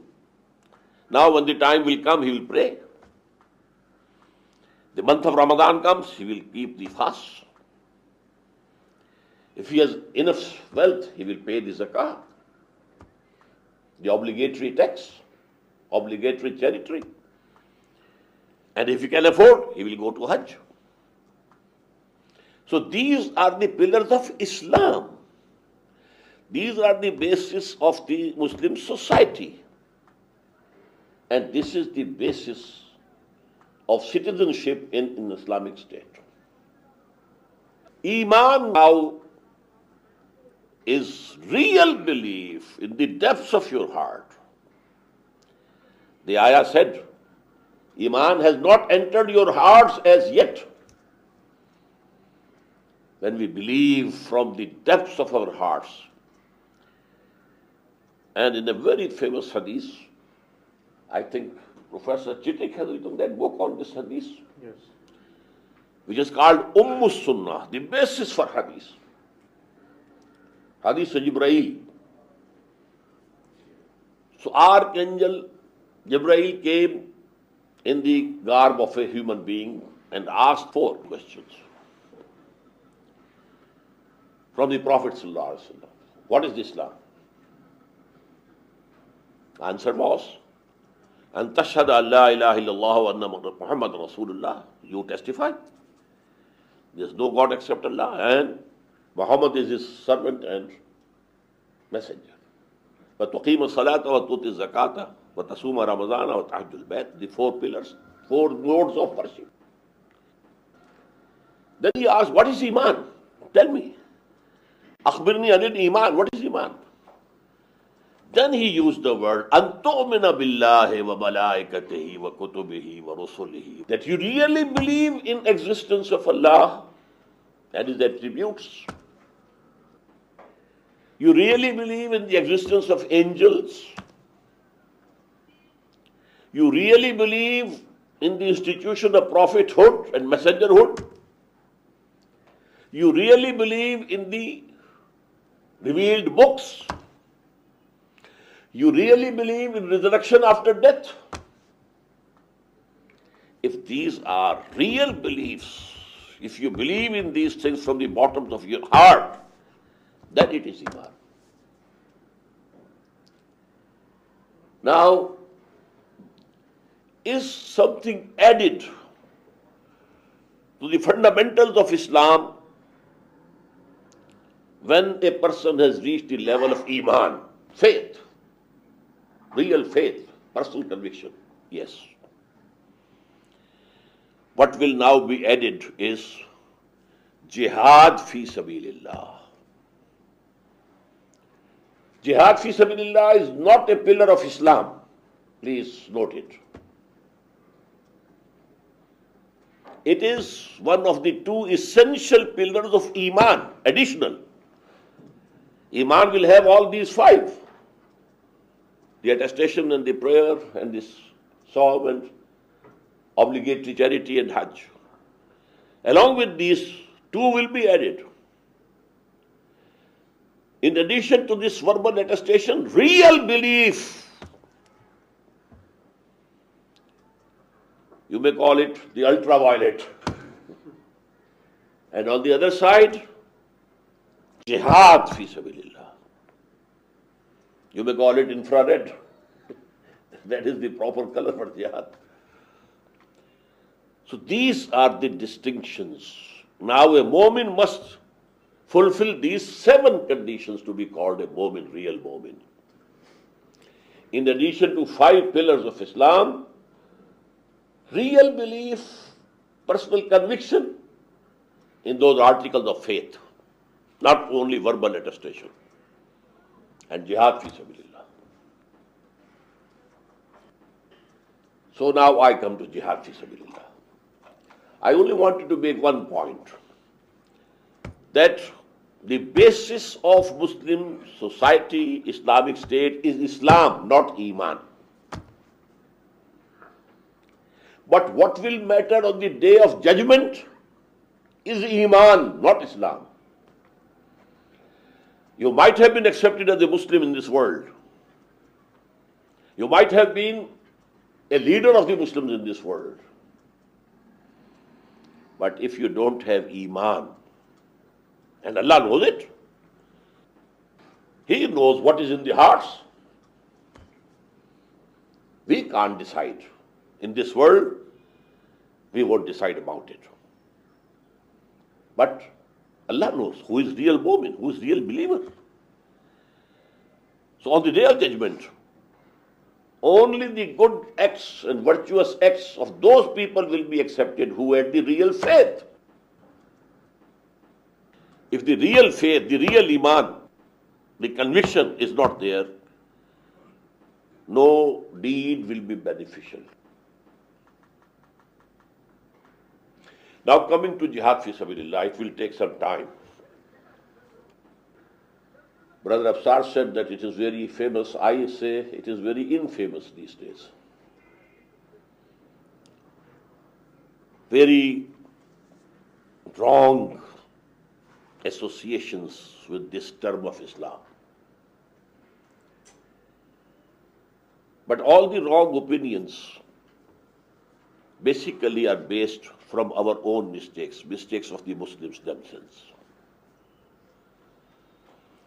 Number one, first mistake.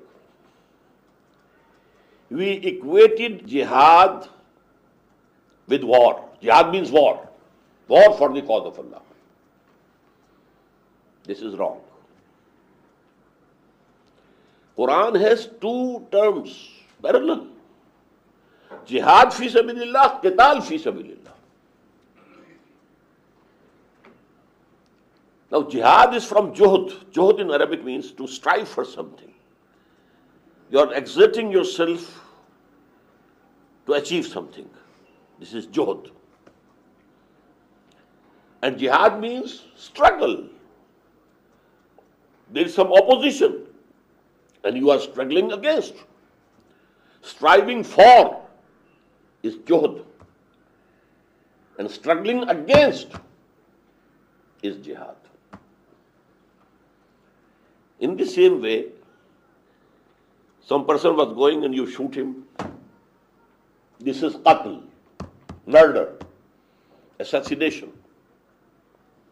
But when there are two groups facing each other,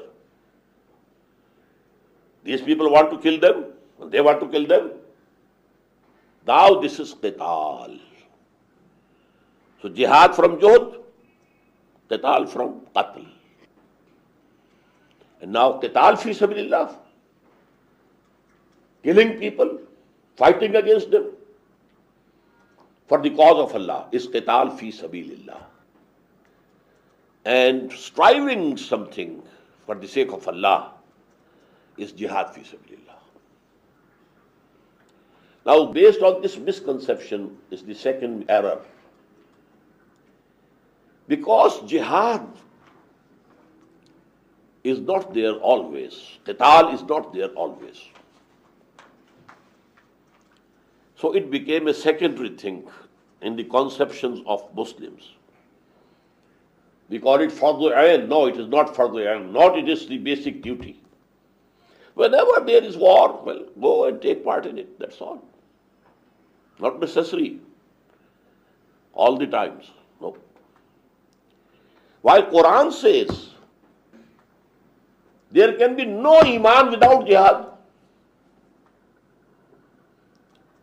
I quoted ayah number 14 from Surah Al-Hujurat, Surah 49. Now I am quoting ayah number 15 from the same surah. إِنَّمَا الْمُؤْمِنُونَ الَّذِينَ آمَنُوا بِاللَّهِ وَرَسُولِهِ ثُمَّ لَمْ يَرْتَابُوا وَجَاهَدُوا بِأَمْوَالِهِمْ وَأَنفُسِهِمْ فِي سَبِيلِ اللَّهِ أُولَٰئِكَ هُمُ الصَّادِقُونَ. Verily, the true mu'mins are only those who believe in Allah and His Messenger and then they have no doubt about them. It has reached the level of personal conviction. وَجَاهَدُوا بِأَمْوَالِهِمْ وَأَنفُسِهِمْ فِي سَبِيلِ اللَّهِ, and they make jihad with their belongings and with their lives for the cause of Allah, in the way of Allah. أُولَٰئِكَ هُمُ الصَّادِقُونَ. Only such people are truthful if they claim to be mu'min. So there can be no iman without jihad. In the same way, in Surah As-Saf, this surah is 61, and I am quoting ayat 10 and 11. Ya ayyuhallazina amanu hal adullukum ala tijaratin tunjikum min azabin alim. O you who believe or profess to believe, should I lead you to a bargain which will save you from the punishment, the painful punishment of hell? If you want salvation, what you have to do? This is the question posed by Allah, and then He Himself is answering. تُؤْمِنُونَ بِاللَّهِ وَرَسُولِهِ. Have real faith in Allah and His Messenger. Now it is very important here. The first ayah starts with Ya ayyuhallazina amanu. So this is some other iman. And now they are being asked, تُؤْمِنُونَ بِاللَّهِ وَرَسُولِهِ. You should have real faith in Allah and His Messenger. وَتُجَاهِدُونَ فِي سَبِيلِ اللَّهِ بِأَمْوَالِكُمْ وَأَنفُسِكُمْ. And make jihad in the way of Allah with your belongings and your lives. So I have made 2 points. There can be no real iman without jihad, and there can be no salvation without jihad. It is such an integral part of Islam.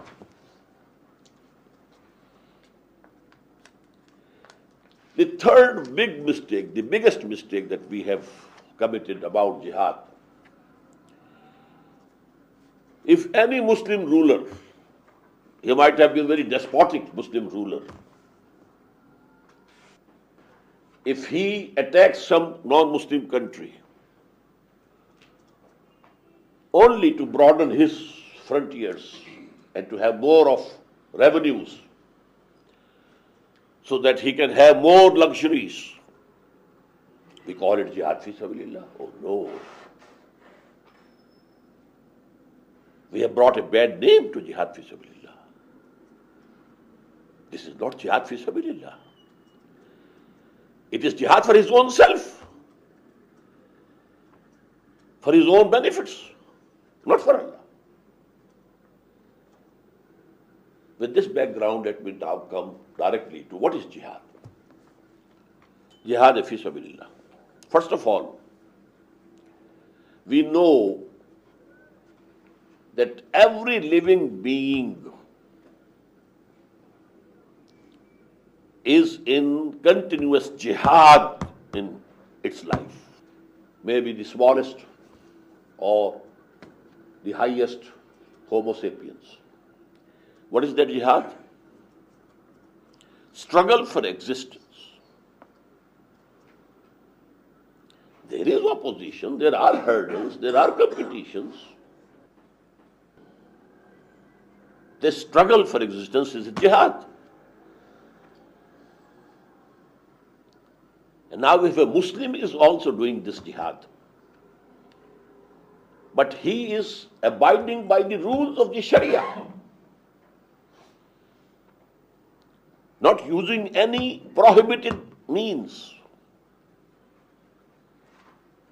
So this struggle for existence, his struggle to earn livelihood for himself and his family, it becomes worship, ibadah.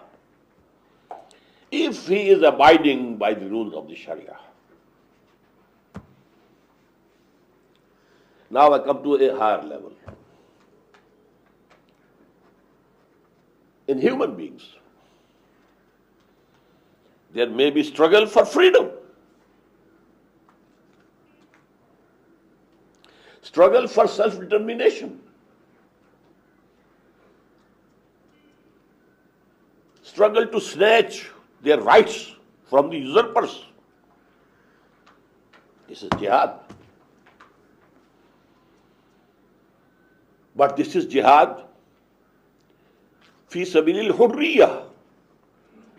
Jihad in the way of freedom. Freedom struggle. Any nation can do it. The Muslims also tried and struggled to get free from the colonial clutches. The Christian countries of Africa, they also struggled. The Hindus in India, they also struggled. It's a common phenomenon. It's a human phenomenon. To get your rights. And if a Muslim is doing this struggle, again abiding by the principles of the Sharia, divine law, it becomes worship. If he dies, he becomes a martyr. Now I come to third level. Jihad based on some ideology. And let me give the example of Marxism, which was an ideology, a philosophy. And a whole system of life, communism, was based on it. And the communists had to make sacrifices to struggle with their belongings and with their lives to establish that system. First to propagate that ideology, that philosophy, and then to establish the system according to it. This is the ideological jihad. Now jihad fi sabilillah becomes ideological jihad on the basis of Iman. Iman is an ideology. This universe has been created by a creator. He's all alone. All the universe is his creation. And the climax of his creation is the human being, whom he has created as the vicegerent on earth.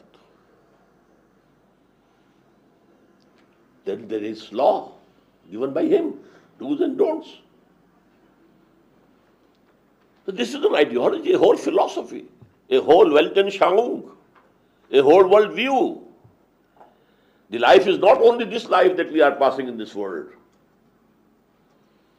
The life, as I told, is a very long process, very long process. From eternity, we will say, to eternity.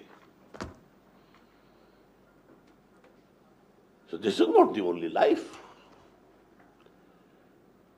This ideology, Iman, then only God is the true lawgiver. He is the rightful ruler of this universe. His law must be enforced. And here again let me quote, "Thy kingdom come. Thy will be done on earth as it in heavens."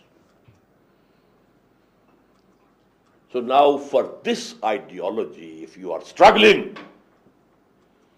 that is jihad fi sabilillah. And this again has three levels. Please remember, I started with the struggle for existence. All living beings are making the struggle for existence. Then the struggle to get your rights, your freedom, your rights. Then the ideological struggle. This is the highest. Ideology is actually a human phenomenon. Now this struggle for this ideology of Iman is jihad fi sabilillah. It has again three levels. And all the three levels have three sub-levels. So 3 multiplied by 3, there will be 9 levels. First of all, if Iman has entered my heart, a conflict will start within me. My id or libido is demanding something. And the divine law says it is forbidden. A struggle. Struggle against your own baser self, your animal self, your lusts and desires, which are blind by themselves. They need their gratification, that's all. They don't care whether through rightful means or wrong means, permissible means or forbidden means. So the first struggle is against your own self. And the Prophet was once asked a question, Ayyul jihad afzalu ya Rasulullah? Which jihad is the supreme, O Messenger of Allah, tell us. And the answer was, An tujahida nafsaka fi ta'atillah. The supreme jihad is that you struggle against your baser self, your animal self, your id or libido, to make it obedient to the law of Allah.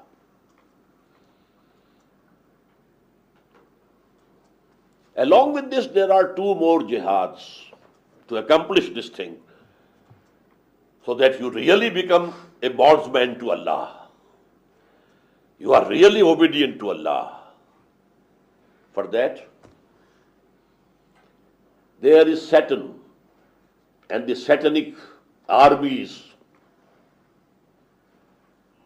which push you towards evil.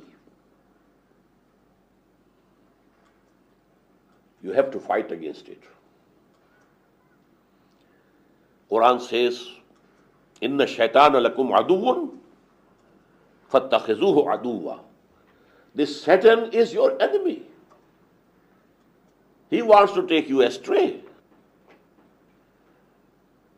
to lead to falsehood. So take him to be your enemy.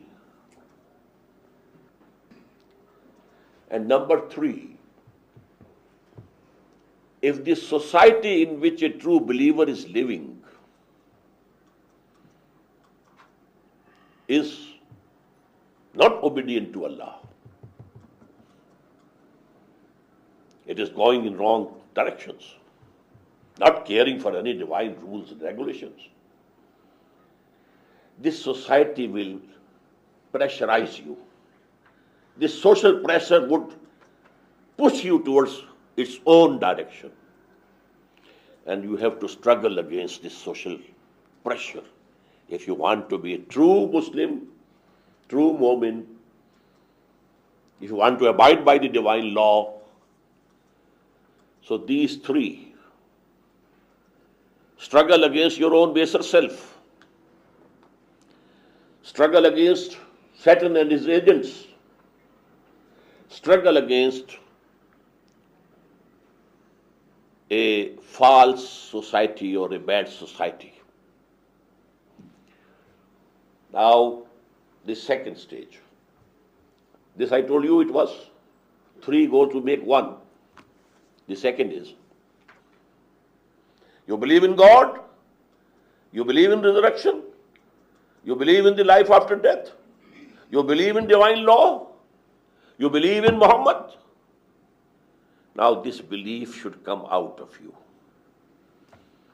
It should spread. It's your duty to propagate, to convey to the humanity the word of God, the guidance that He has sent through His Prophet, Muhammad sallallahu alaihi wasallam. And because there is no vacuum, there are counter thoughts and counter philosophies which are against this philosophy, this ideology. Maybe there is absolute materialism. Maybe the society is polytheistic. Maybe they are atheists. they will strive for their own ideologies, and you have to exert against those ideologies to propagate your ideology. And for that you need time. You need to spend your energies. This is jihad for the sake of da'wah, for calling people towards the deen of Allah, for calling people to accept the faith, for calling people to enter the deen of Allah, the total political, socio-economic system of Allah. This jihad has also three levels, sub-levels I should say. Society at the top has the intellectual elite. This intellectual elite controls the direction of the society. They are a minority, a minute minority, but they control the destiny, direction. This intellectual minority or the brain trust of the society, it won't pay any heed to sermons. You have to argue with them. They will need proofs for what you are propagating. So the dawah, there's an ayah in the end of Surah Al-Nahl, Udu ila sabil rabbika bil hikmah. Hikmah, wisdom. Call towards the path of your Lord with wisdom. If you want that others should produce arguments, qul hatu burhanakum in kuntum sadiqin, you should also bring forth the argument. These intellectuals can be approached through intellect only. You can't bypass the intellect. But the great majority of people, they belong to second category. They don't have anything here, no false ideology, no wrong philosophy, nothing of the sort. And you can approach directly to their hearts and their sentiments. This is called in Arabic mau'iza, vas, sermon. Sermon, you know. Common people, they can benefit from sermon. As if their minds are clean slates, you can write anything on them. Because they don't have any ideology. They don't know what is Darwinism, they don't know what is Marxism. They don't know what is logical positivism. They don't know what is existentialism. Nothing. So their minds are like clean slates. But they get impressed by your sincerity. Some sincere words. If they feel he is sincere to me, whatever he is saying is for my benefit. He is not thrusting himself, but he is sincere. For my welfare, for my benefit he is doing it. They will accept it. The third level is the institutions. You have different ideologies in the field. They have propagators. Even in religious sense, if you are a Muslim and you are propagating Islam, there are Christian missionaries, they are propagating Christianity. Then calling themselves Muslims are Qadianis, they are propagating their religion. Baha'is, they are doing it. Now you have to engage into a dialogue with them. We call it munazara, mujadala. You have to grapple with them. Because they are not going to accept anything. They are being paid for that. It's their profession. So for them, neither the wisdom would work, nor the sermon would be beneficial. You have to defeat them. And this is the third level. On each level, you need to put in your best efforts, your best capabilities, your time. It can't be a part-time job. If you want to really engage in this jihad fi sabilillah, you have to take it as a whole-time occupation. Yes. Now let me come to the third and the highest level. This highest level is to establish that politico-socio-economic order in totality. Not only preaching it, not only propagating it, but to establish.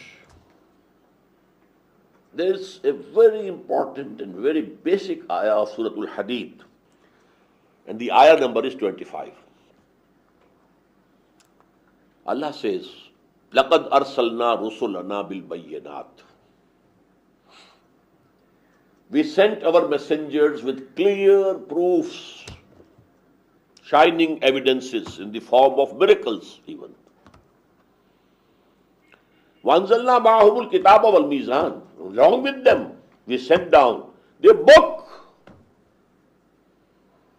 the guidance, the do's and don'ts, and mizan, the balance, which will give you a balance between man and woman. What are the rights of men and what are the rights of women? A balanced view. The capital and labor. What's the point of justice in between? State or society versus the individual. How much freedom to the individual? How much authority to the state or the society? There has to be a balance, a just balance. And the prophets and messengers came with these two things. لَقَدْ أَرْسَلْنَا رُسُلَنَا بِالْبَيِّنَاتِ وَأَنزَلْنَا مَعَهُمُ الْكِتَابَ وَالْمِيزَانَ. What for? Was it all an exercise in futility? Was it a hobby with Allah, God? No. لَيَقُومَ النَّاسُ بِالْقِسْطِ. So that the people abide by justice. Very important ayah. The final purpose of the sending of prophets and sending down the books and giving the law is to establish justice, just social order, political as well as economic as well as social. Now everybody knows, if there is a state or society based on injustice, you have people at the helm of affairs who have vested interests in that structure, in that political, socio-economic system.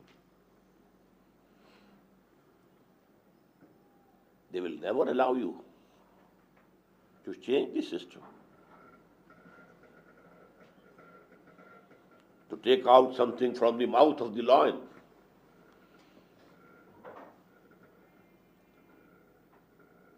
The privileged classes, people having vested interests, they will never allow it. They have to resist. They want status quo. The system should continue. Otherwise, there is going to be a challenge to our interests, to our benefits, to our privileges. So now this is the struggle between people, the oppressors and the oppressed. But in general, people, the oppressed people don't stand up. They don't get the courage They are, by and large, the silent majority. But a minority who has accepted the revolutionary ideology of justice, who has spent their lives in propagating it, and now they want to establish it. What does it mean? Challenging the existing system, challenging the vested interest. So there is bound to be resistance. Now there are three stages of this resistance. I told you 3 into 3. First phase has to be of passive resistance.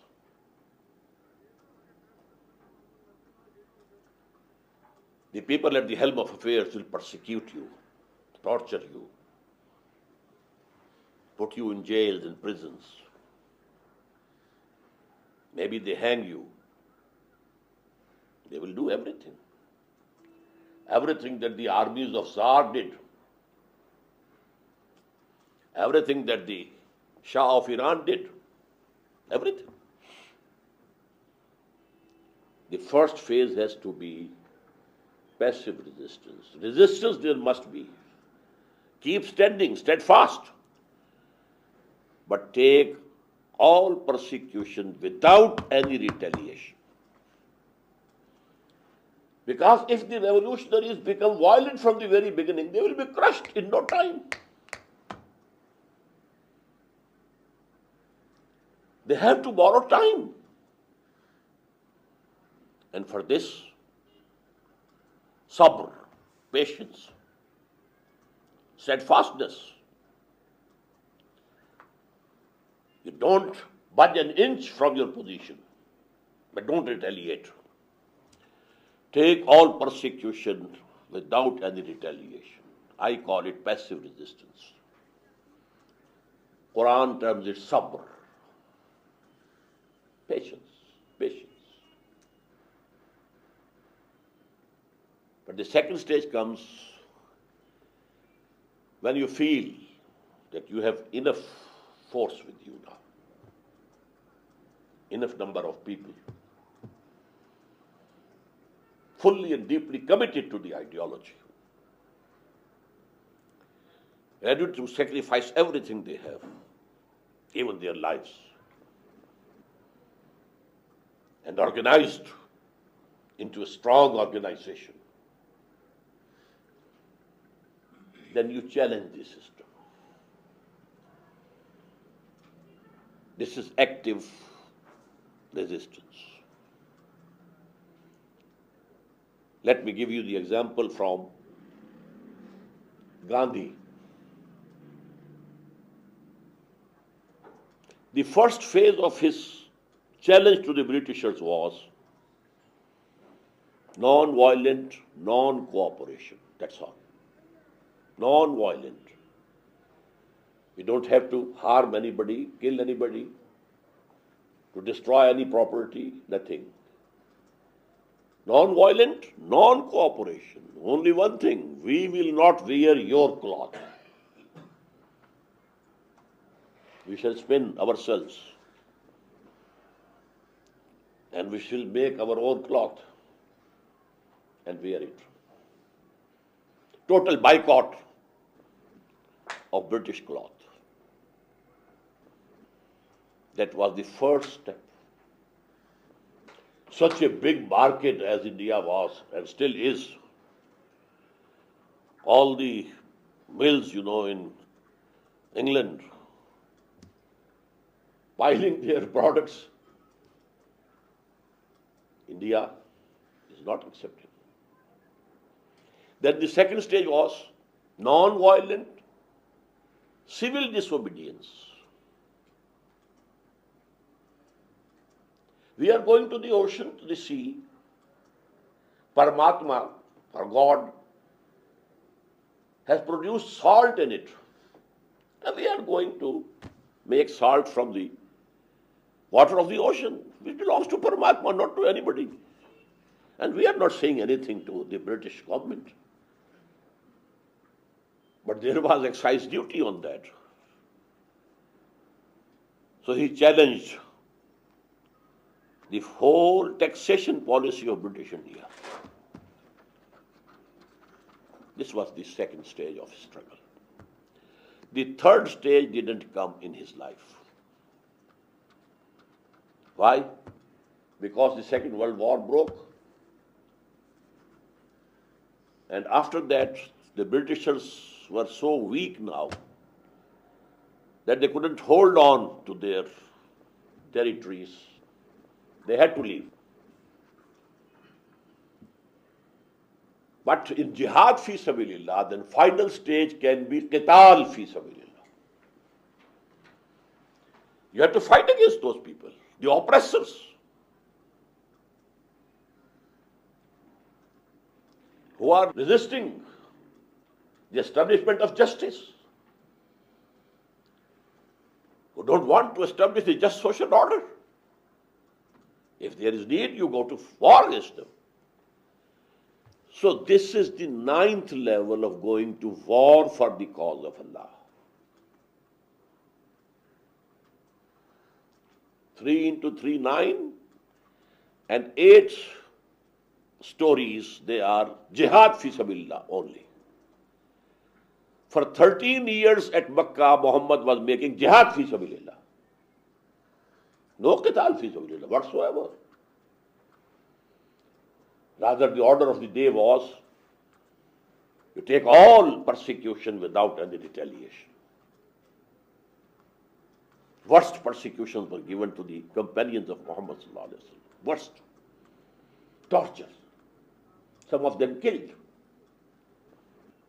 And there were Muslims in Makkah. They could resist, but they were not allowed to resist. It was after Hijrah that Muhammad felt confident. Now I have enough number. Now this is a base for me to launch an offensive. So active resistance is an offensive. I don't agree with those people who say that all the battles that Muhammad fought were in defense. No. Muhammad took the offensive first. Actually, they are the revolutionary people who take the offensive. A society is going on. People have learned to accept tyranny and injustice.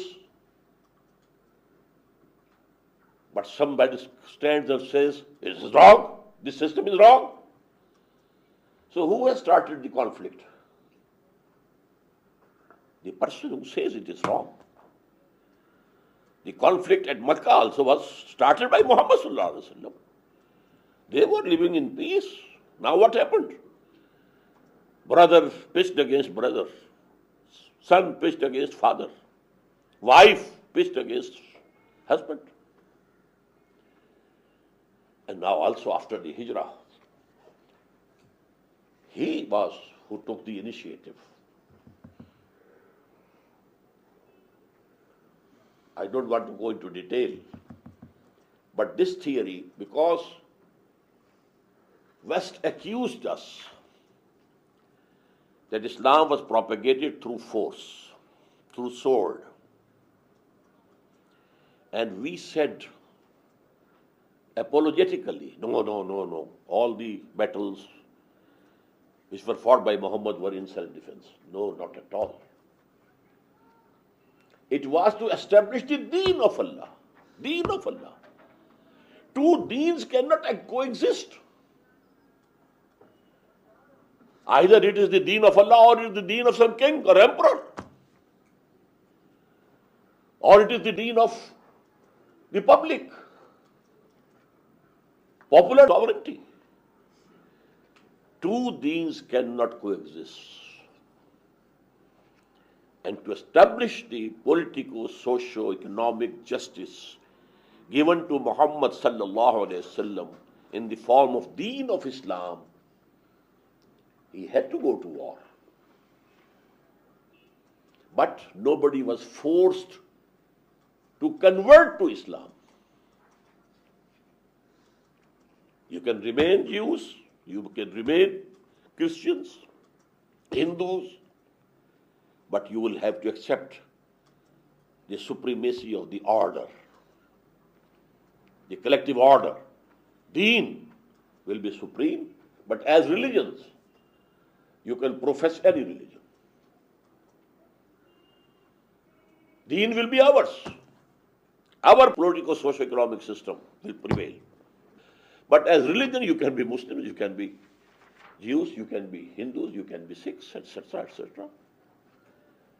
But Islam has the absolute converse of this. Deen is for Allah. He is the only rightful ruler of this world. Thy kingdom come. The rule of God to be established. His divine law to be enforced. And for this purpose, if you have to go to fight against the emperors, against the oppressors, you have to go to fight, to war. But this only is the qital fi sabilillah. Now let me quote here an example. In the mid-50s, the people of Algeria, Muslims of Algeria, Aljazair, they were fighting against the French. And there was, throughout the Muslim world, an uproar. It is jihad fi sabilillah, jihad fi sabilillah, jihad fi sabilillah. A deputation came to Pakistan.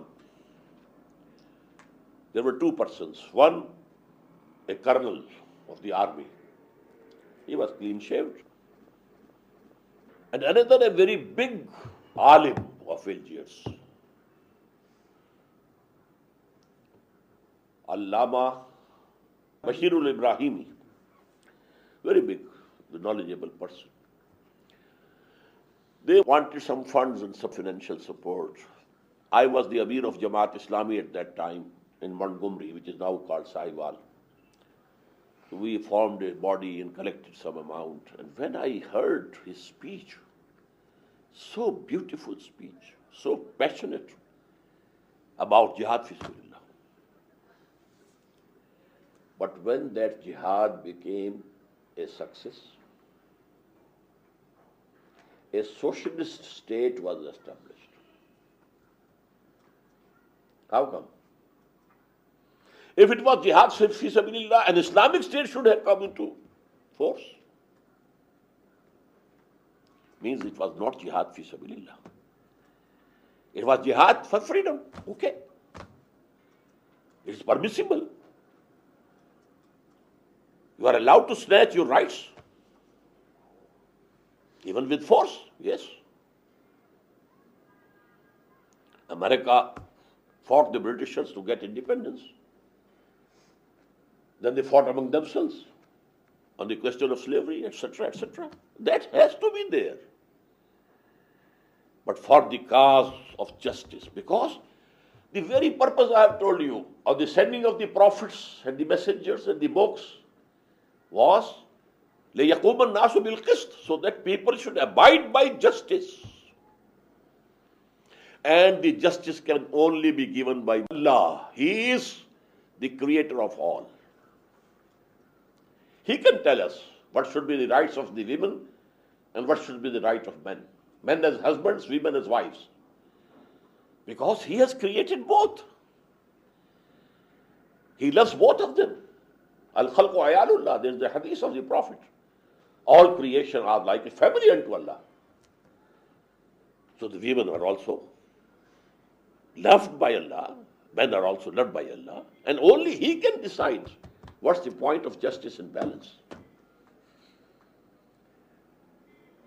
The mill owners are also creations of Allah, and the workers and laborers are also creations of Allah. He can tell you what's the point of balance.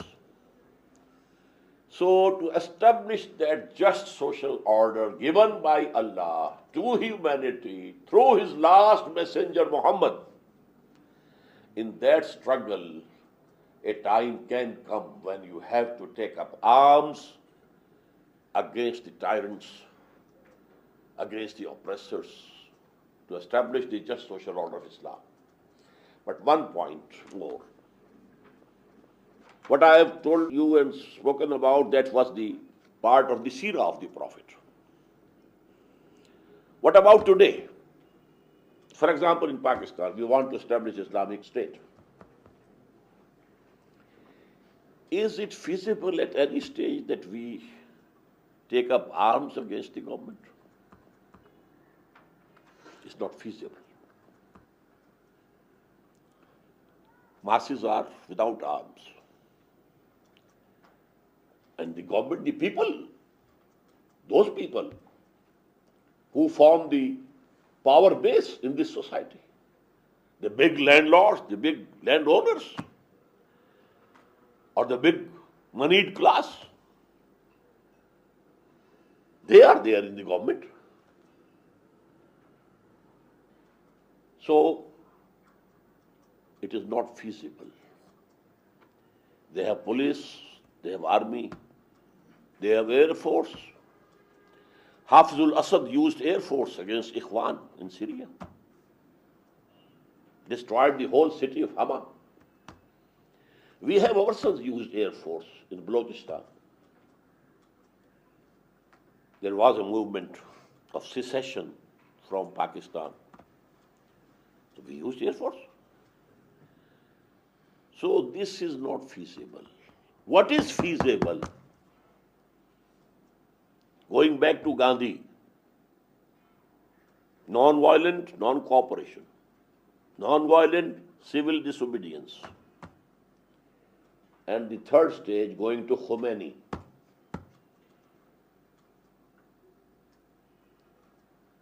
The unarmed revolt against the people in power. A mass movement, not using arms, ready to lay down their own lives. The Iranians laid down their lives in thousands, between 20 and 30,000 people. Then the Shah had to run away for his life. He thought that this army will revolt against me. Why not to kill this one person? How long will we go on killing our brothers? Who are they? Our brothers, our sons, our nephews in the street? So that is the answer of the final push. A mass movement agitation. It can be the best form also, as it happened in Georgia, perhaps, just recently. But here, they have to lay down their lives. But they will not take the life of anybody. It will be one-sided war, not two-sided. I think this should be sufficient.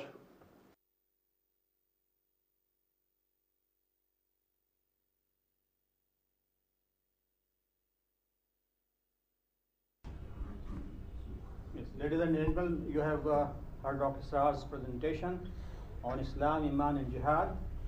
And now the floor is open for discussion. I think that we should thank Dr. Israr because he was able to move us from the realm of theology to ideology. And that's very significant. I think that this is the square that we have to focus on when we speak about the interaction between Islam and society or Islam and history. Because perhaps ideology is a better term than theology in this type of discourse. And I have two major questions in this regard. The first question concerns the whole idea of takfir, declaring somebody an infidel. And as you well know, this kind of issue is not new in Islamic thought. It can be traced to the first split within Islam between Ali and Muawiyah and takfir and all of that. And later on, it materialized in the whole major theological debate and philosophical debate between the Mu'tazilas and the Ash'arites in the classical phase of Islam. But nowadays, it is a very sensitive issue in many Muslim countries. As you well know, in the 1970s in Egypt, there was the takfir and hijra community, people who declared the whole society to be a kafir, the whole Muslim society of Egypt to be a kafir. And people trace those ideas to Sayyid Qutb in Egypt and Allama Maududi in India, Pakistan. And of course, there are major traces of such ideas. Now, the question is, who does have the authority from an Islamic perspective? Does any human being or institution have an authority to declare somebody or something, such as an institution, a kafir, an infidel? Firstly, as I told, if we don't know anything else about a person, and he testifies that there is no God except Allah and Muhammad is his slave and messenger, he is a Muslim. But if then we come later on, we come to know that he doesn't believe in Quran, for example, something which is most basic for Iman, then we declare him an infidel and kafir. And the case about Qadianis and Baha'is, that they don't accept Muhammad as the last prophet, and they think that the institution of prophethood and messengerhood is continued. So declare someone to be a kafir infidel is separate from accepting someone as a Muslim. If we don't know anything about him, he is testifying he is a Muslim. But if we come to know that he believes in something which is just absolutely contrary to Islamic belief, then we declare him as infidel. In an Islamic state, it's only the state which can declare anybody or any sect or any group of people as infidel. But during the colonial rule, when there was no Islamic state, this function was taken up by the ulama. But as bad luck would have it, the ulama then used this sword against each other also, with little differences in theology and in the fiqh and law and this that. So that is the sad part of it. But ulama, if they have a consensus about a group, that they are not Muslims, they are outside the pale of Islam, then we have to admit it. This thing happened in Pakistan about Qadianis. The ulama, all sects, all Shias, Sunnis, and Brelvis, and Deobandis, and Ahl Hadith, Zahiris, Jamaat Islami, there was a complete consensus that they are outside Islam. And then the government also took this step. Mr. Bhutto, he got it decided by the parliament.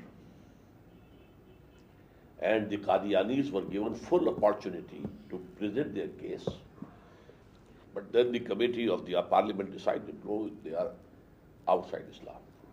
Now, I think that what you have essentially talked about is what we call, in Christian theology at least, the relationship between violence and the sacred.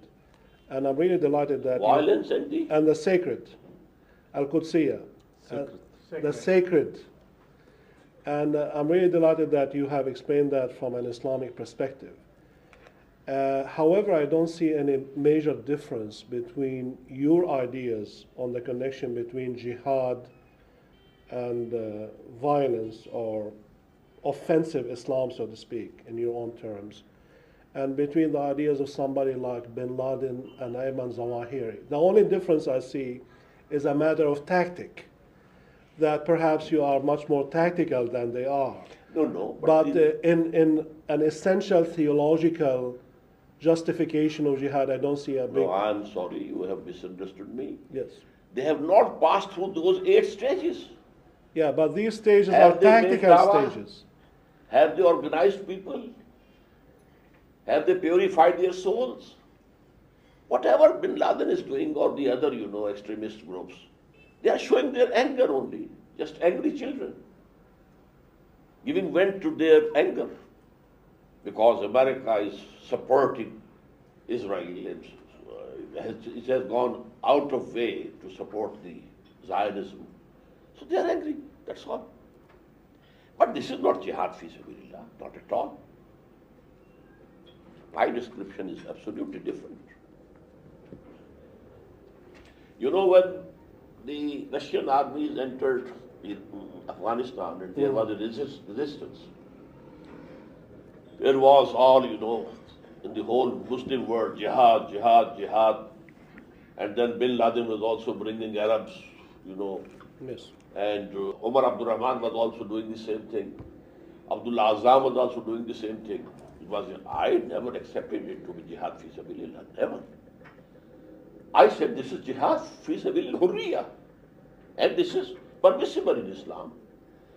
And if you lay down your life for that, you are a martyr. But it is not jihad fi sabilillah.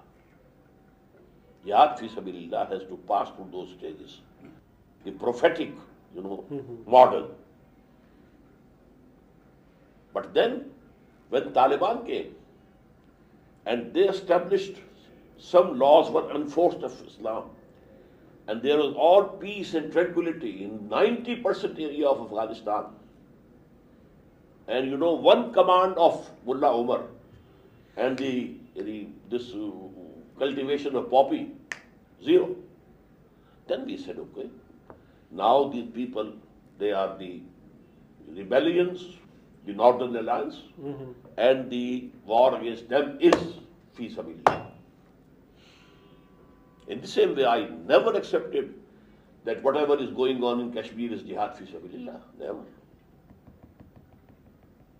It is also jihad for freedom, for self-determination, etc., etc. So this is the main point. We have used this word mistakenly, in wrong sense, and we are actually to blame to bring bad name to jihad. You have blown it out of proportion. Yes. So this was a follow-up to the first question. What's the second question? That's the second question. Okay. You will agree that different Muslim societies or different Islamic movements will have to determine at what particular stage they are in on the basis of analysis of the objective conditions of their own societies. In other words, different Islamic societies and different Islamic movements can be at different stages of resistance. You will also agree that it is possible that Islamic movements can make mistakes in terms of strategic choices or the objective determination where they are right now.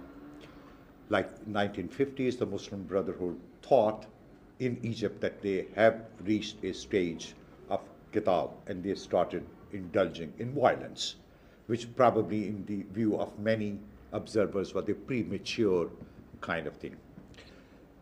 Two questions. One question is that, do you consider the possibility that these strategic or tactical mistakes can be made? Yes, definitely. But they can be committed. And they are ijtihadic mistakes. Yes, ijtihadic mistakes. You know, they will give no harm to the people in the hereafter. But here in this world, the movement will fail. The decision of converting from passive resistance to active resistance in the case of the life of Prophet was done by Allah. Now, as the head of an organized Islamic movement yourself, what is, in your view, what is the particular state at which you find yourself? Passive resistance, active resistance, qital fi sabilillah. You said that you do not approve of qital fi sabilillah because it is not feasible. My question is, if it becomes feasible, if it is feasible, it is permissible. If you said because arms are not available to the masses, if arms become available to the mass, my question is the issue of the legitimacy of violence. Yes, this qital fi sabilillah is legitimate, is halal, is permissible till the end of this world. But in the given conditions, in the objective conditions, generally speaking, it's not feasible. And at what stage you find your movement? Yourself. My movement actually is in the very beginning stage. Dawah, purification of selves, organization. These three stages go hand in hand, side by side. Now, the passive resistance in our case is not coming from outside. It's on the level of society. When we say anybody who joins us has to have halal, only permissible means of earning, and he has to give up those things which are forbidden, now there is a struggle in the family. Even his own wife and children may be against him. We were having better times before, and now, we are hard. So, if the segregation of sexes in parda and wheel, it is established, you may be an outcast from your relatives. So, this is the passive resistance which we are meeting at this time. We are not strong enough in the eyes of the government that they suppress us. But generally speaking, the Tanzeem-e-Islami is not at that level up till now. I want to thank you again for being so frank, and I'll ask you a question. I'll ask you two questions, and I'll also try to be frank. The first is a minor question. In the struggle to convince, you mentioned that there should be dialogue. I think you said with Christians, with Baha'is, and with others. So my question is, what about dialogue with Jews, especially following the discussion that we had this morning? That's my minor question. My major question... Let me answer the minor Yes, question. fine. All right. The dialogue with Jews is a must for Muslims. Oh, that's okay. قُلْ يَا أَهْلَ الْكِتَابِ تَعَالَوْا إِلَىٰ كَلِمَةٍ سَوَاءٍ بَيْنَنَا وَبَيْنَكُمْ. Say, O Muhammad, O the people of the book, the Jews and Christians, come, we should meet at something which is common between us. Allah na'budu illALLah, that we shouldn't worship anybody, anything except Allah. So that is the call. All right, fine. That's a clear answer.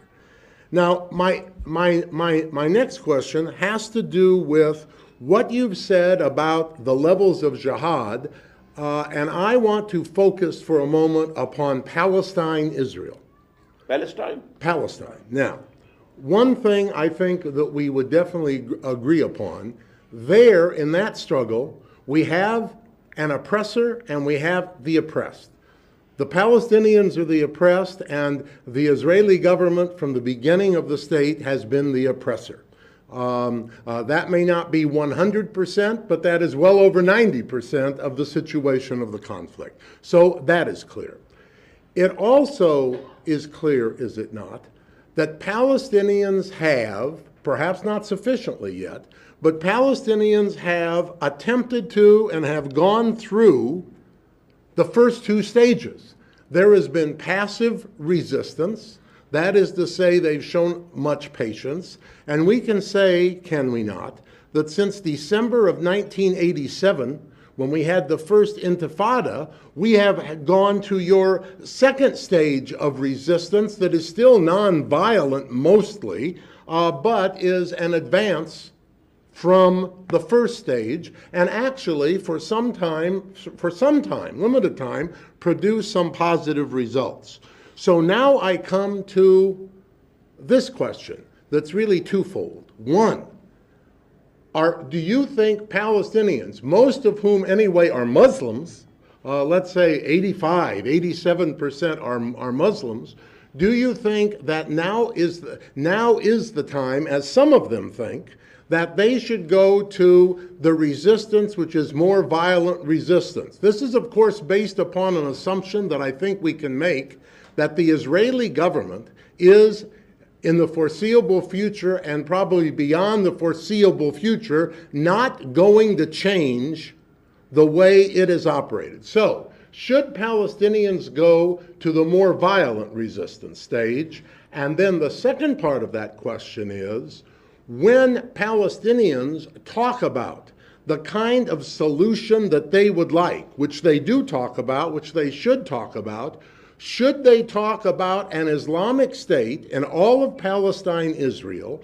And if indeed that is the answer, that it should be an Islamic state, then my question is, does that mean, which I infer it would mean from what you had said, that then if that did hypothetically come into existence, that the 5.2 million Jews who presently are there, those Jews might be granted human rights up to a certain point, but not be granted political rights and not have the right to engage politically in the governance of that Islamic state?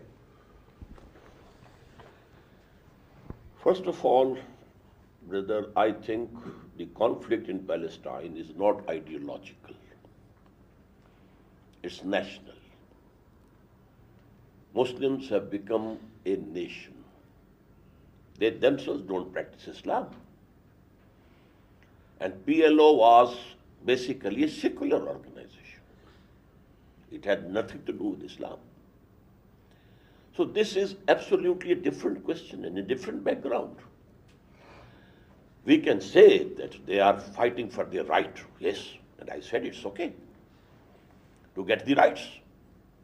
Now, secondly, if an Islamic state is established, supposedly, in Palestine, the whole of it, then the Jews will be a minority over there.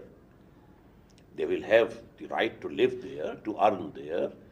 They will have full religious freedom. Their synagogues will be protected more than the mosques. Because in one ayah of Surah Al-Hajj, Allah has mentioned synagogues and churches and masajid, but masajid came last. So, لَهُدِّمَتْ سَوَامِعُ وَبِيعٌ وَصَلَوَاتٌ وَمَسَاجِدُ يُذْكَرُ فِيهِ اسْمُ اللَّهِ كَثِيرًا. So all these, synagogues and churches, and then masajid also. I wonder how you would feel about the following. From 1917 to 1989, the chief organization that struggled against oppression were the Marxists, mainly from Russia. And since that time, since 1989, the Islamic peoples, if I can call them that, have taken up the cudgels against Western capitalism.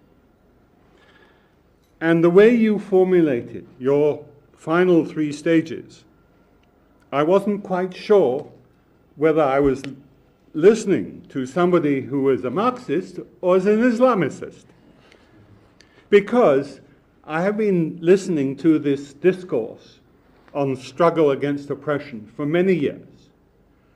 And to talk about objective conditions is exactly what the old Marxists used to talk about.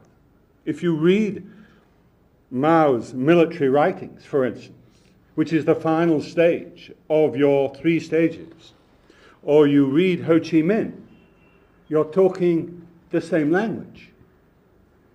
And so it seems to me I would be very interested to know how you respond to this question. If you can remember, I mentioned Marxism before Islam.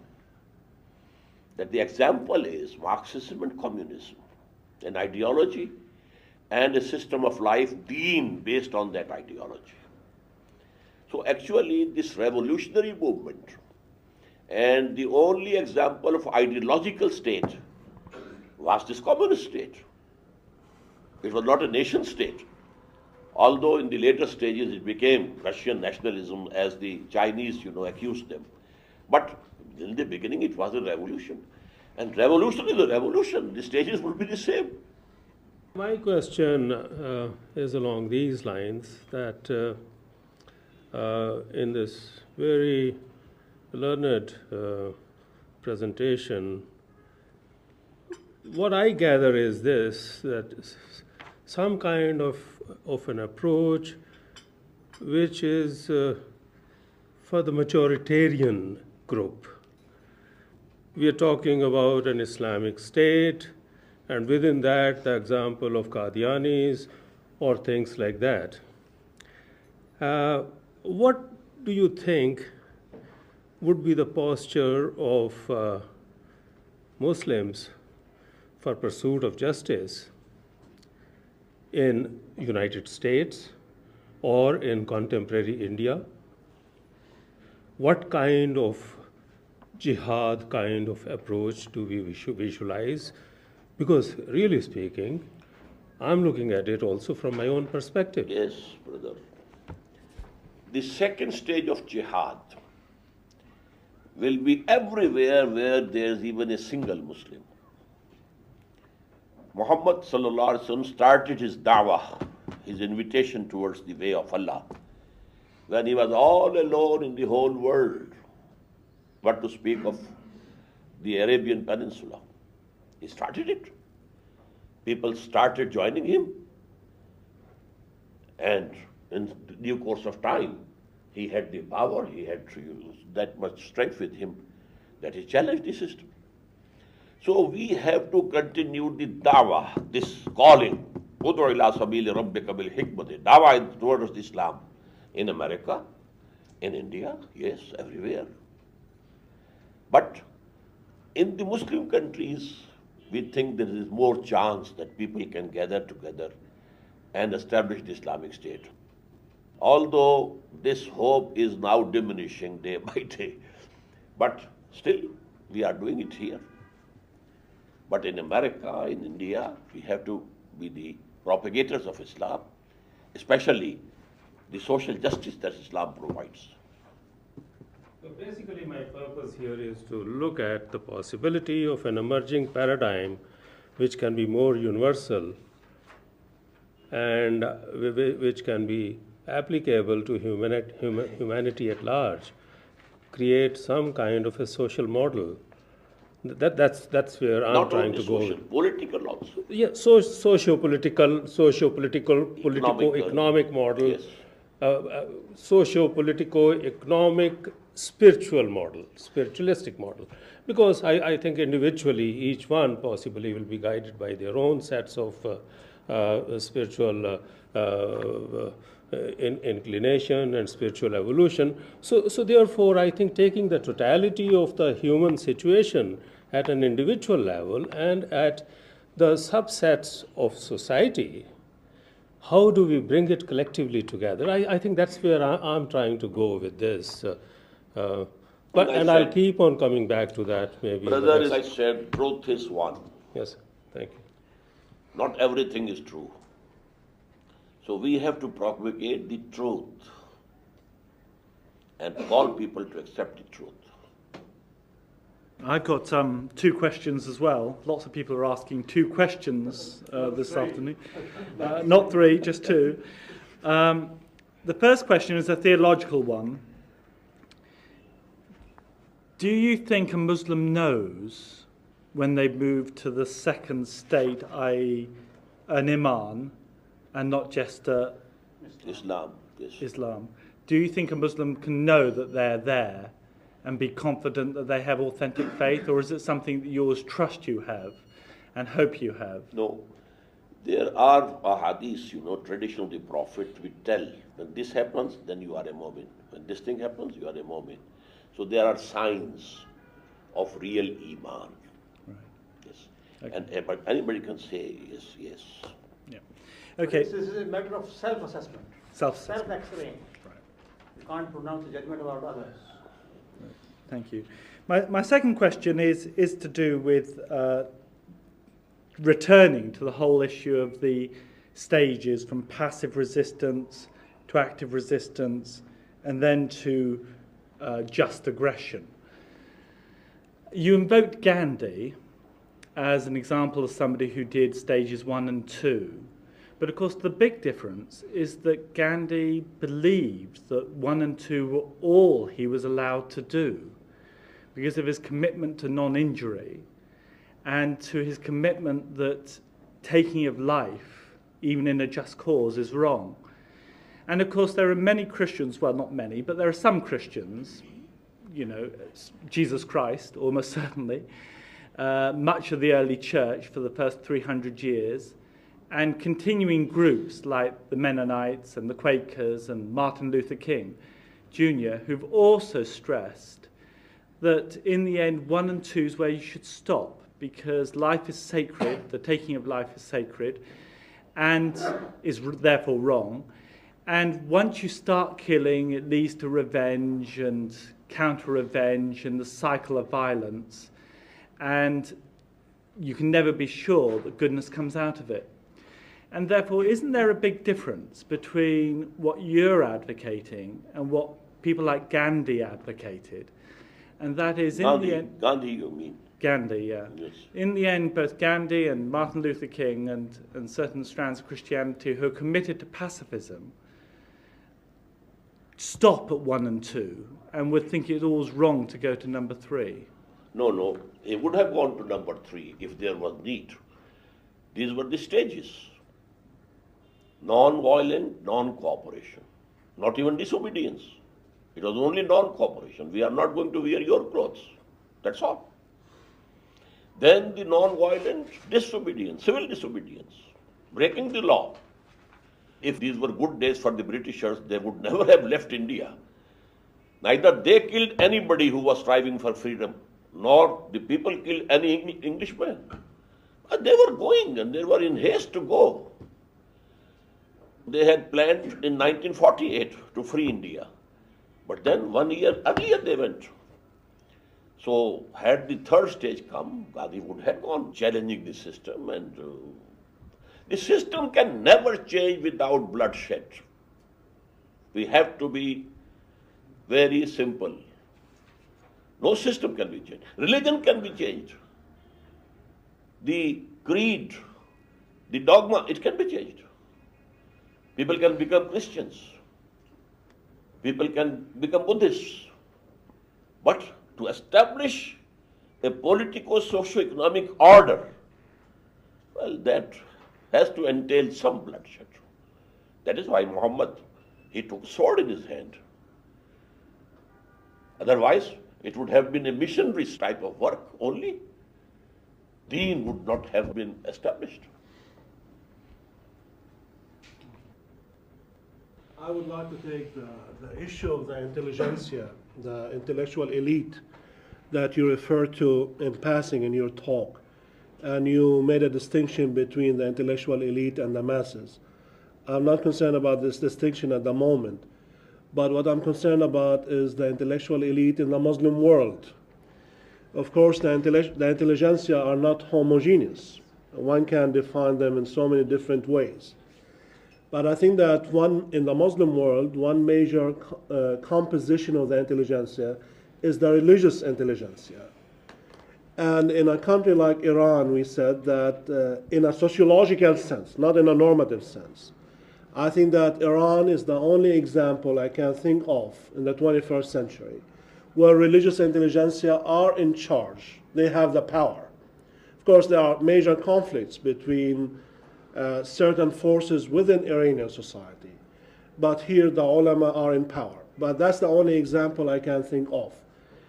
I don't think this is the case in the Sudan or the case in Malaysia or Saudi Arabia or Pakistan, although some of these countries are referred to sometimes as Muslim countries. In other Muslim countries, take the example of Egypt. In Egypt, we have the major institution of Al-Azhar, which is a respected Islamic theological institution, especially in the Sunni world. And if you look at the Azhar ulama, by and large, nowadays, the majority do not oppose the status quo. On the contrary, they are the major supporters of the status quo. So in that sense, they are not absent from social political forces within society. They do support the status quo. And the ones who don't are the jihadis or the people who belong to the Jama'ah Islamiyah.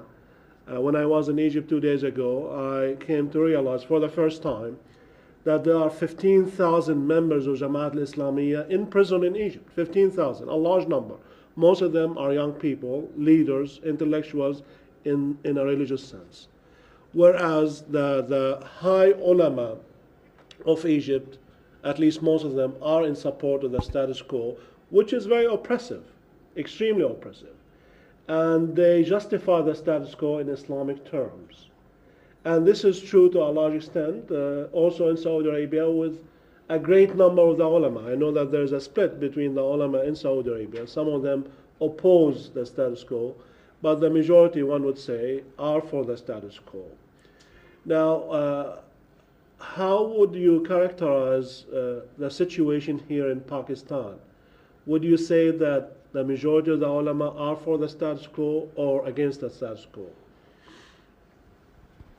It's a difficult question, but in the first instance, I disagree with you.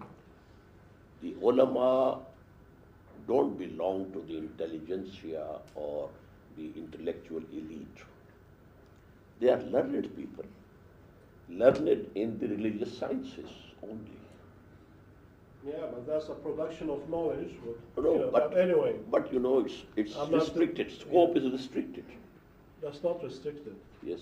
The ulama are in touch with the masses, and that's not restricted at all. No, the scope is restricted. Yeah. They are in touch with the masses because they are there in the mosques. And every 7th day there is a meeting. There is a public gathering. And they have the contact with them. But intellectuals means those people who obey their intellect first of all. Philosophical bent. And you know, they want to have this intellectual thirst satisfied. Those are the intellectuals. And in the Muslim world, it's very sad that the actual intellectual elite is secular. And to Islamize them is the biggest challenge for the Islamic movements. Well, I disagree with this kind of character. I think that the religious elite are a major part of the intellectual elite. They are not the only part, but they are a major side, a major layer of the intellectual elite in contemporary. We can agree to disagree. Yes, that's true. If I am mistaken, please forgive me. You said that Prophet Muhammad ﷺ was led an offensive jihad. Yes. Okay. Can you give examples? Example and is that with isolating from the conditions and of the time, because you know, brother, after Hijrah, yeah, we can't prove there was any move from the Meccan side, from the Mushrikeen of Makkah. All the wars were around Medina. What? No. What happened is that Muhammad sallallahu alaihi wasallam took only 6 months to consolidate his position at Medina. He built the mosque, number 1. Then mu'akhat, brotherhood between the immigrants or the muhajirs and the ansars. And thirdly, a joint pact of defense of Medina with the Jewish tribes, 3 tribes.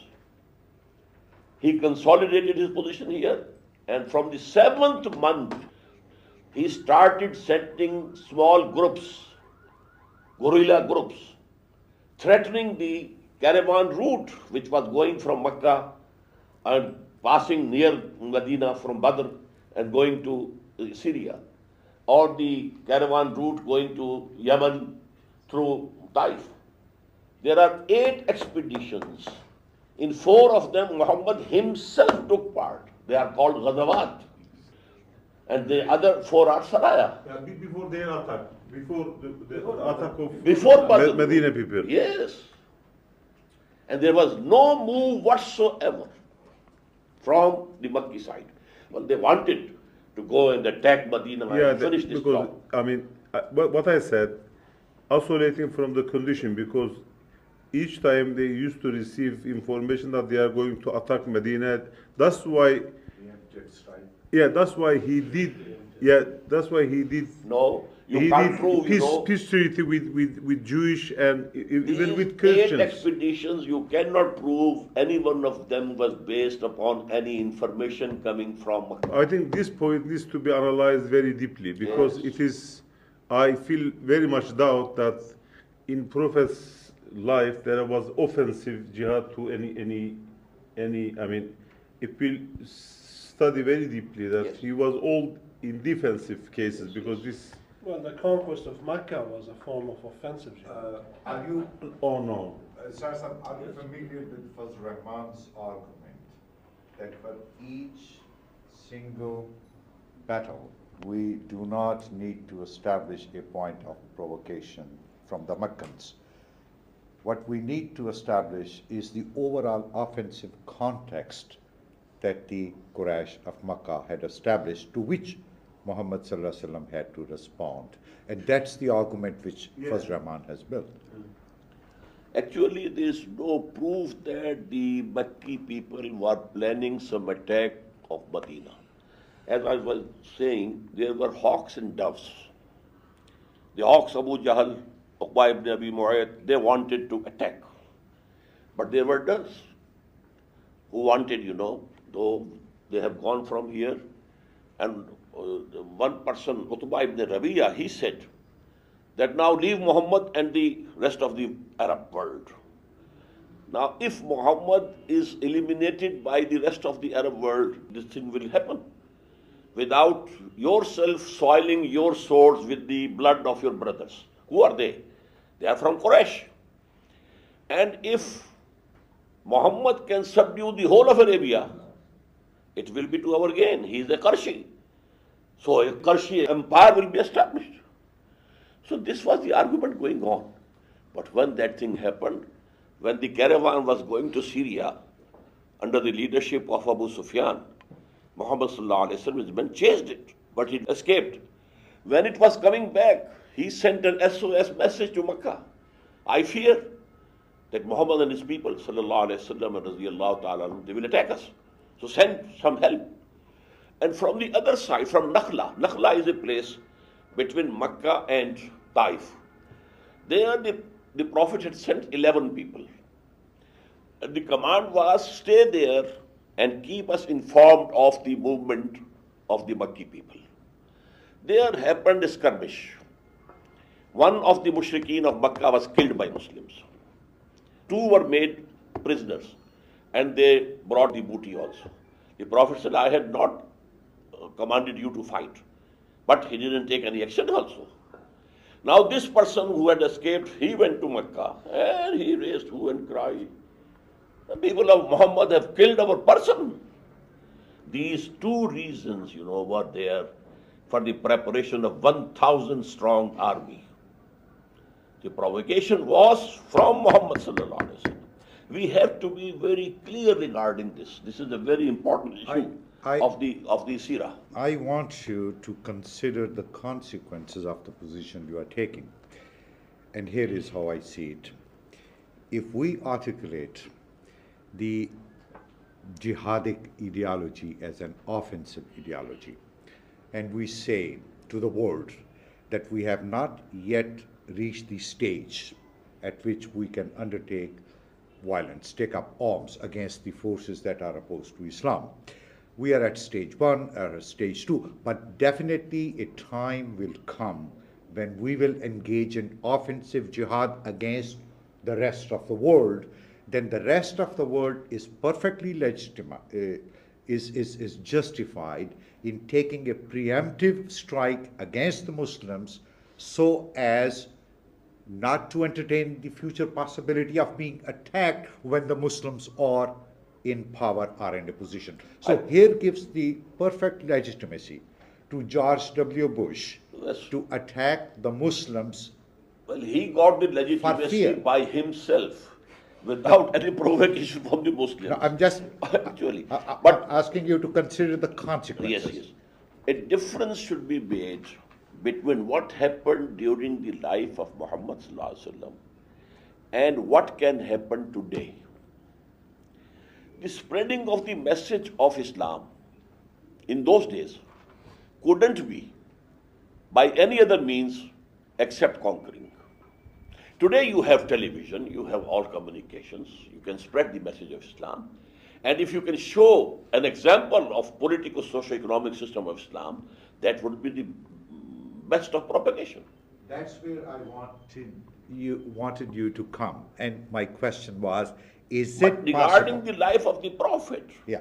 we shouldn't distort So, it. okay. Yes. Is it possible to establish the socio-economic and political justice without using violence?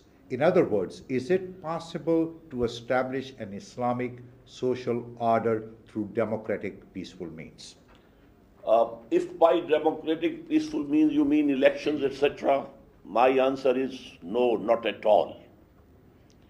These democratic peaceful means, they are held, elections are held to run a system, not to change the system.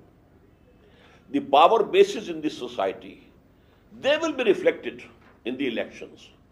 The elections might be very transparent, but the power structure, the landlords, the moneyed people, they will come there and they will try to have a status quo. So actually this is not the way. But I told you that it is not necessary that you go to war. A peaceful agitation, a peaceful mass movement. But for that peaceful mass movement, you need a very strong, integrated, disciplined party, first of all, which can control the mass movement. The mass movement otherwise can be hijacked by any person who raises a louder slogan. Unless you have this backbone of that mass movement is a very strong, disciplined party. Hizbullah, as Quran says it. The party of Allah. I would like to make one comment about Al-Arab urban dichotomy in early Islam, as well as the urban Bedouin dichotomy in the contemporary Muslim world, a comparative outlook in brief. As you correctly said, the Quran is severely critical of Al-Arab in many of the Quranic verses because originally they disobeyed, etc., etc. But one could say that, one could take that as a lack of harmony in early Arabia, early Islamic Arabia, between urban Islam and non-Islamic desert, so to speak. And that's why Al-Arab were, violence was used against them, in a sense, by the urban Muslims to integrate them. But if we look at what we call the Gulf states in the past 50 years, since the beginning of the Cold War at the end of the 1940s, we can see that the Gulf states, because of petroleum, have been integrated into the international capitalist market. And we can see the consequences, where now tribal leaders are in power, and they have been in power for centuries, in the case of Saudi Arabia, since the end of the 18th century. This is true in Jordan. It is the same family, the same tribe. It is true in Egypt, the same tribe or the president. It is true in Morocco. So here the tribes seem, after 14th century of Islamic progress, seem to have overcome their problem of urbanism by controlling the urban side of Islam, so to speak. Do you see what I mean? That initially, urban Muslims attacked the Arab, whereas nowadays the Arab are in power. They attacked Arab. How? That the Quran is critical of the Bedouins. Critical, because you know there was lack of training for them. Right. The people at Medina, they had the companionship of Muhammad sallallahu alaihi wasallam. Right. So that is why Quran says that it's not necessary that all the Bedouins should come to Medina to learn Deen. So that was the proposal given by Allah. I don't disagree with that. But what I'm trying to say is that in the contemporary period, in the past 50 years or so, it is the Arab who have come from the desert, who have overcome urban Islam and who are in control. It's not Arab, it's oil. It's only oil and nothing else. And then, education is widespread. Or living, in very far off corners, they are getting education. It's propagating Bedouin philosophy. Okay. When you were talking about your second group of jihad, the struggle against the intellectual, where you use argument, the use of the sermon, for those who are non-intellectual, so you can touch the heart. Yes. And then you talked about dialogue for those of other faith traditions in other religions. You talked there about the fact that the goal must be defeat. You use the word defeat, I think, of other religious traditions.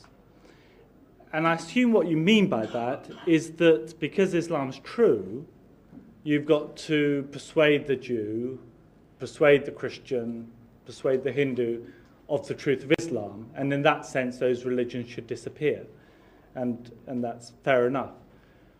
Is there anywhere in your theology the idea that perhaps God has given to the Christian, to the Hindu, to the Sikh, to the Baha'i, an insight that Muslims can learn from? Is there anything that perhaps Muslims should absorb, much the same way as, Aristotle was used by Al-Ghazali? Is there anything that can be used from other traditions to shape their current understanding of what the truth of the world is and God's relations with that world? First of all, this debate, the third level, I said those people who are paid for this purpose. Who are what? Who they are paid. They are professionals. The missionaries and these, and the Baha'is and Qadianis. So we have to silence them by argument, by debate. They are not going to listen to any argument, etc., but debate, just as Ahmad Didas has done. But this is not da'wah. This is not the calling towards Islam. Calling towards Islam is two levels, at the intellectual level, at the common level. The common level, who don't have any false ideology in their minds, sermon will do. But these people who are there to lead people astray, they have to be met in their own elements, and that is debate, and proving them to be wrong. Now, let's just clarify this. So they need to be silenced. People who are paid, like me, as a Christian theologian, should be silenced for leaving other people astray. Are you a missionary? Well, you are like an imam. No. An imam can be paid. Well, just like you. Sometimes he is not paid. No, that's right. I don't get paid very much.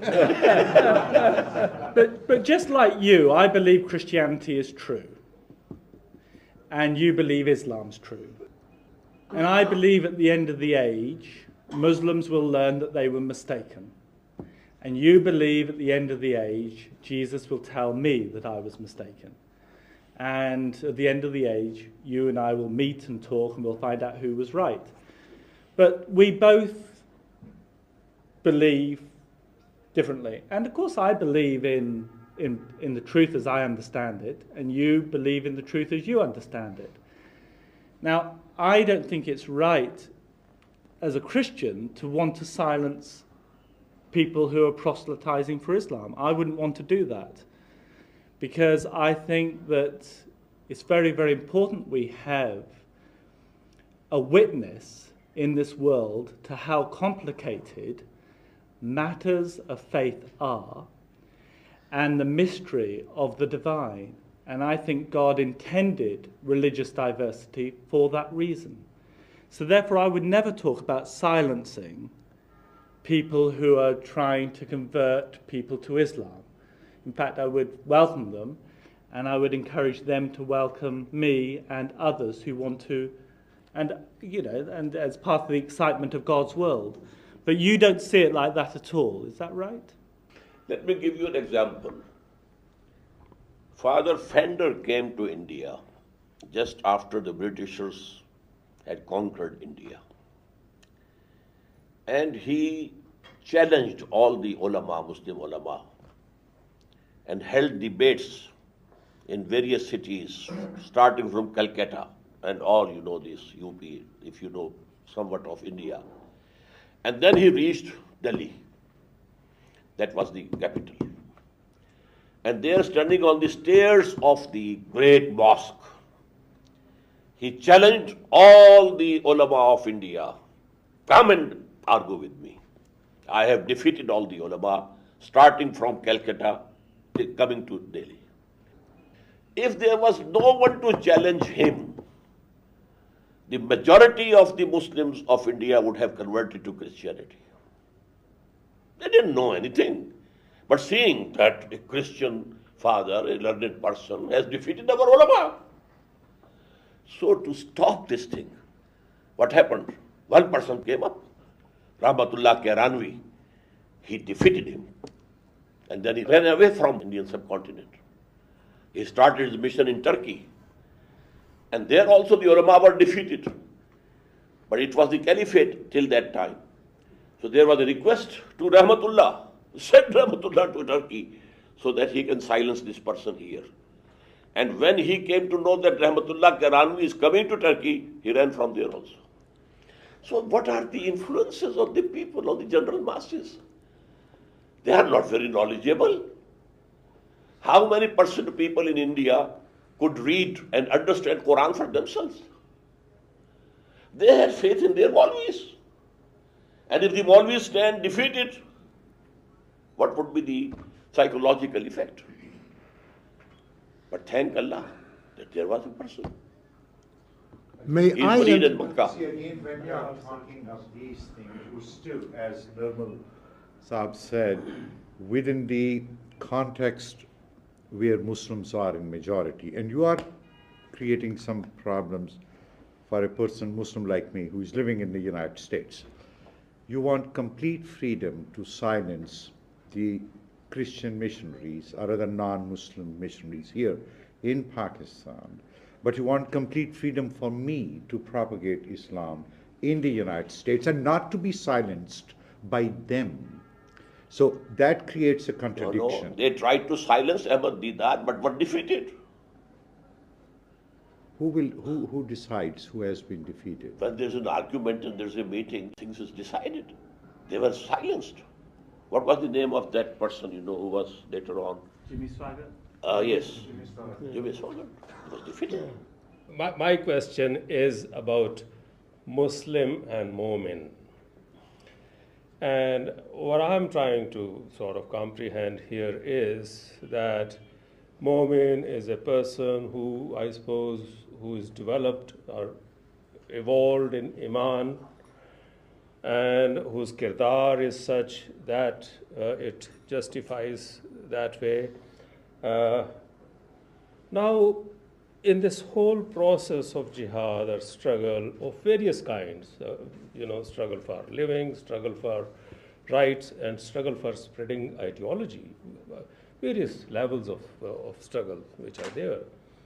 Eventually, all struggles are triggered, inspired, supported, and led by some people. And I want to try and understand this, that how do I recognize a Mu'min? How do you recognize a Mu'min? How do I recognize that somebody who is leading is a Mu'min and not self-professed Mu'min, but the real one? Because really speaking, a Mu'min is the real Musliman. He's a godly person.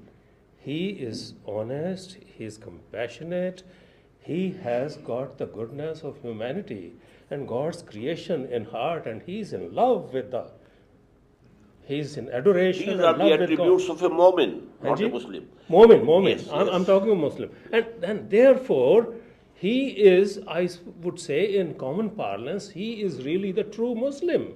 The definition of Muslim is, hey, be a Mu'min, then only you can be called a Musliman. Now, how do I recognize that person? How do I find him? Because he's the one who can possibly help me, who can guide me. His character, his behavior. I'm telling you, here, because for the purpose of this world, we don't need to decide. Only thing is Muslim.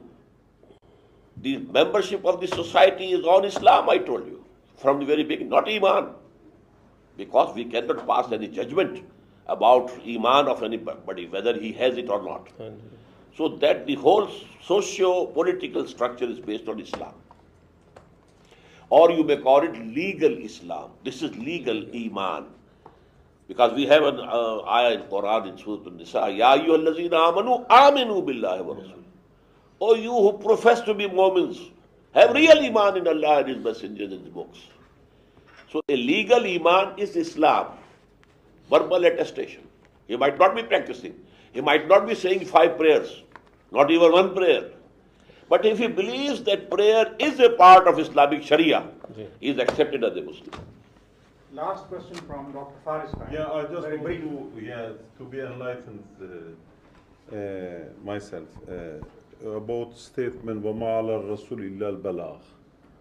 So how we can now tie with this statement and that we are going to establish. هو الذي أرسل رسوله بالهدى ودين الحق ليظهره على الدين كله. Yeah, but thrice for Prophet Muhammad. It is he, that is Allah, who has sent his messenger, that is Muhammad, with 2 things: the full guidance, the total guidance, al-huda, and the Deen al-Haq, the true system, political, socio-economic system, Deen al-Haq. But it's not mentioned political, socio-political, economic. Deen al-Haq, Deen is nizam. The difference between mazhab and deen. But that is interpretation to me. Yeah? No. For example, we have in Surah Yusuf, Deen al-Malik. What does it mean? Ma kana liyakhuda akhahu fi Deen al-Malik. What does it mean? Because to convey the message is something else. No. To establish it is something else. Joseph wanted to retain his brother Binyamin with him in Egypt. Yeah. He couldn't do it according to the law of the king. He was not the king. The king was the person who had seen the dream. So either it is the deen of king, Deen al-Malik, or it is deen of Allah. يَدْخُلُونَ فِي دِينِ اللَّهِ أَفْوَاجًا. And Islam is deen, not mazhab only. So actually to make that deen supreme over the whole of the system was the basic purpose of the advent of Muhammad sallallahu alaihi wasallam. So I must conclude now. Thank you so much.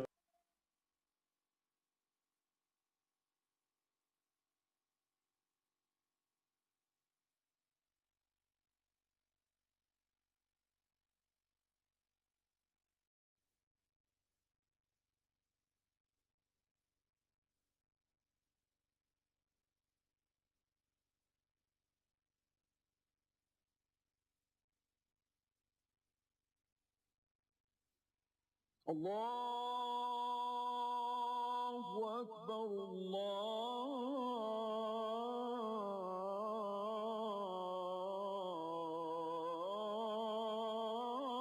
Allahu Akbar, Allahu Akbar,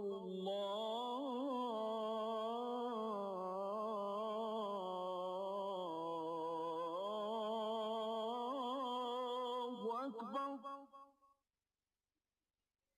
أشهد أن لا إله إلا الله.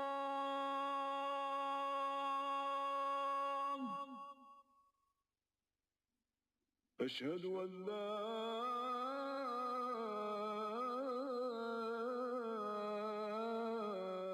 إله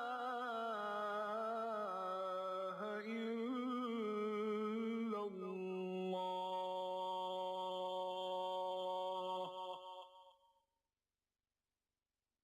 أشهد أن محمدا رسول الله.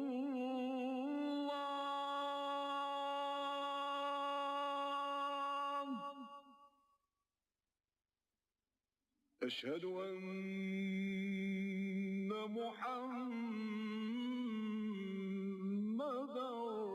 رسول الله.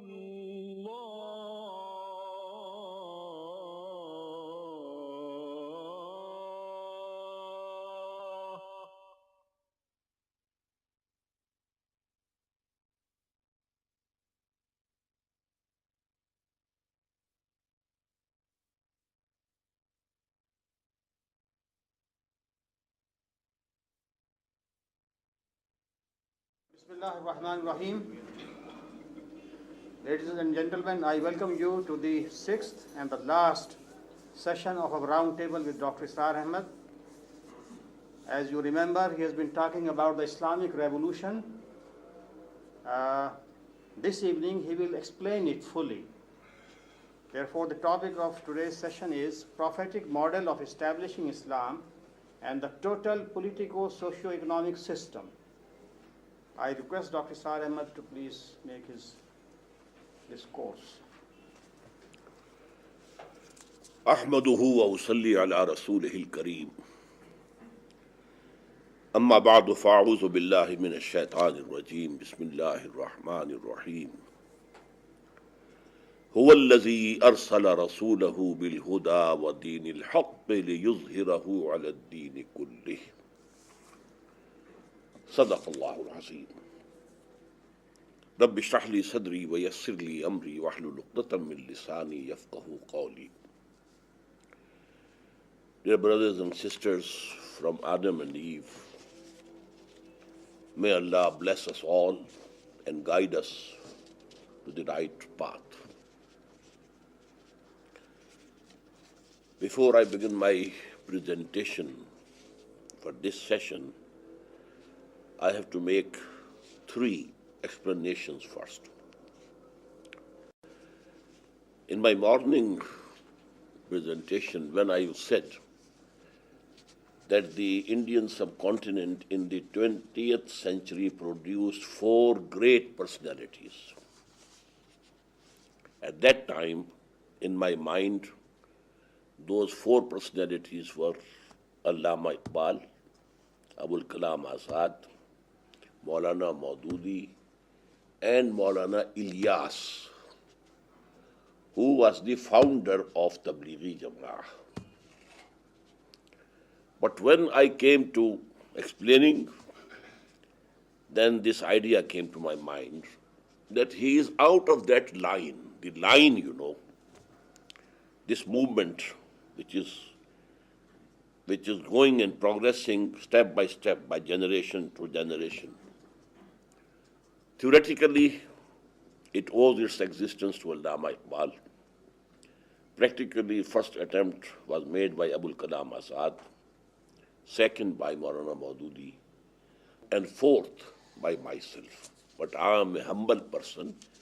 I don't regard myself to be a great person, but I am a humble student of Quran, and I only have been sharing whatever I could learn from Quran.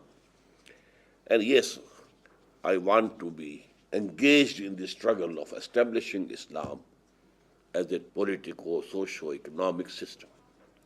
Number 2, Brother Mumtaz Ahmed asked me about my meetings with Maulana Maududi.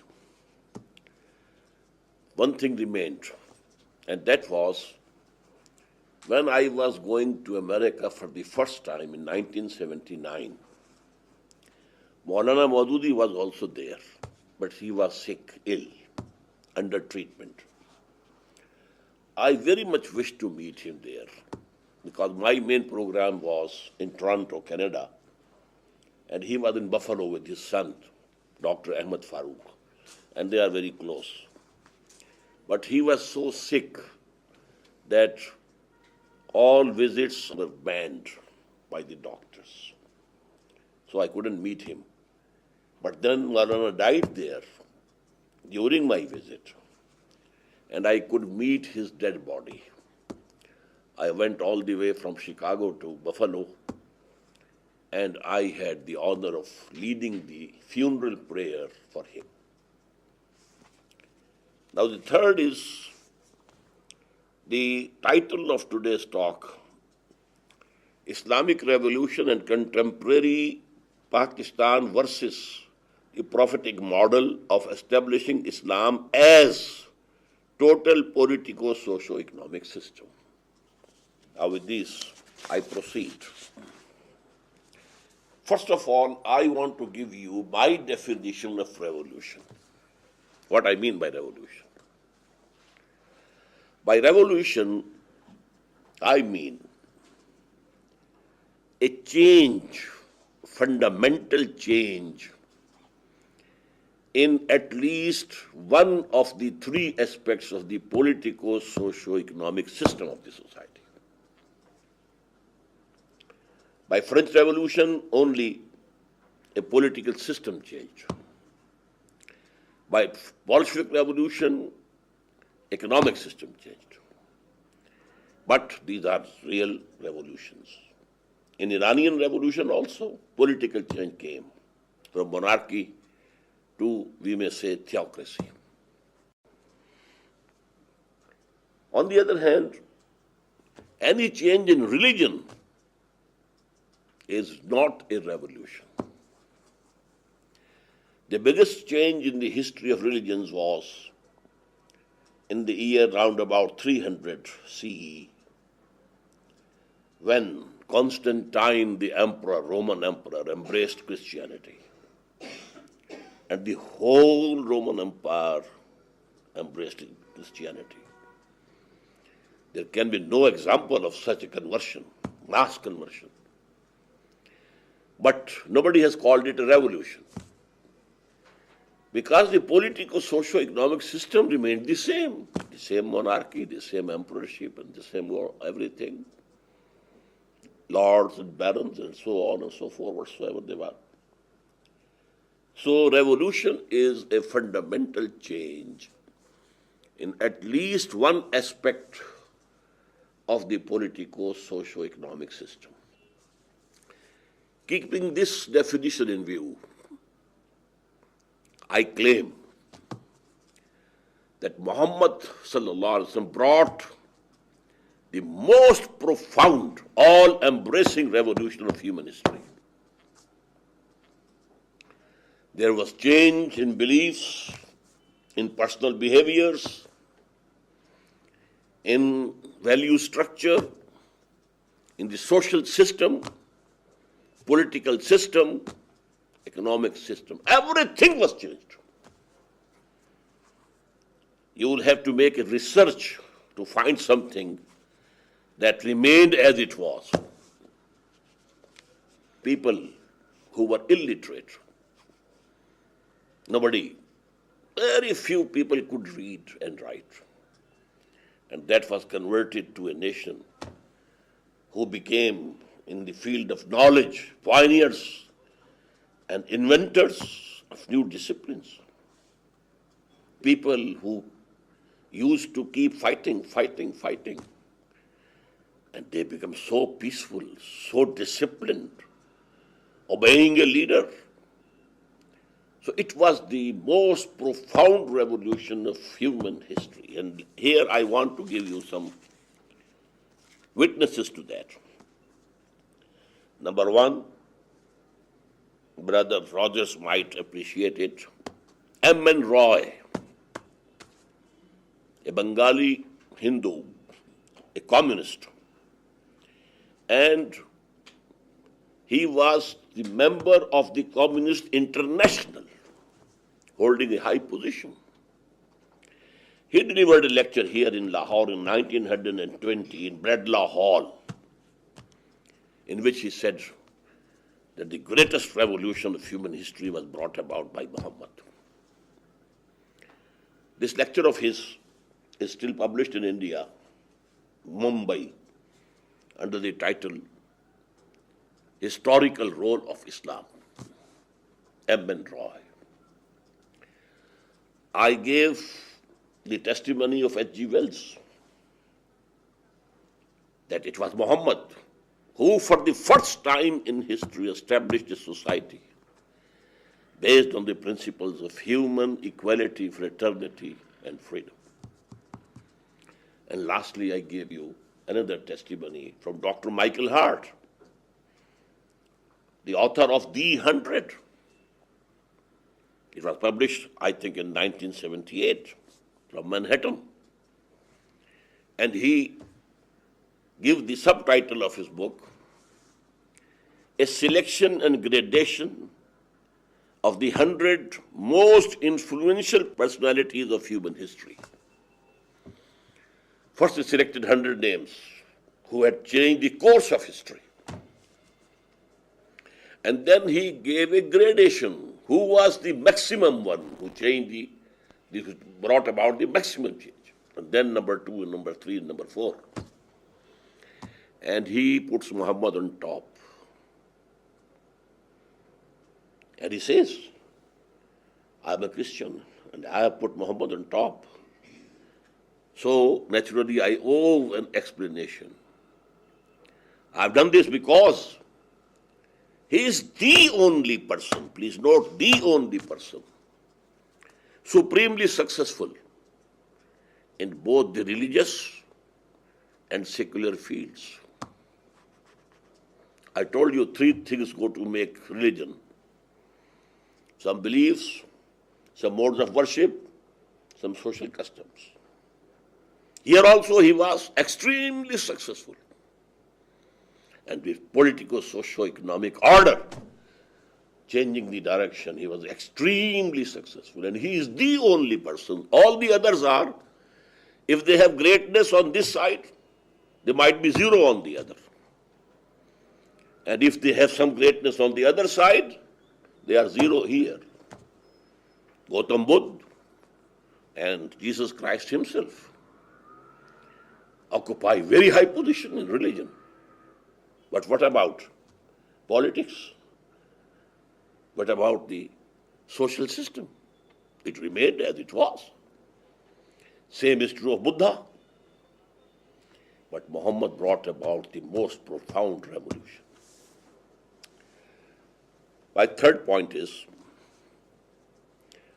I have derived the process of a true revolution from the biography or life of Muhammad sallallahu alaihi wasallam. And I think I have the right to do it because he brought about the biggest revolution. To compare with other revolutions, French Revolution was limited to political change. Bolshevik Revolution limited to economic change. And here, it was all embracing. Number 2, in the French Revolution, the ideology was given by Rousseau and so on, the writers, the intellectuals. But they couldn't bring about a revolution even in a village. They were not leaders of the revolution. Revolution was brought about by some other people. Rowdy and maximum bloodshed, bloody revolution. In the same case, the communist ideology was given by Marx and Engels.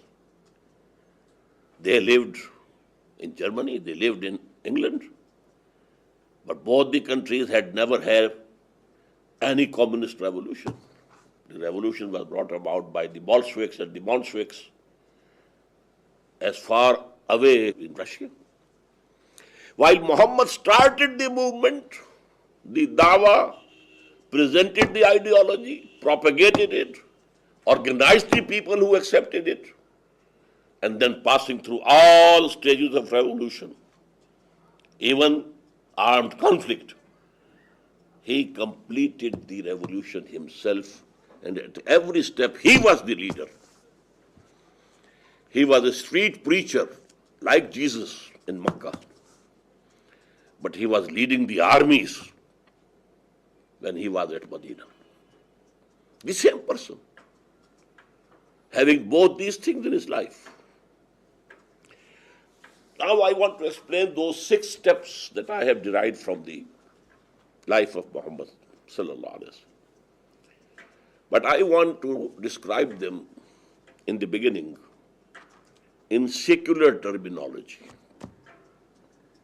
extracted from the life of Muhammad, but I will not use the religious terminology, but the secular one.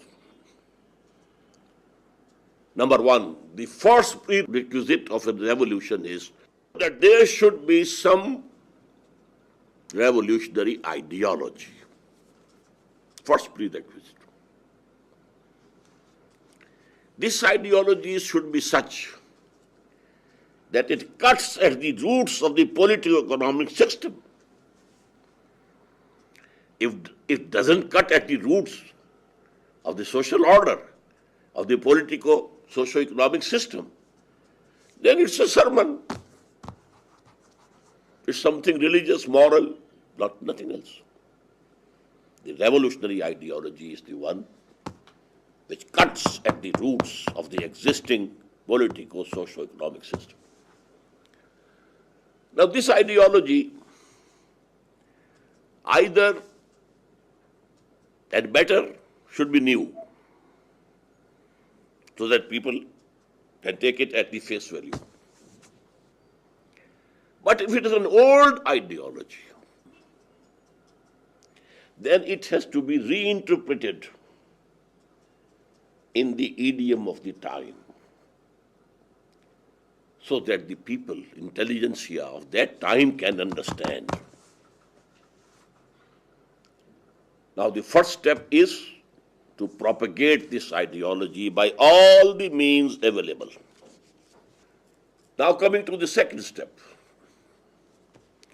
The second step would be, and essentially is, to organize the people who have accepted this revolutionary ideology into a disciplined party. This party also should fulfill two prerequisites. Number one, it should be fully disciplined. Listen and obey, the discipline of army. The proverbial discipline of army. There's not to reason why, there's but to do and die. In Islamic terminology, it is sam'a, listen and obey, that's all. No questioning. And number two, in that party, if there are in the society some cadres, this is high, this is low, this is high, these cadres should not be represented in this party. The position of the people should be determined by the depth of their devotion, the amount of sacrifice they make. For example, in Indian society, Brahman is higher up, Shudra is very low. If this is the condition in Communist Party, then it is not a revolutionary party at all. Here the position of a person would be determined by his depth of commitment and the amount of sacrifice that he puts in. Number three is the training of the cadres. In this training, first objective is to hammer down the revolutionary ideology in their minds. Hammer it down, repeat and repeat and repeat, so that it remains before them. Because all their strength and all their intentions to work, they actually emerge from that ideology. So you can have meetings, study circles, studying that ideology, exchanging views. That should be kept continuous. Number two, they should be accustomed to obeying this discipline. It's not an easy job. I am also a human being, he is also a human being. Why should I obey him? But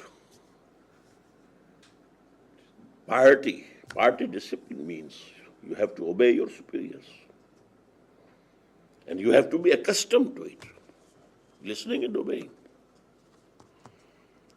Number three, if the social order that you want to establish has some spiritual dimension also, then the purification of the selves is the third prerequisite of this training. And here it will mean the purification of the niyyah, the intention. For Islamic revolution, the intention has to be only one: pleasing their Lord and having salvation in the hereafter. Not for establishing your own hegemony or for worldly gains, to establish imperialism. No. To be famous, to have a position of commanding something, some force. No, no. Only whatever they work, for the pleasure of Allah, God, and seeking salvation in the hereafter. Now these three steps, we can say they are one actually. 1 in 3, 3 in 1.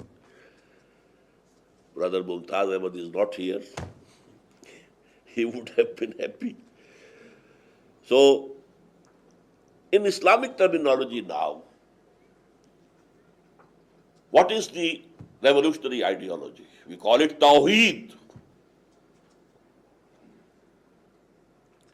But what are the revolutionary implications of Tawheed? Is it only an Aqidah? No. First of all, it means sovereignty belongs to Him. Anyone claiming sovereignty is in rebellion against Him. This is the biggest challenge to the status quo. Number 2, everything belongs to Him. You are not owners. You are custodians only. You are trustees only. Whatever you own, so to say, you can use it only according to the law of the giver of all these things to you. He is the owner, not you. You can't use your tongue as you like. You have to use it, even your own body. They are also trust with you. Allah has given it to you. You can't use your hand, but in the right path, decreed by Him to be right and straight. And whatever belongs to you is also owned by Allah. You are trustees. Number 3, at the social level, I'm counting political level, sovereignty for God. Economic level, no human being, either individually or collectively, owns anything here. Number 3, all human beings by birth are equal. No high, no low. No superior, no inferior. So actually Tawheed, which has now become only a creed, a belief. Allama Iqbal said, जिंदा कुव्वत थी जमाने में ये तौहीद कभी. This Tawheed was a living force, a revolutionary ideology.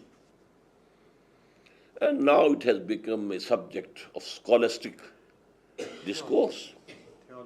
Theology. This was the ideology. Now he propagated, street preaching,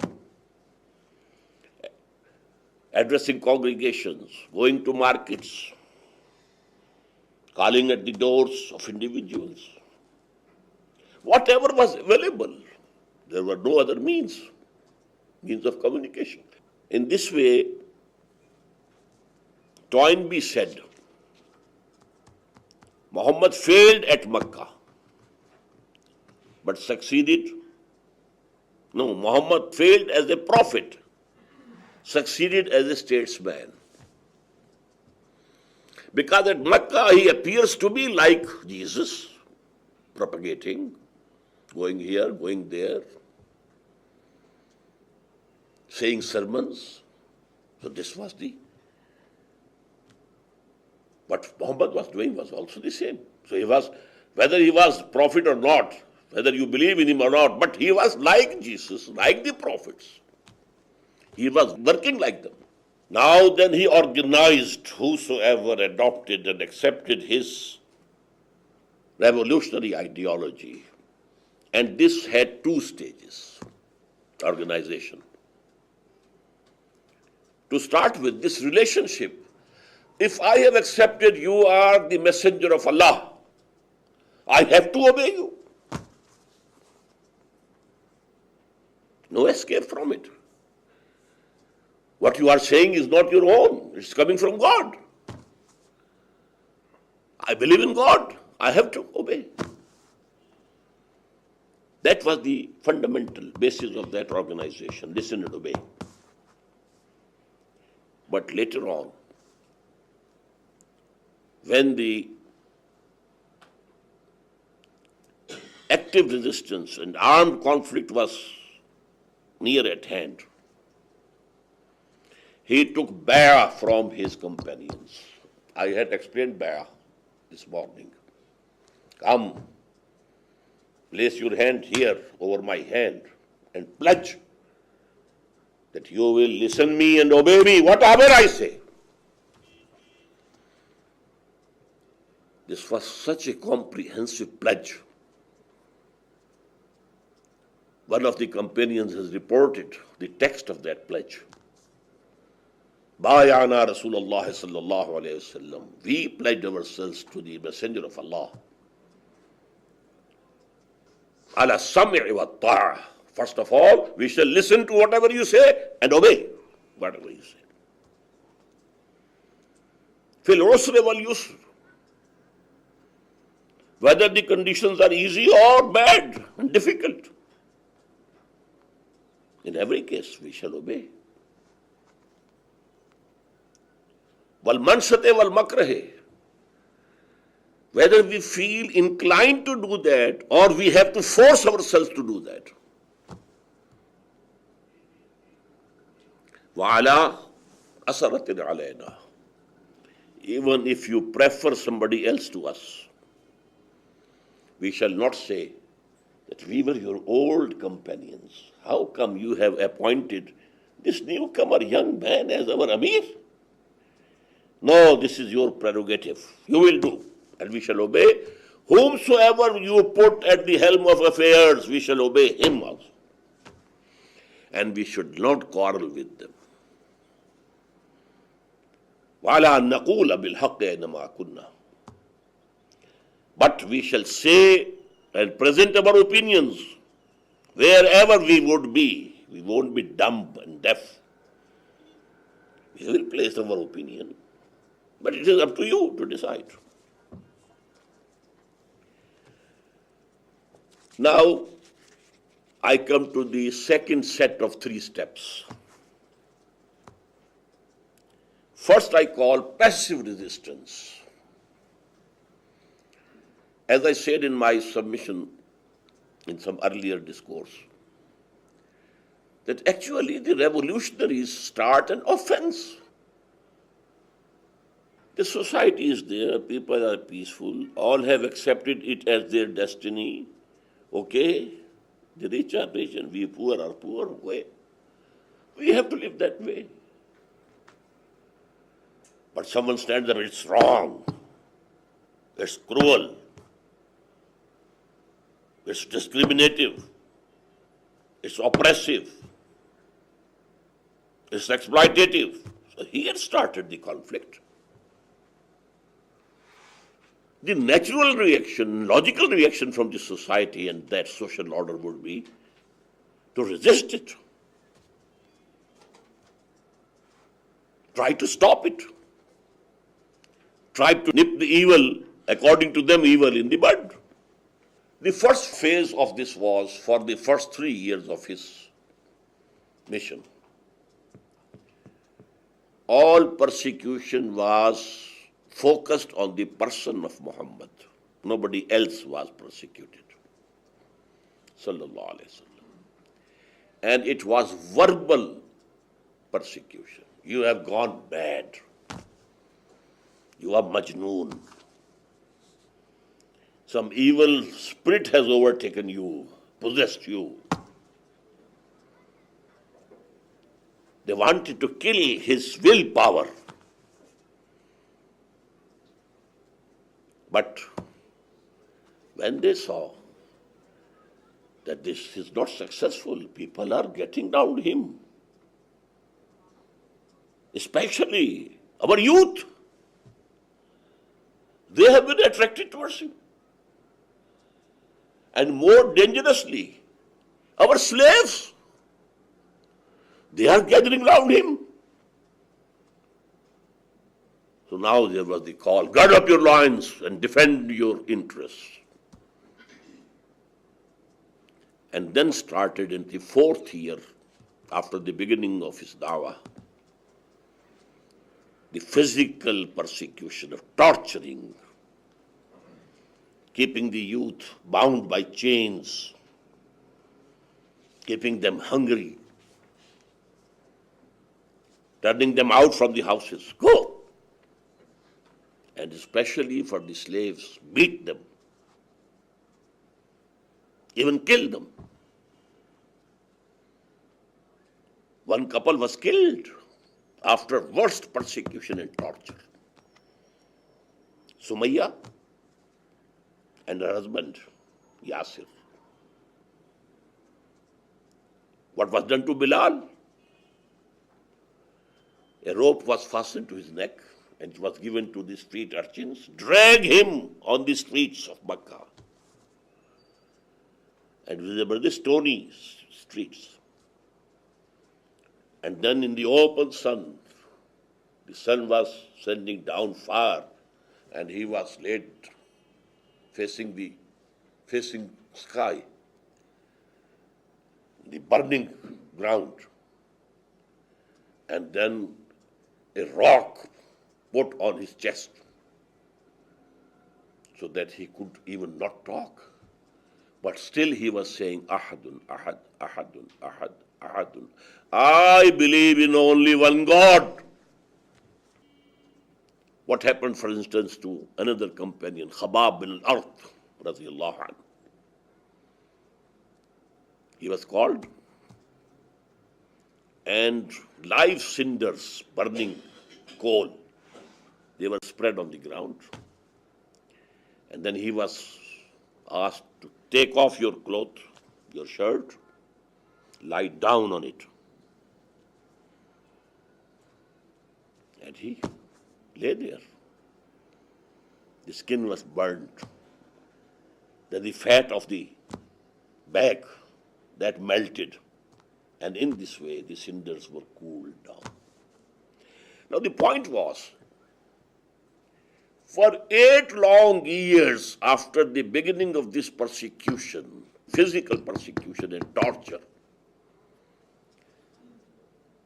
the command of the day, order of the day was, take all persecution without any retaliation. You are not allowed to raise your hands, even in self-defense. To this I had given the title, passive resistance. Resistance is here. You have to keep standing on that position. Not going back. Stick to Tawheed.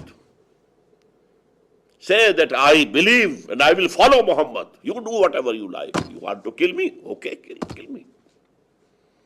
But no retaliation. This was, I think, the master stroke of Muhammad sallallahu alaihi wasallam. What was the result of this passive resistance? Number one, the revolutionaries have to buy time to be able to reach more and more and more people. In the beginning, they are a few, in very small numbers. If they also reply violence with violence, if they become violent, they will be crushed in no time. So you have to buy time. Taking all persecution, physical and verbal, but not retaliating. Isbiru, isbiru, isbiru. Have patience, have patience, have patience. Be steadfast. Bear it, bear it, bear it. For 8 years, 8 long years, this was the order of the day of Muhammad. The second result was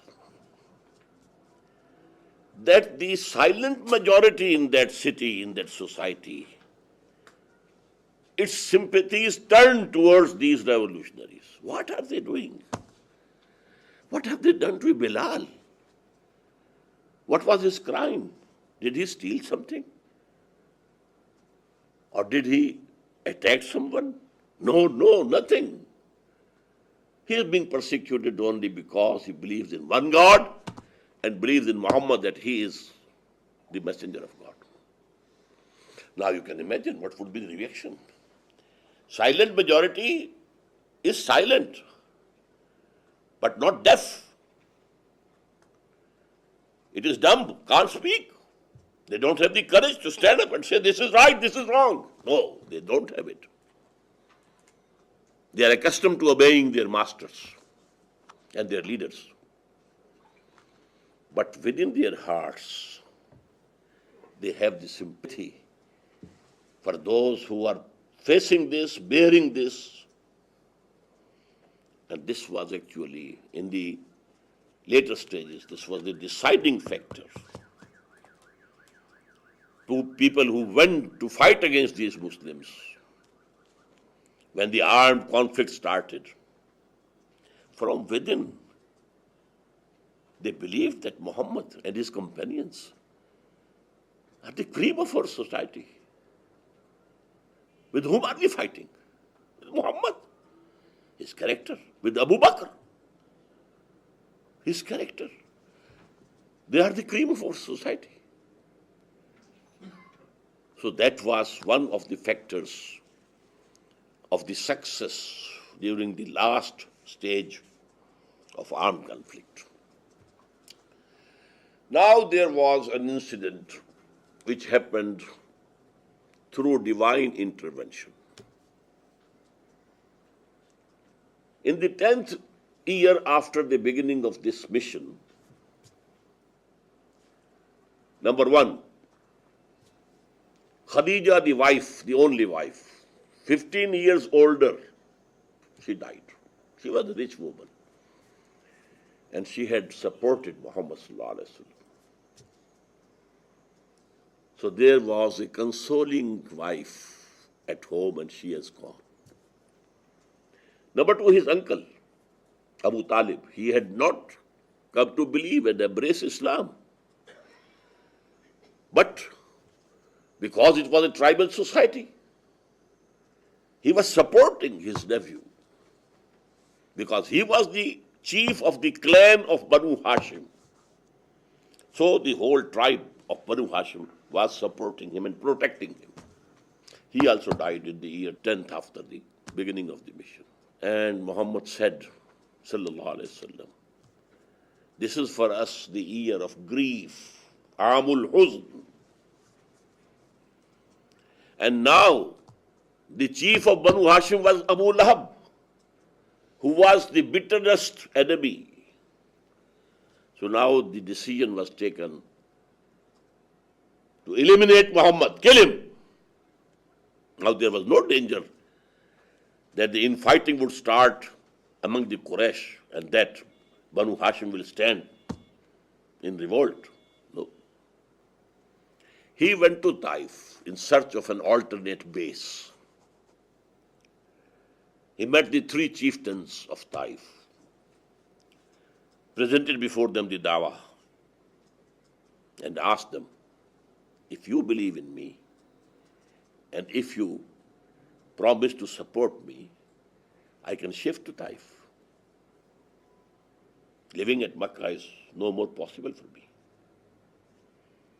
All the 3 rejected, humiliated him, used abusive language.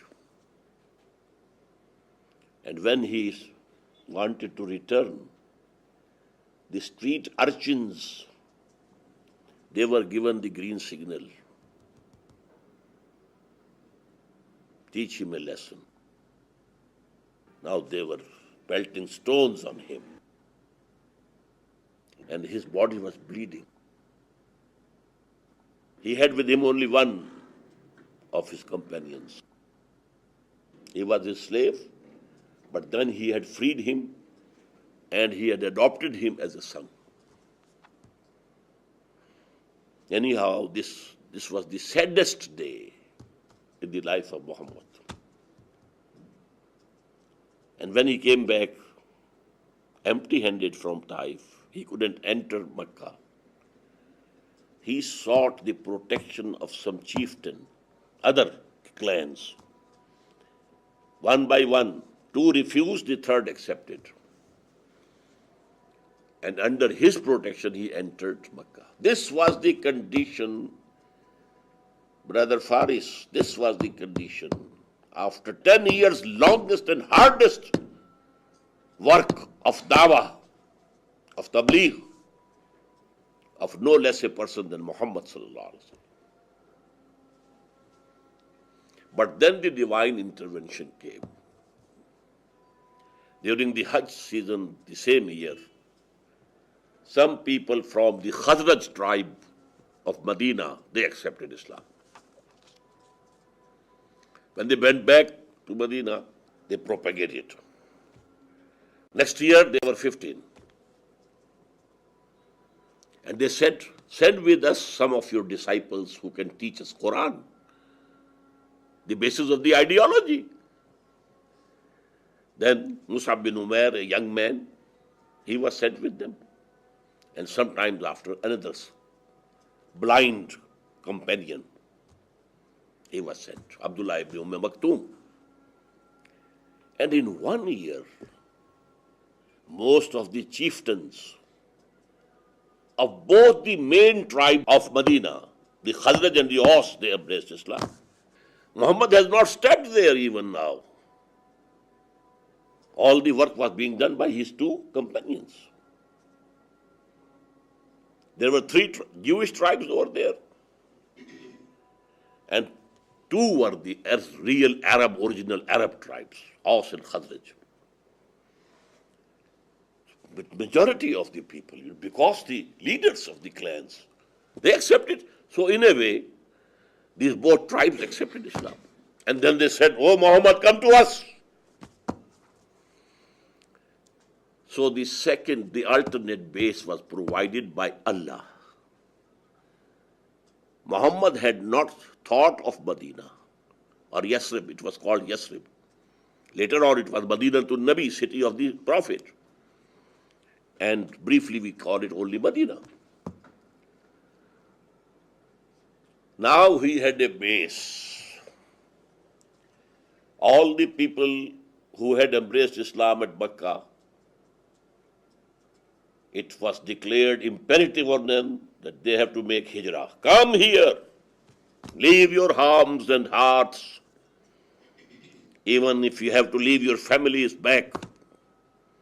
This hijrah, so that all the force is gathered at one place, so that it can become a base for a launching and assault on Mecca. Now here, but Brother Kaya didn't agree with me. I brought, the list of the 8 expeditions. Muhammad took only 6 months to consolidate his position at Medina. Building of the mosque, it was the government house, it was the parliament, it was the school for teaching, it was a monastery for the purification of souls. It was the center of that all activity. Number 2, the brotherhood between people who were coming from Mecca. They were Quraysh. The tribe was different. It was a tribal society. And here, who have embraced Islam, they are Aus and Khazraj. And there had been enmity between these tribes before. So now he integrated that party. One from the immigrants from Mecca, one from the helpers, we call them Ansar. They helped the Prophet. And they were declared to be brothers. And the Madani brothers, there are examples. He took his Makki brother and said, this is my shop. I will raise a wall in between. Half is yours, half is mine. Go ahead. This is my house. I raise a wall, divide in two. One is yours, one is mine. Even to the extent that one of them took his Muhajir brother, immigrant brother, to his home and said, I have two wives. Till that, this segregation and which I talked about and the wheel of the fist, these commandments had not come. They were revealed later on in Surah Al-Nur and Surah Al-Ahzab. He said, you choose one. I can't bear it that I have two wives and you have no family. Choose one. Your choice is first. I will divorce her and then you marry her. This was the integration of that society into one. Third work he did. He concluded Misaq-e Medina, the Treaty of Medina. It was a treaty for the common defense of Medina with the three tribes of the Jews. So that if people from Mecca attack, we shall defend Medina as one organization. So this 3 steps. And then he started his active resistance. I told you, what is active resistance? Now you challenge the system somehow or the other. Passive resistance now gone. It was before Hijrah. 6 months, pause. And from the very 7th month, the Prophet started sending groups, guerrillas, challenging the caravans, the lifeline of Quraysh. The caravans going from Mecca to Syria, passing very close from Medina. They threatened it. And so to say, threatened the lifeline of Quraysh of Mecca. These expeditions, in 4 of them, Muhammad ﷺ also participated. And wherever he went, he concluded treaties with the tribes of that area. All these tribes were under the influence of Quraysh. They were accepted as, although there was no formal government in Arabian Peninsula, no state, but Quraysh were the kings of Arabia without any crown. They were the custodians of Kaaba. And in Kaaba were placed all the idols of all the tribes. So all the idols of all the tribes were hostages with Quraysh. If you harm Quraysh, they will throw out your god, your idol from Kaaba. So they enjoyed in Arab Peninsula this hegemony. But now wherever Muhammad went, he concluded a treaty. Whether they become now allies of Muhammad or they said, we will remain neutral, Muhammad. Neither we shall help you against Quraysh, nor help Quraysh against you. In both cases, the zone of the political influence of Quraysh was diminishing. These 2 were the steps taken by him to challenge Quraysh. As a result, 1,000 soldiers strong army came out from Mecca. And then the first battle took place at Badr. I have discussed these things in very lengthy details. But I apologize that book is only in Urdu, not in English. These things I have discussed. Maybe after this round table, Brother Absar feels that he should translate this book. It's quite a big book, 400 pages, not easy to translate. But maybe, if Allah wills, it will happen.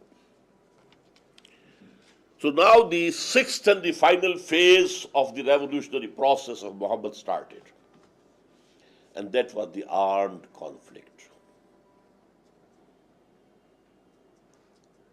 It resulted in a 6 years long war. And there were battles.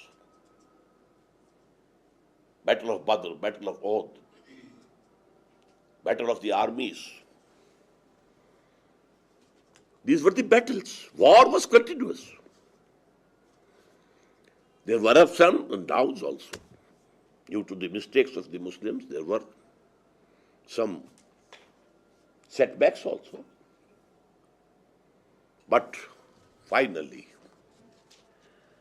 Quraysh came to a conclusion that we have to have some treaty with Muhammad. 6th year after Hijrah. Treaty of Hudaybiyah. What is it meant? Between Quraysh and Muhammad. Quraysh recognized Muhammad, that he is a power to reckon with. The chief tribe of Arabian Peninsula has accepted and recognized him. Allah called it in Quran when the revelation came, Inna fatahna laka fathan mubina. O Muhammad, we have given you a very clear victory.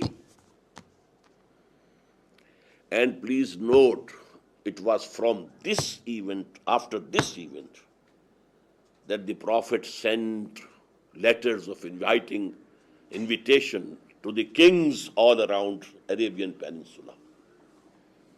The Emperor of Iran, the Emperor of Rome, Heraclius, of Iran, Khusro Parvez, Makokos, the Patriarch of Alexandria, Nagus, the Emperor of Ethiopia, etc., etc., etc. Before this, he never sent any letter, never sent any muballigh anywhere. This is the revolutionary struggle. A missionary struggle spreads and spreads and spreads on ground. It doesn't establish any social order, political, socio-economic order. Doesn't establish any state. The missionaries, working for centuries and centuries and centuries, they never established a state.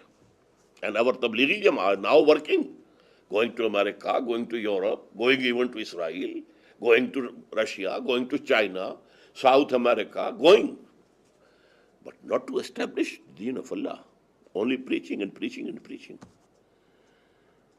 So I used to say one is the missionary struggle. That is also a struggle. You have to spend your time and money and everything. And the other is revolutionary. Marxism, accept it. Now be ready to sacrifice your lives and topple over this government or rule of Tsar and establish the system. This was the first example in the human history that Muhammad produced.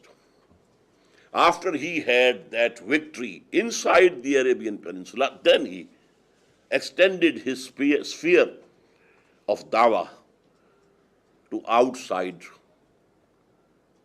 of Arabian Peninsula. But then, now I want to be very brief. In the 8th year after Hijrah, Because when there was treaty for 2 years with the Quraysh, now there was time for preaching. So in these 2 years, lot of people had accepted Islam. And when in the 8th year after Hijrah, Muhammad proceeded to Mecca, he had 10,000 people with him. And the Mecca had to surrender without any resistance. A very few people died who couldn't bear it from among the infidels and mushriks of Mecca. And then had to accept. Whatever has happened, we have to accept. And after that, that position came, which I discussed in my earlier lecture. قالت الأعراب آمنا قل لم تؤمنوا إذا جاء نصر الله والفتح ورأيت الناس يدخلون في دين الله أفواجا. When help of Allah came and you got the victory, you were triumphant, O Muhammad, and you saw now armies of people are entering the deen of Allah. They are coming. Deputations from that tribe, we accept Islam, we enter the deen of Allah. Another deputation coming from another tribe, from another corner of Arabian Peninsula, we accept. We pledge ourselves to you, O Muhammad. So the whole of Arabia, here the deen of Allah became supreme. Now regarding revolution, my stand is that no true revolution can be contained in any geographical or national boundaries. It is the litmus test of a revolution that it will go beyond. If the ideology is forceful, it will be accepted. So now the internationalization of the revolution of Muhammad started through those letters. A conflict started with the Romans. There were 2 fights, 2 battles.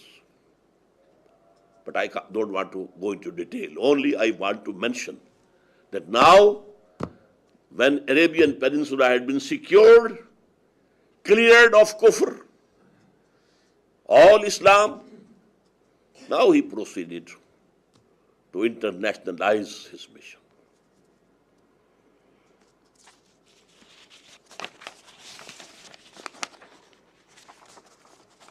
Now, because the title was Contemporary Pakistan, vis-a-vis this possibility of Islamic revolution.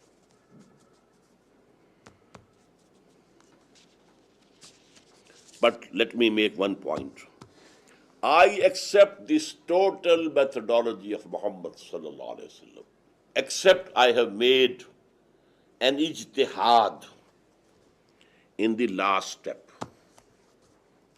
I told you now, these days, it's not easy to take arms against the governments. Governments are very powerful. They have standing armies, they have police, they have air force. So it is not feasible. Although it is not forbidden. In a country, if it is practicable and feasible, this movement of Islamic revolution can take arms. It is halal, it is permissible, but not feasible. Instead, in that book of mine, I have suggested what I told to you about Gandhi and Khomeini. A peaceful agitation. Demands from government, do this. This is haram, eliminate it. This is imperative according to the Sharia. Do it, enforce it. A mass movement. Peaceful, not harming anybody, nor destroying any property. Then peaceful civil disobedience, on which there must be retaliation from the government. They will be baton charged. Maybe they are fired upon, they are killed. So we have to be prepared to lay down our lives. No revolution can take place without giving blood and without giving lives. None. Had there been possibility of any revolution without bloodshed, it would have been the revolution of Muhammad. But even there, blood had to be shed. Although it was very little. Less than 1,000 kuffar, rebels were killed. And about 260 Muslims were martyred in this 6 years long war. But there was bloodshed. But now, because it is not feasible, we have to resort to this method.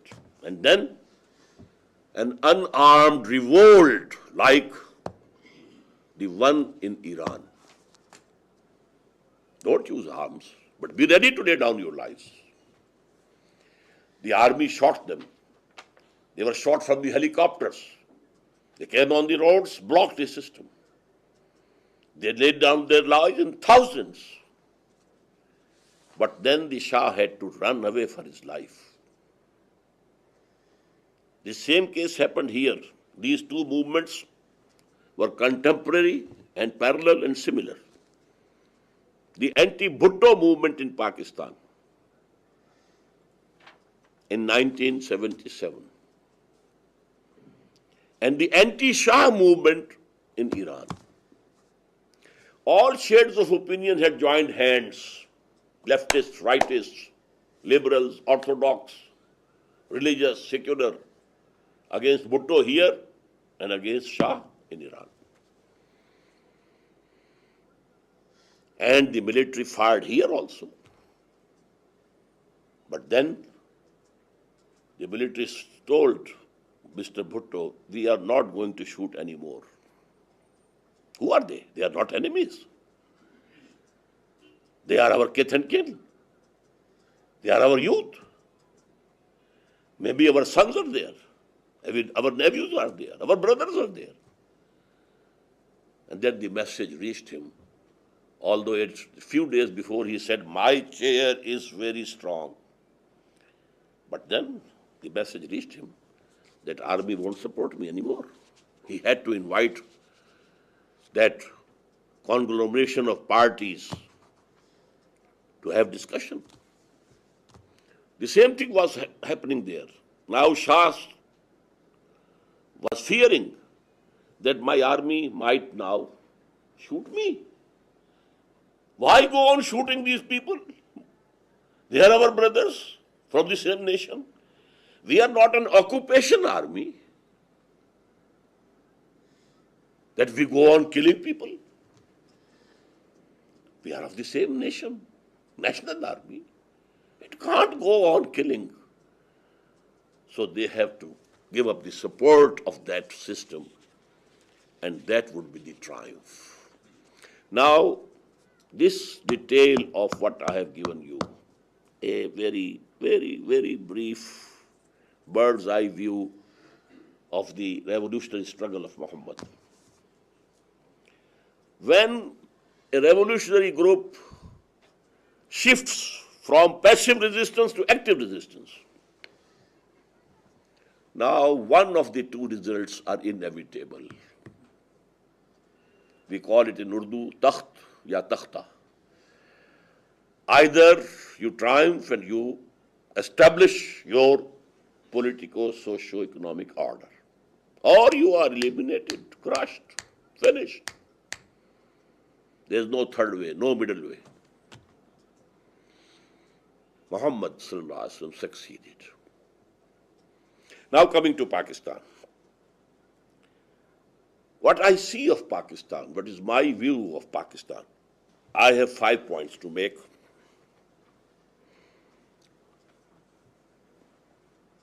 We are a Muslim country,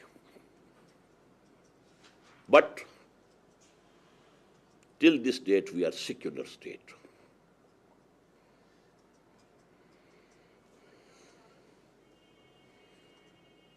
Only we have in Constitution 2 articles.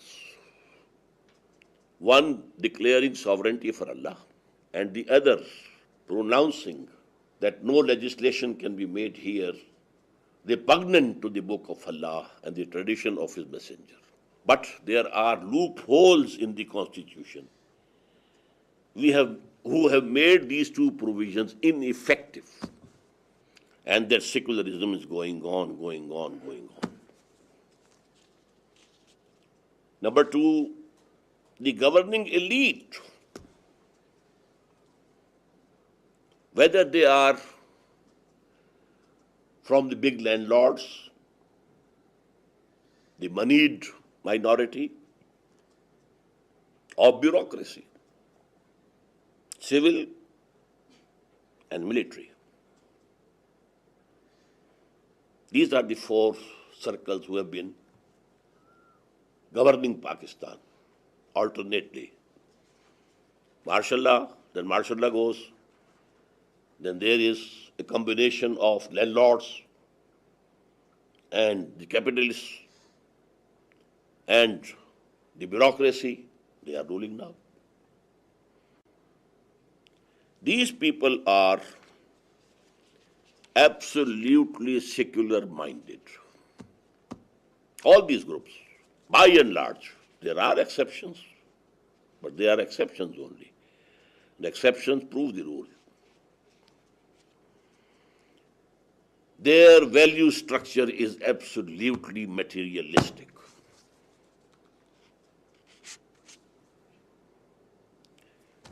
And they have adopted Western civilization to its core. This is governing or ruling elite of Pakistan. And now they are spreading their ideas, their values of civilization through TV, through all electronic media. And super added is the disc and the whole international media.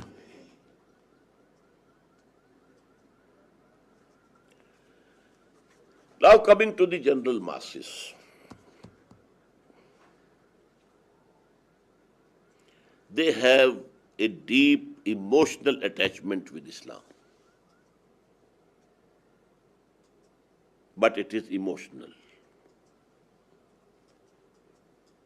Neither they have real Iman. It's a racial creed with them, not a personal conviction.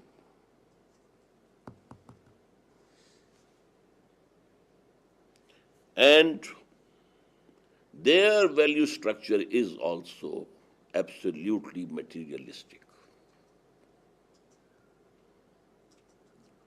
On one side is some money, on the other side is some commandment of God. Well, this can take care of itself. I accept money. This is the general value structure of our people.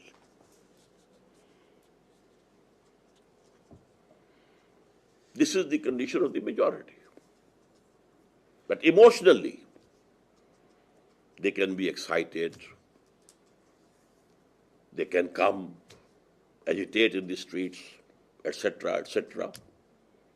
And they are by and large under the influence of the Maulvis, who have their concept of mazhab, not of political, socio-economic justice or social order.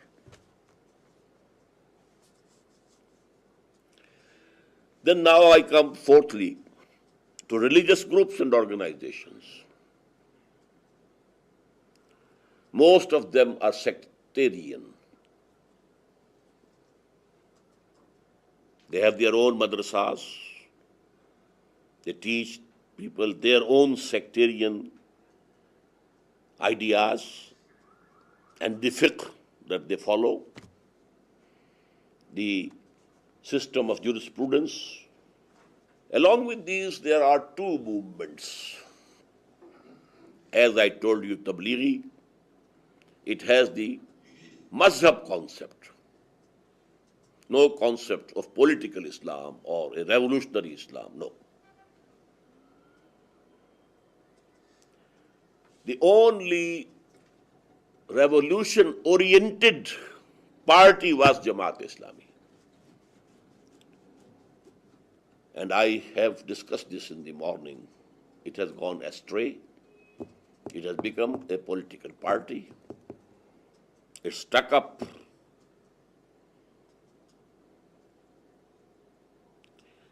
And now is a very small group of ours. We are the custodians of that revolutionary message.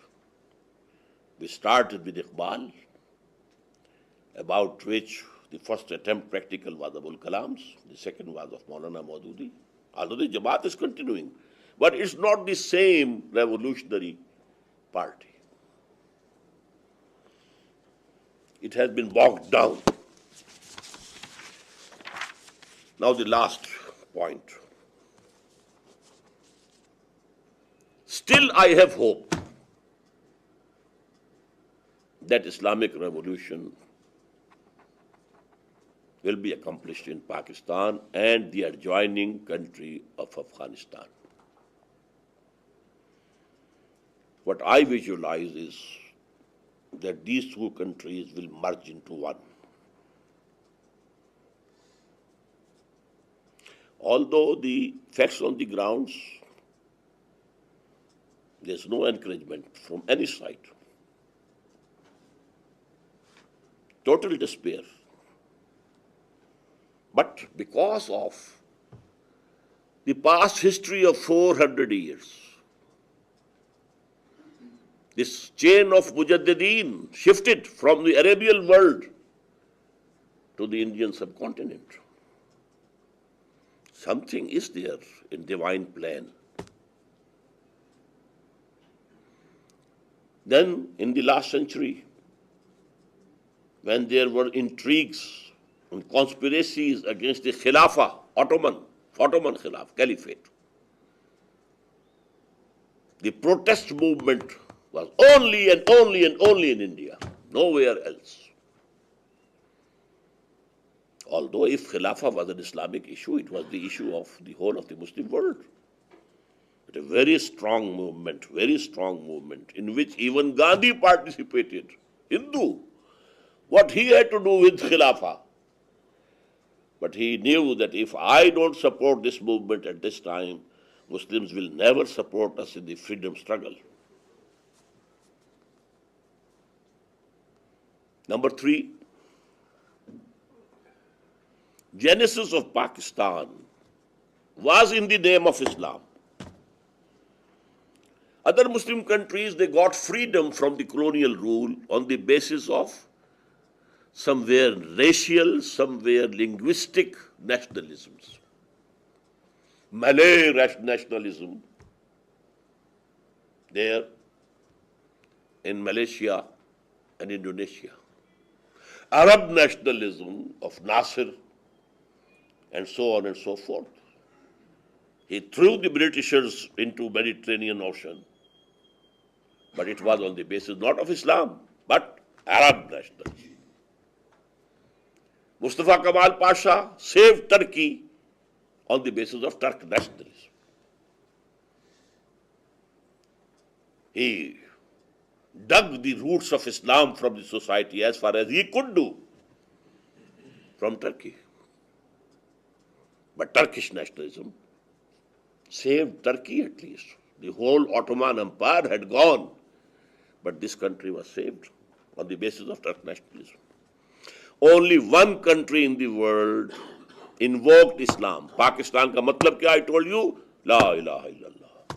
What Pakistan means? La ilaha illallah. There is no God except Allah. Number 4, the genesis of Pakistan. It's a miracle. Hindu in great majority. And for them, as I told in this morning, partitioning of India meant slaughtering the cow. Bharat Mata. Can we dismember the limbs of our mother? And they were very organized. They were the capitalists. Indian National Congress was a big organization, big organization. Gandhi was a big leader, big leader.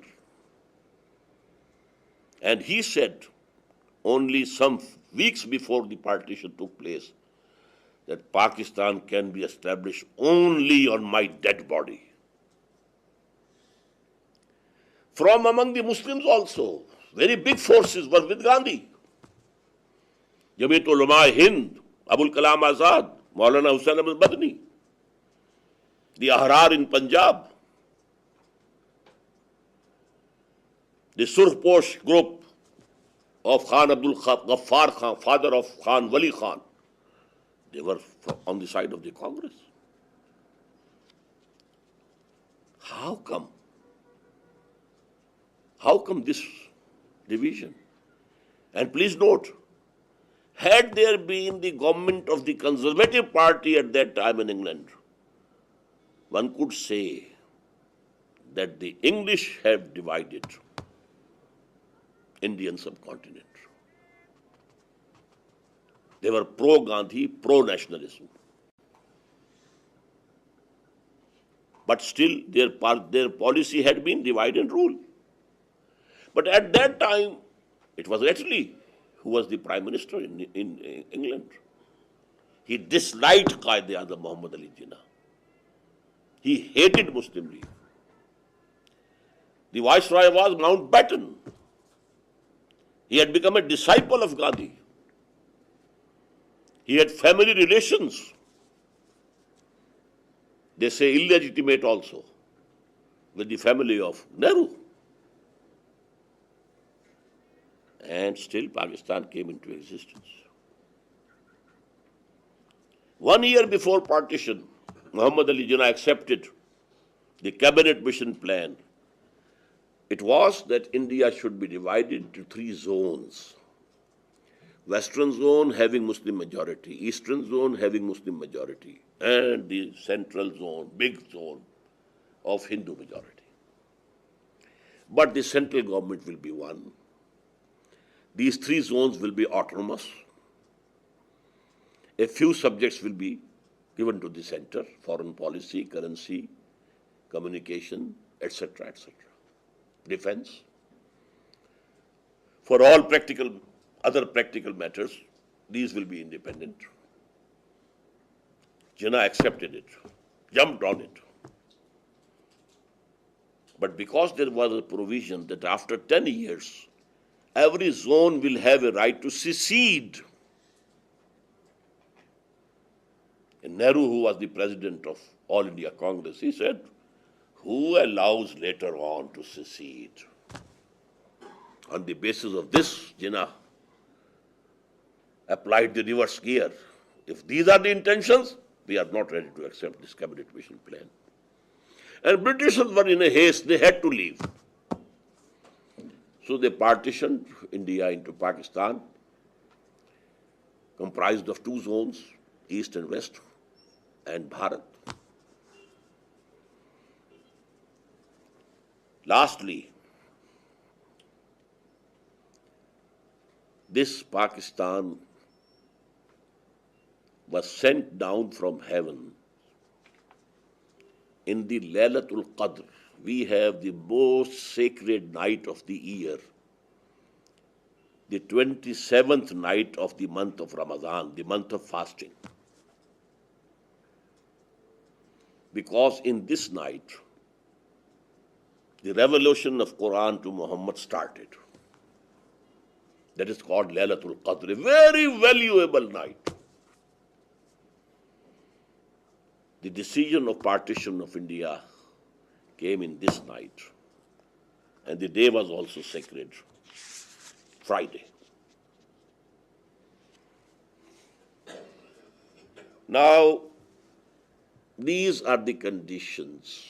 And then, I don't want to go into detail, there are prophecies also of the Prophet Some of the prophecies are very similar to the prophecies of John,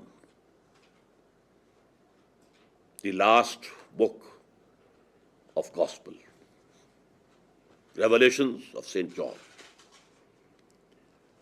What events will be coming before the end of this world? And in these prophecies are included the prophecies, number one, which are very certain, that before the end of this world, and you know it among the Christians and Muslims both, general opinion is that we are living in the end times. The end of this world is very near. But before that, Islam will dominate the whole globe.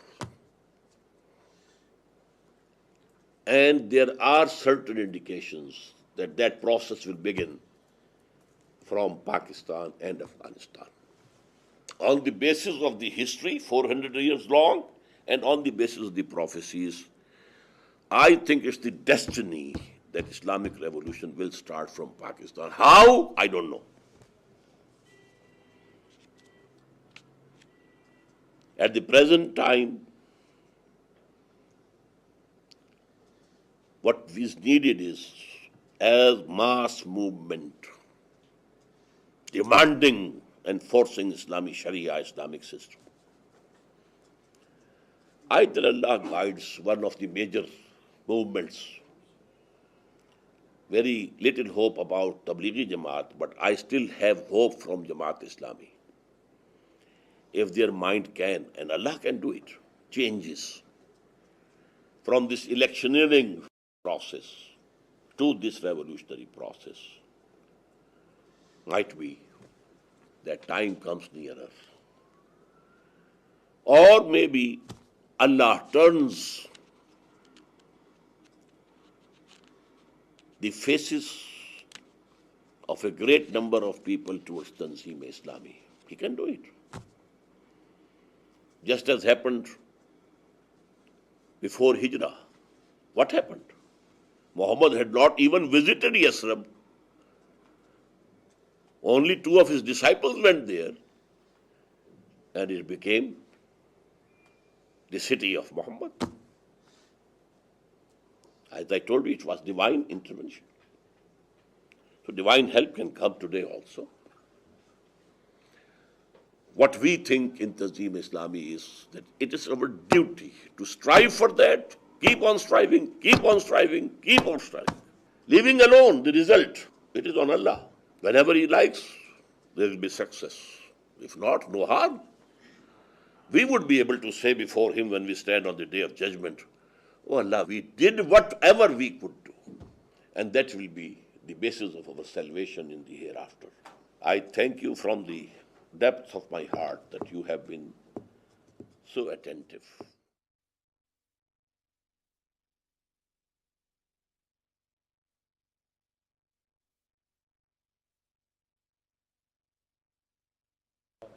Dr. Israel, I fully understand where you're coming from as a revolutionary leader.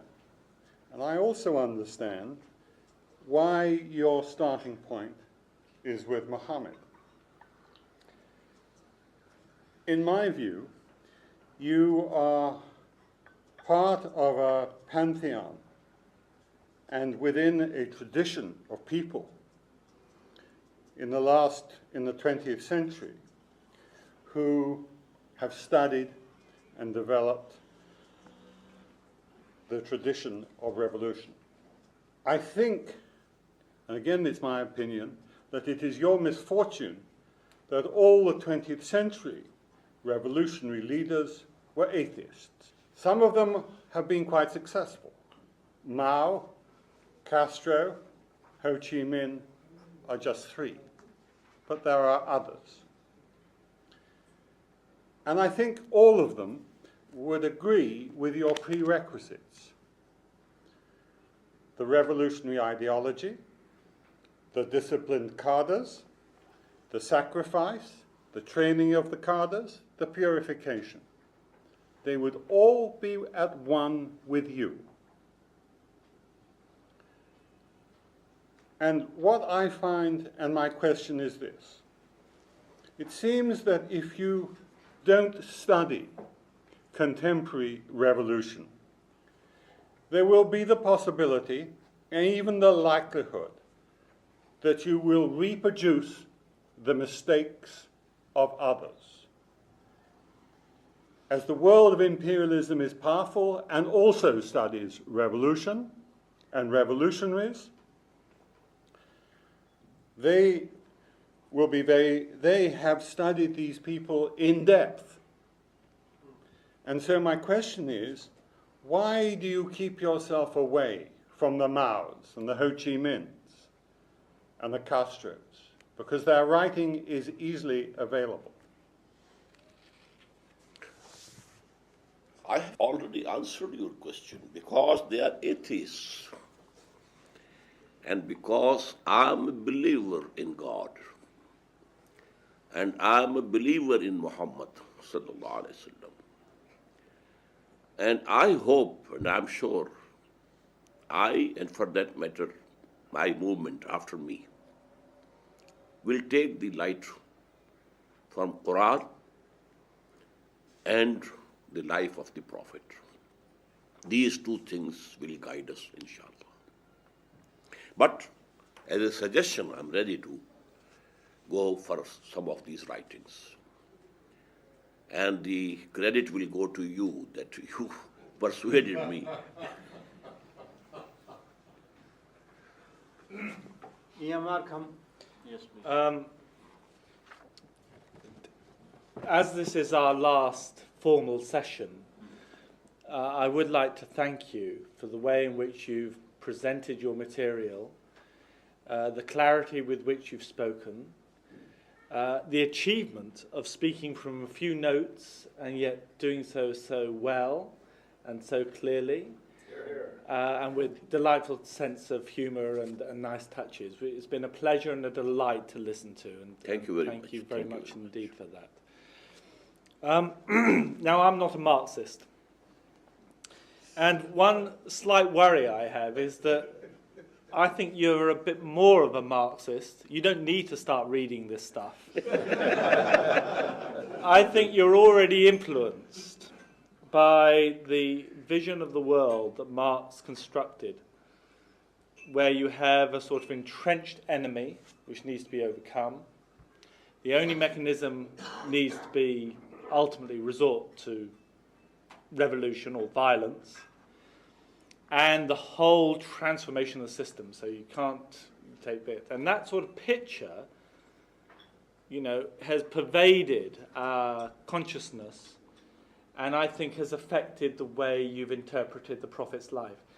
And I put to you the suggestion that perhaps, given you're so concerned with pure Islam, that what you've partly done here is allowed your Islam to be shaped with the sort of Marxism that sort of permeates much radical talk in many movements. In the same way as nobody in the West has read Immanuel Kant's Critique of Pure Reason, but there are millions of people who've been affected by it. I think I would like to suggest you've been affected by the way you've interpreted the Prophet's life, by the sort of Marxist model that pervades our society and those who think of these things in these ways. And linked to this, I'm still not entirely clear, and it might be that I'm just a little dim and not very bright, but I'm not entirely clear what's wrong with the liberal democratic model of taking your vision of the common good, as we would talk about it in the West, take your vision of the common good, take that vision to others, persuade them of it, and through persuasion, bring about the vision of the common good that you think is best for people. I still don't quite see why that route's so impossible. Firstly, I thank you for the compliments. Secondly, I assure you, I have not at all read Marxism, not at all studied Marx. My source is the book of Allah and the Sunnah and Seerah, we call it, the life of Muhammad. And I said it in the very beginning. I had derived this from the life of the Prophet. My source is the life of the Prophet. And I have inferred these 6 or 7 steps from that. But it can be a coincidence that because this is also a revolutionary view, so the other revolutionaries, there can be a similarity between our thought and our ideas. Now, actually, liberal democracy is first of all based on the principle of human sovereignty. No acceptance of divine authority. Here our paths are separated. And I think to the humanity at large, to reach them, the only way is to establish that political, socio-economic order in some one country. That will be a model. This was the vision of Iqbal, this was the vision of Qaid-e-Azam. We have failed utterly up till now. And the biggest blame I give to Maulana Maududi for his turn from that revolutionary struggle to a political struggle. Maybe in the next near future something else happens. That's all. I thank you, and I... Dr. Norton, please. I too want to reiterate, say again what Ian just said, and I don't need to repeat his words, they were very good, about how impressive and instructive actually, for me, and I'm sure for the rest of us, you were.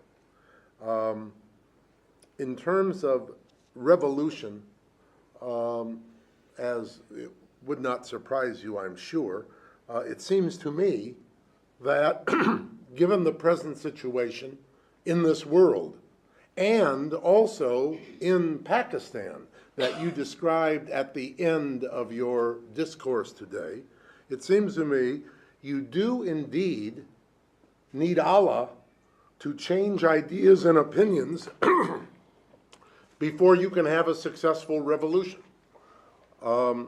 That's just one comment, and you can comment upon it. And I agree 100%. All right. Now, divine help is a must. All right. Now, I have a question, but before that question, I just want to say that my major disagreement with you in terms of the revolution that you propose, I suppose, is the goal of the revolution.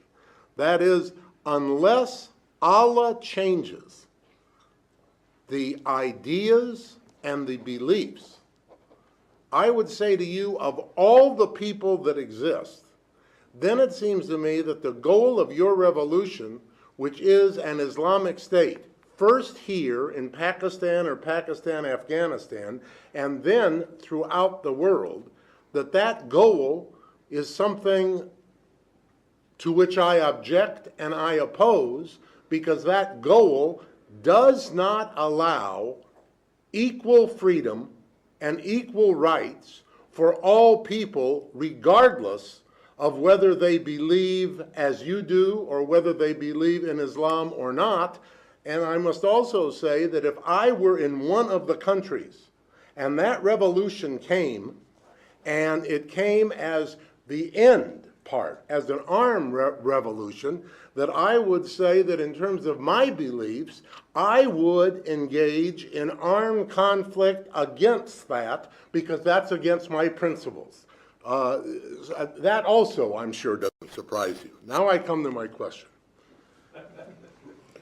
But this view of yours, you have repeated several times during these 3 days. Okay, so it's not a surprise. That's right. Now, I think I may know what your answer to this is, but I'm going to ask it anyway. Do you not think in any way, that the time of Muhammad, when Muhammad did indeed successfully engage in and then complete a revolution, do you not think that those times are so strikingly different from now in the 21st century that there is a tremendous problem in striking the analogy and/or in even constructing the way a revolution today might be organized, if one is going to organize it in the way that Muhammad did in his lifetime? Actually, this is a matter of belief with us, that it is going to happen. You know, the hadith that I quoted twice, the end part of that hadith is, I told you 3 periods. Period of the Prophet, then the rightly guided caliphate, then kingship, which is cruel, biting. 4th will be kingship with slavery. I can't say what the companions at that time would have understood, but now we understand that he was referring to the era of colonialism. And then he said, ثُمَّ تَكُونُ خِلَافَةً عَلَى مِنْهَاجِ النُّبُوَّةِ. Then again, the period of caliphate in the footsteps of prophethood will come. So on the basis, I said, on the prophecies of the Prophet, I believe in him. And seeing these 400 years history, I think and I hope that the divine scheme is that in this region, it will be established first of all. Although I said it and I repeat, I don't know how. God has his own ways. And we feel it obligatory upon ourselves as the ummatis and followers of Muhammad, because his mission was, I actually quoted the ayah today and I couldn't refer to it during my discourse, that the purpose of the advent of Muhammad declared by Quran is to make the deen of Allah supreme. Thrice in Quran this has appeared, thrice.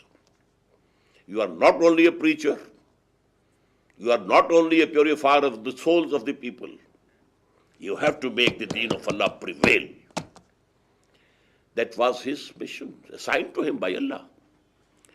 And then Quran mentions in different words at 5 places that Muhammad has been sent for the whole of humanity. So his mission will be complete only when the deen of Allah is supreme over whole of mankind and over whole of this globe. And this is going to happen. I believe in it.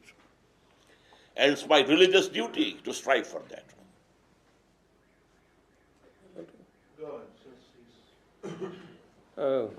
Thank you, Dr. Saab. I think it's been very instructive, very enjoyable.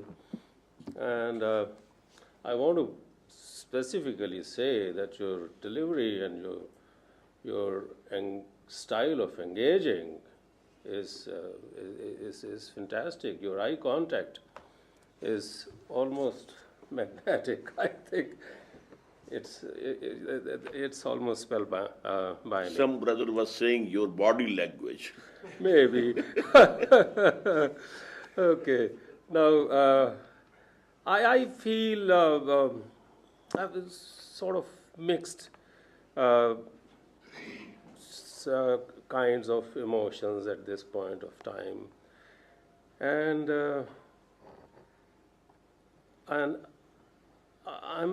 my sense is that in whatever you are striving for, you have a very deep conviction.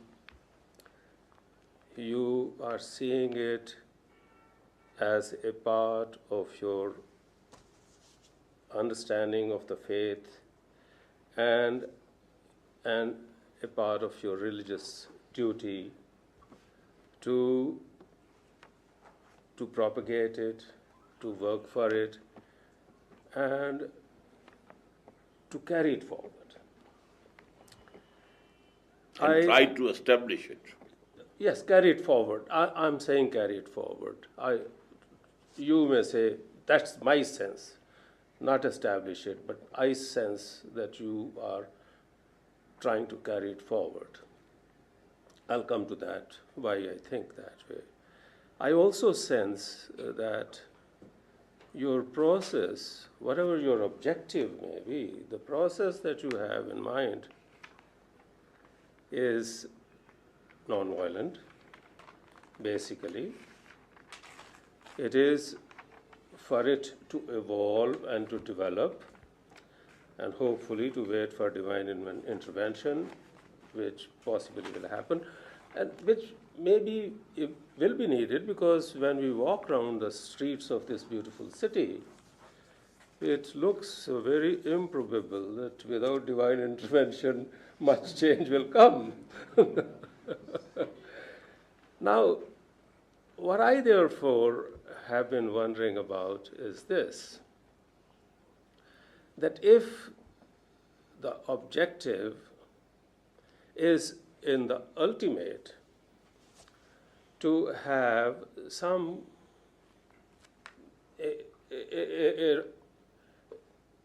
a kingdom of God, whatever faith, persuasion, name one may give, but ultimately the human race will live in a better way and survive in a better way. And if that happens in a non-violent manner, where people of other persuasions, they do their thinking, those who have no persuasion, who don't believe, they do their thinking, well, it's almost like Mao's, was it Mao who said, let many winds blow, let thousand flowers blossom.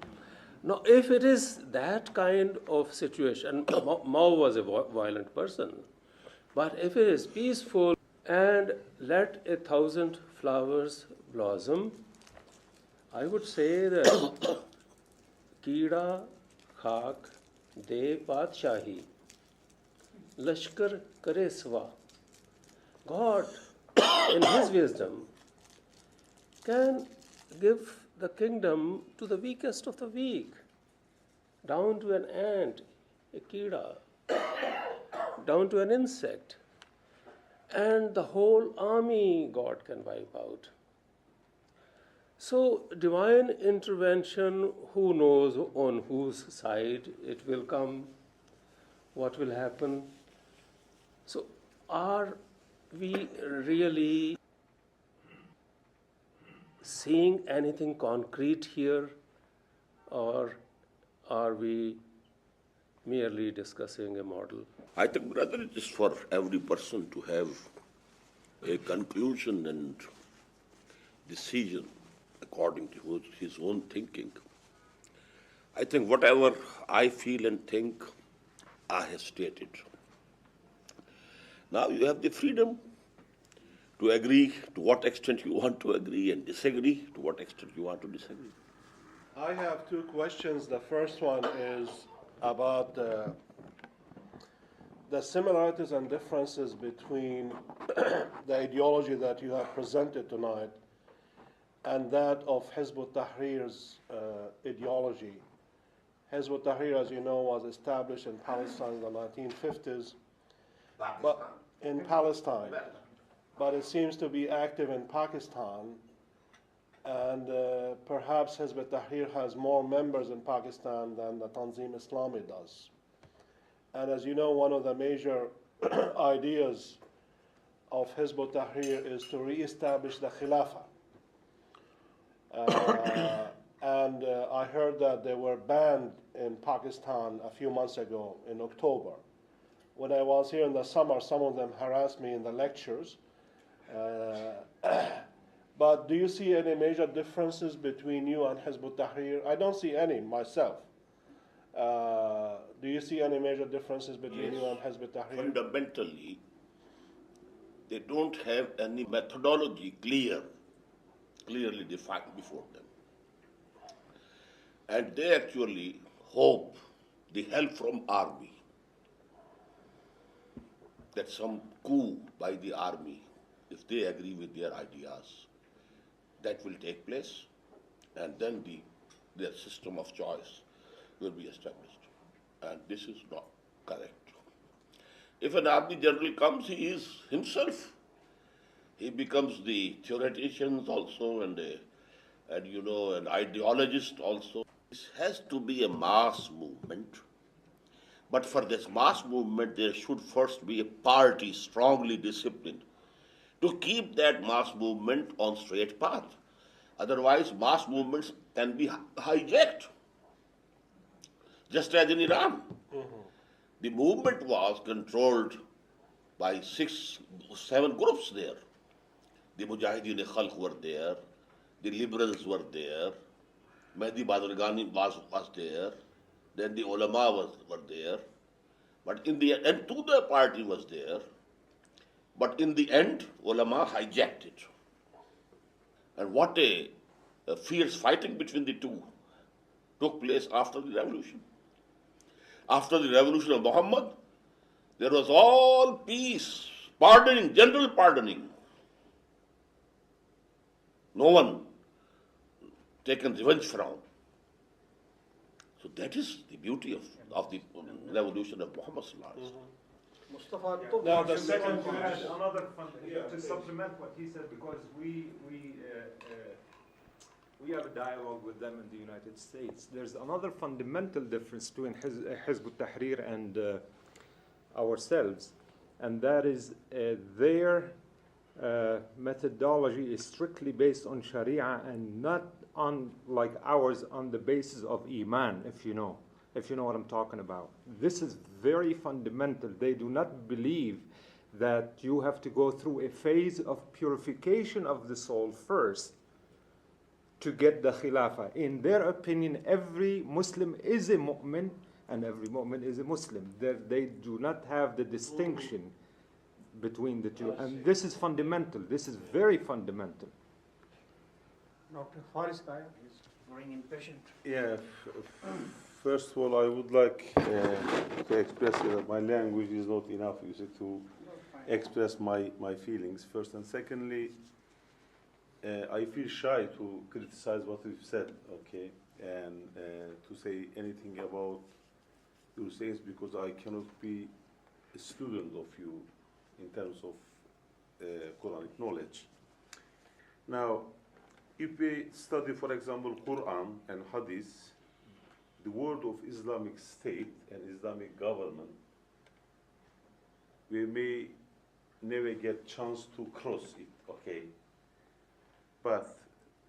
And if we go very deeply, we will find that to call people to worship Allah, to abandon bad deeds, to be a good person to your surroundings, etc., etc. Most of the words consist of, this word will be in Hadith and in Quran. Now we leave all these things aside. Maybe there is a hidden destiny of Allah that if people are good enough, then Allah will present them a regime that is an Islamic state or Islamic, say, government, whatsoever it is.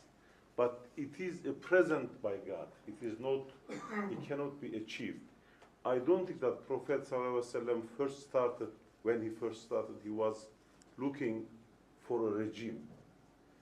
And he was looking for a shelter when he went to Taif.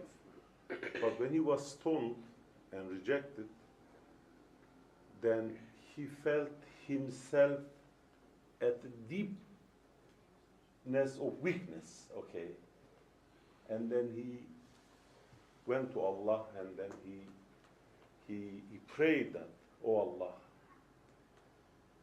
I have something wrong in me, etc., etc. You know better than I do.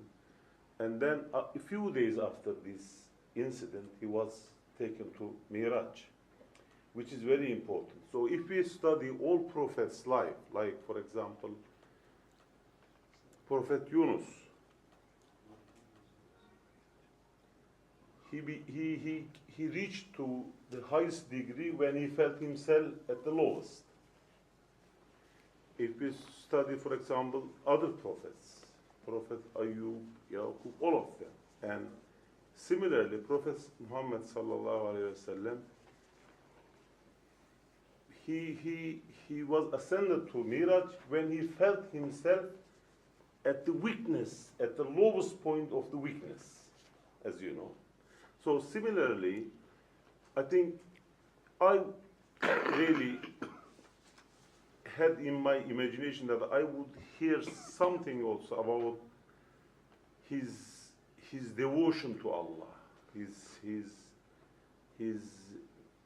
humbleness, his exemplifying person for us to be a good person for our families, surroundings, all mankind, even not mankind, for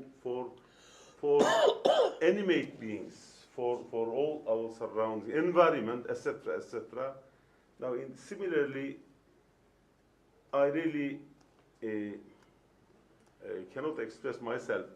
I think that all from his life, his hadith, Quran, when we see and take him that he was a revolutionary and his aim was to build an Islamic state, an Islamic government, I think this is a very excessive interpretation of him. This is my humble... It's your opinion, brother, Yeah. and you can stick to your opinion. And you are not alone in this opinion. Most of the orthodox ulama, as I told you, they have accepted Islam as a mazhab, as a personal piety, personal good character. But Quran says something else. The first or the second, revelation came. Ya ayyuhal muddassir, qum fa'anzir, wa rabbaka fakabbir. What was takbir Rabb? To make Allah great, to establish His greatness, to establish. And that was, they had understood that this is going to be a challenge for our political socio-economic system. So, I have this study of the Sirah, and I respect your views.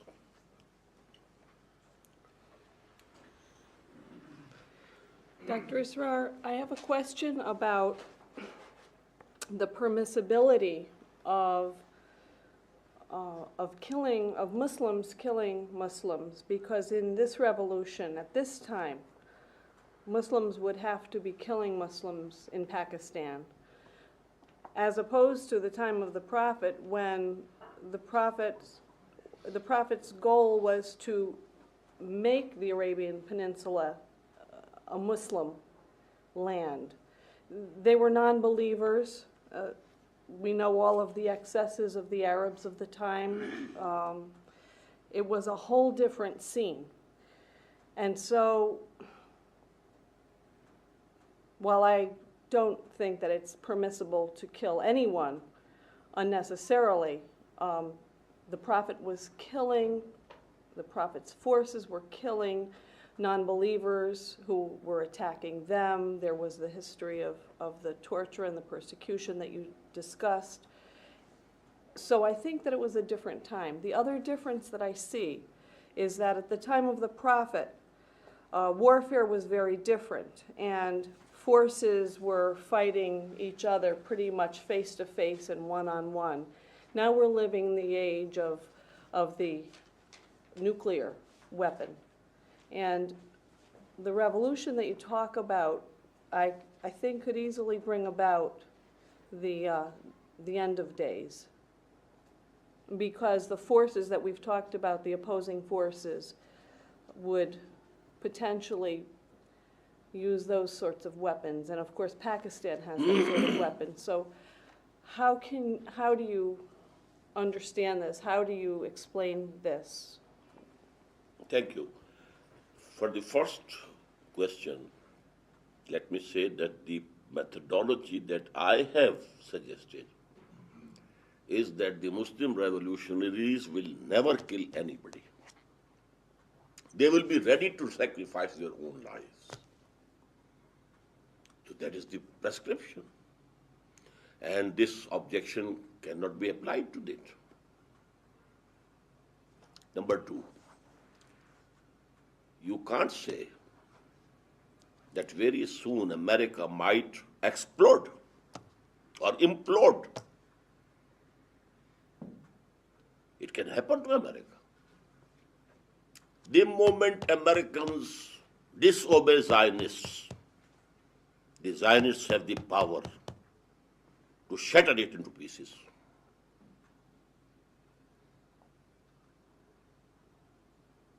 And I think Netanyahu, he said it. We can destroy America. They have to take to our policy. I'll get Pentagon on fire. So, what is going to happen, you never know. Russia, USSR, which was there opposing America, half a century, and there was a time when the Americans were shivering before Russia because it had gone much in advance in the conquest of the space. The Americans were lingering behind. And now what happened to this? Despite all the atom bombs that they have, the warheads that they have,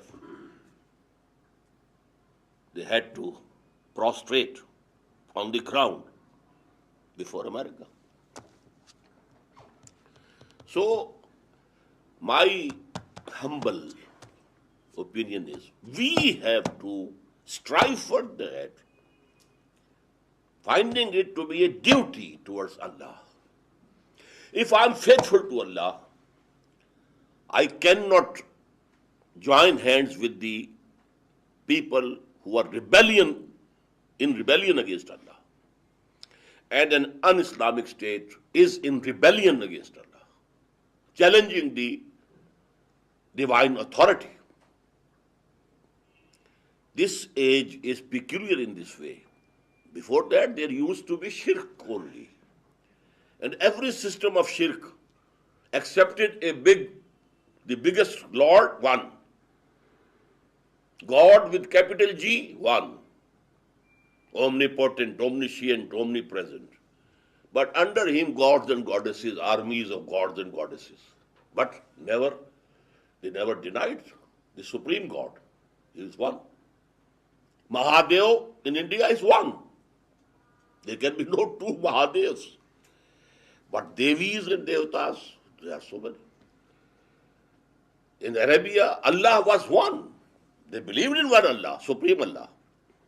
But along with that Supreme Allah, they had Aleha, the smaller gods. Now, but this revolt, global revolt against God, we don't accept your authority. This is the tragedy of modern age. Allah will not sit silent. He will intervene, inshallah. But on behalf of our guest, I'd like to thank Dr. Israr Ahmad for the wonderful talks that he has given so far. This is a major food for thought for all of us, I'm sure. And I'd like to thank the Tanzim Islami here locally for hosting us. And I'd like to thank the Tanzim Islami in North America for supporting us to come here financially. And I hope that our academic and religious contacts would continue in the future. I hope that this is not the last thing. And we are convinced that this is a major thing to do, that one of the major problems we have in the West, that Muslims don't have a chance to represent themselves. They are usually spoken on behalf by other people. They are represented by other people, but we've had a major 3-day conference here where we have listened to an authentic Islamic thinker expressing his ideas. Some of those ideas for us have been controversial, but that's fine since we believe in democracy anyway. But this has been a major conference, at least for me, and I'm sure for all of you. And we do thank you, Dr. Israr, for taking your time to speak with us, and thank all of you for the arrangement. But lastly, I'd like to thank a person who had worked behind the scenes, who is not present with us, Brother Muhammad Ali, who is on pilgrimage in Mecca. He had arranged most of the stuff here, but unfortunately he has not, or fortunately for him, is now on pilgrimage. He has not been able to present. I do want to thank all the brothers and sisters who have arranged this these past 3 days and who have been with us. Thank you very much. Thank you. Thank you very much.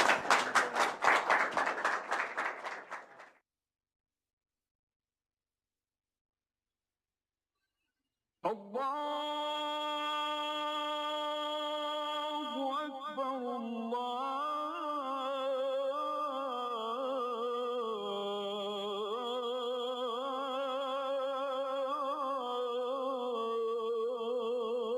أكبر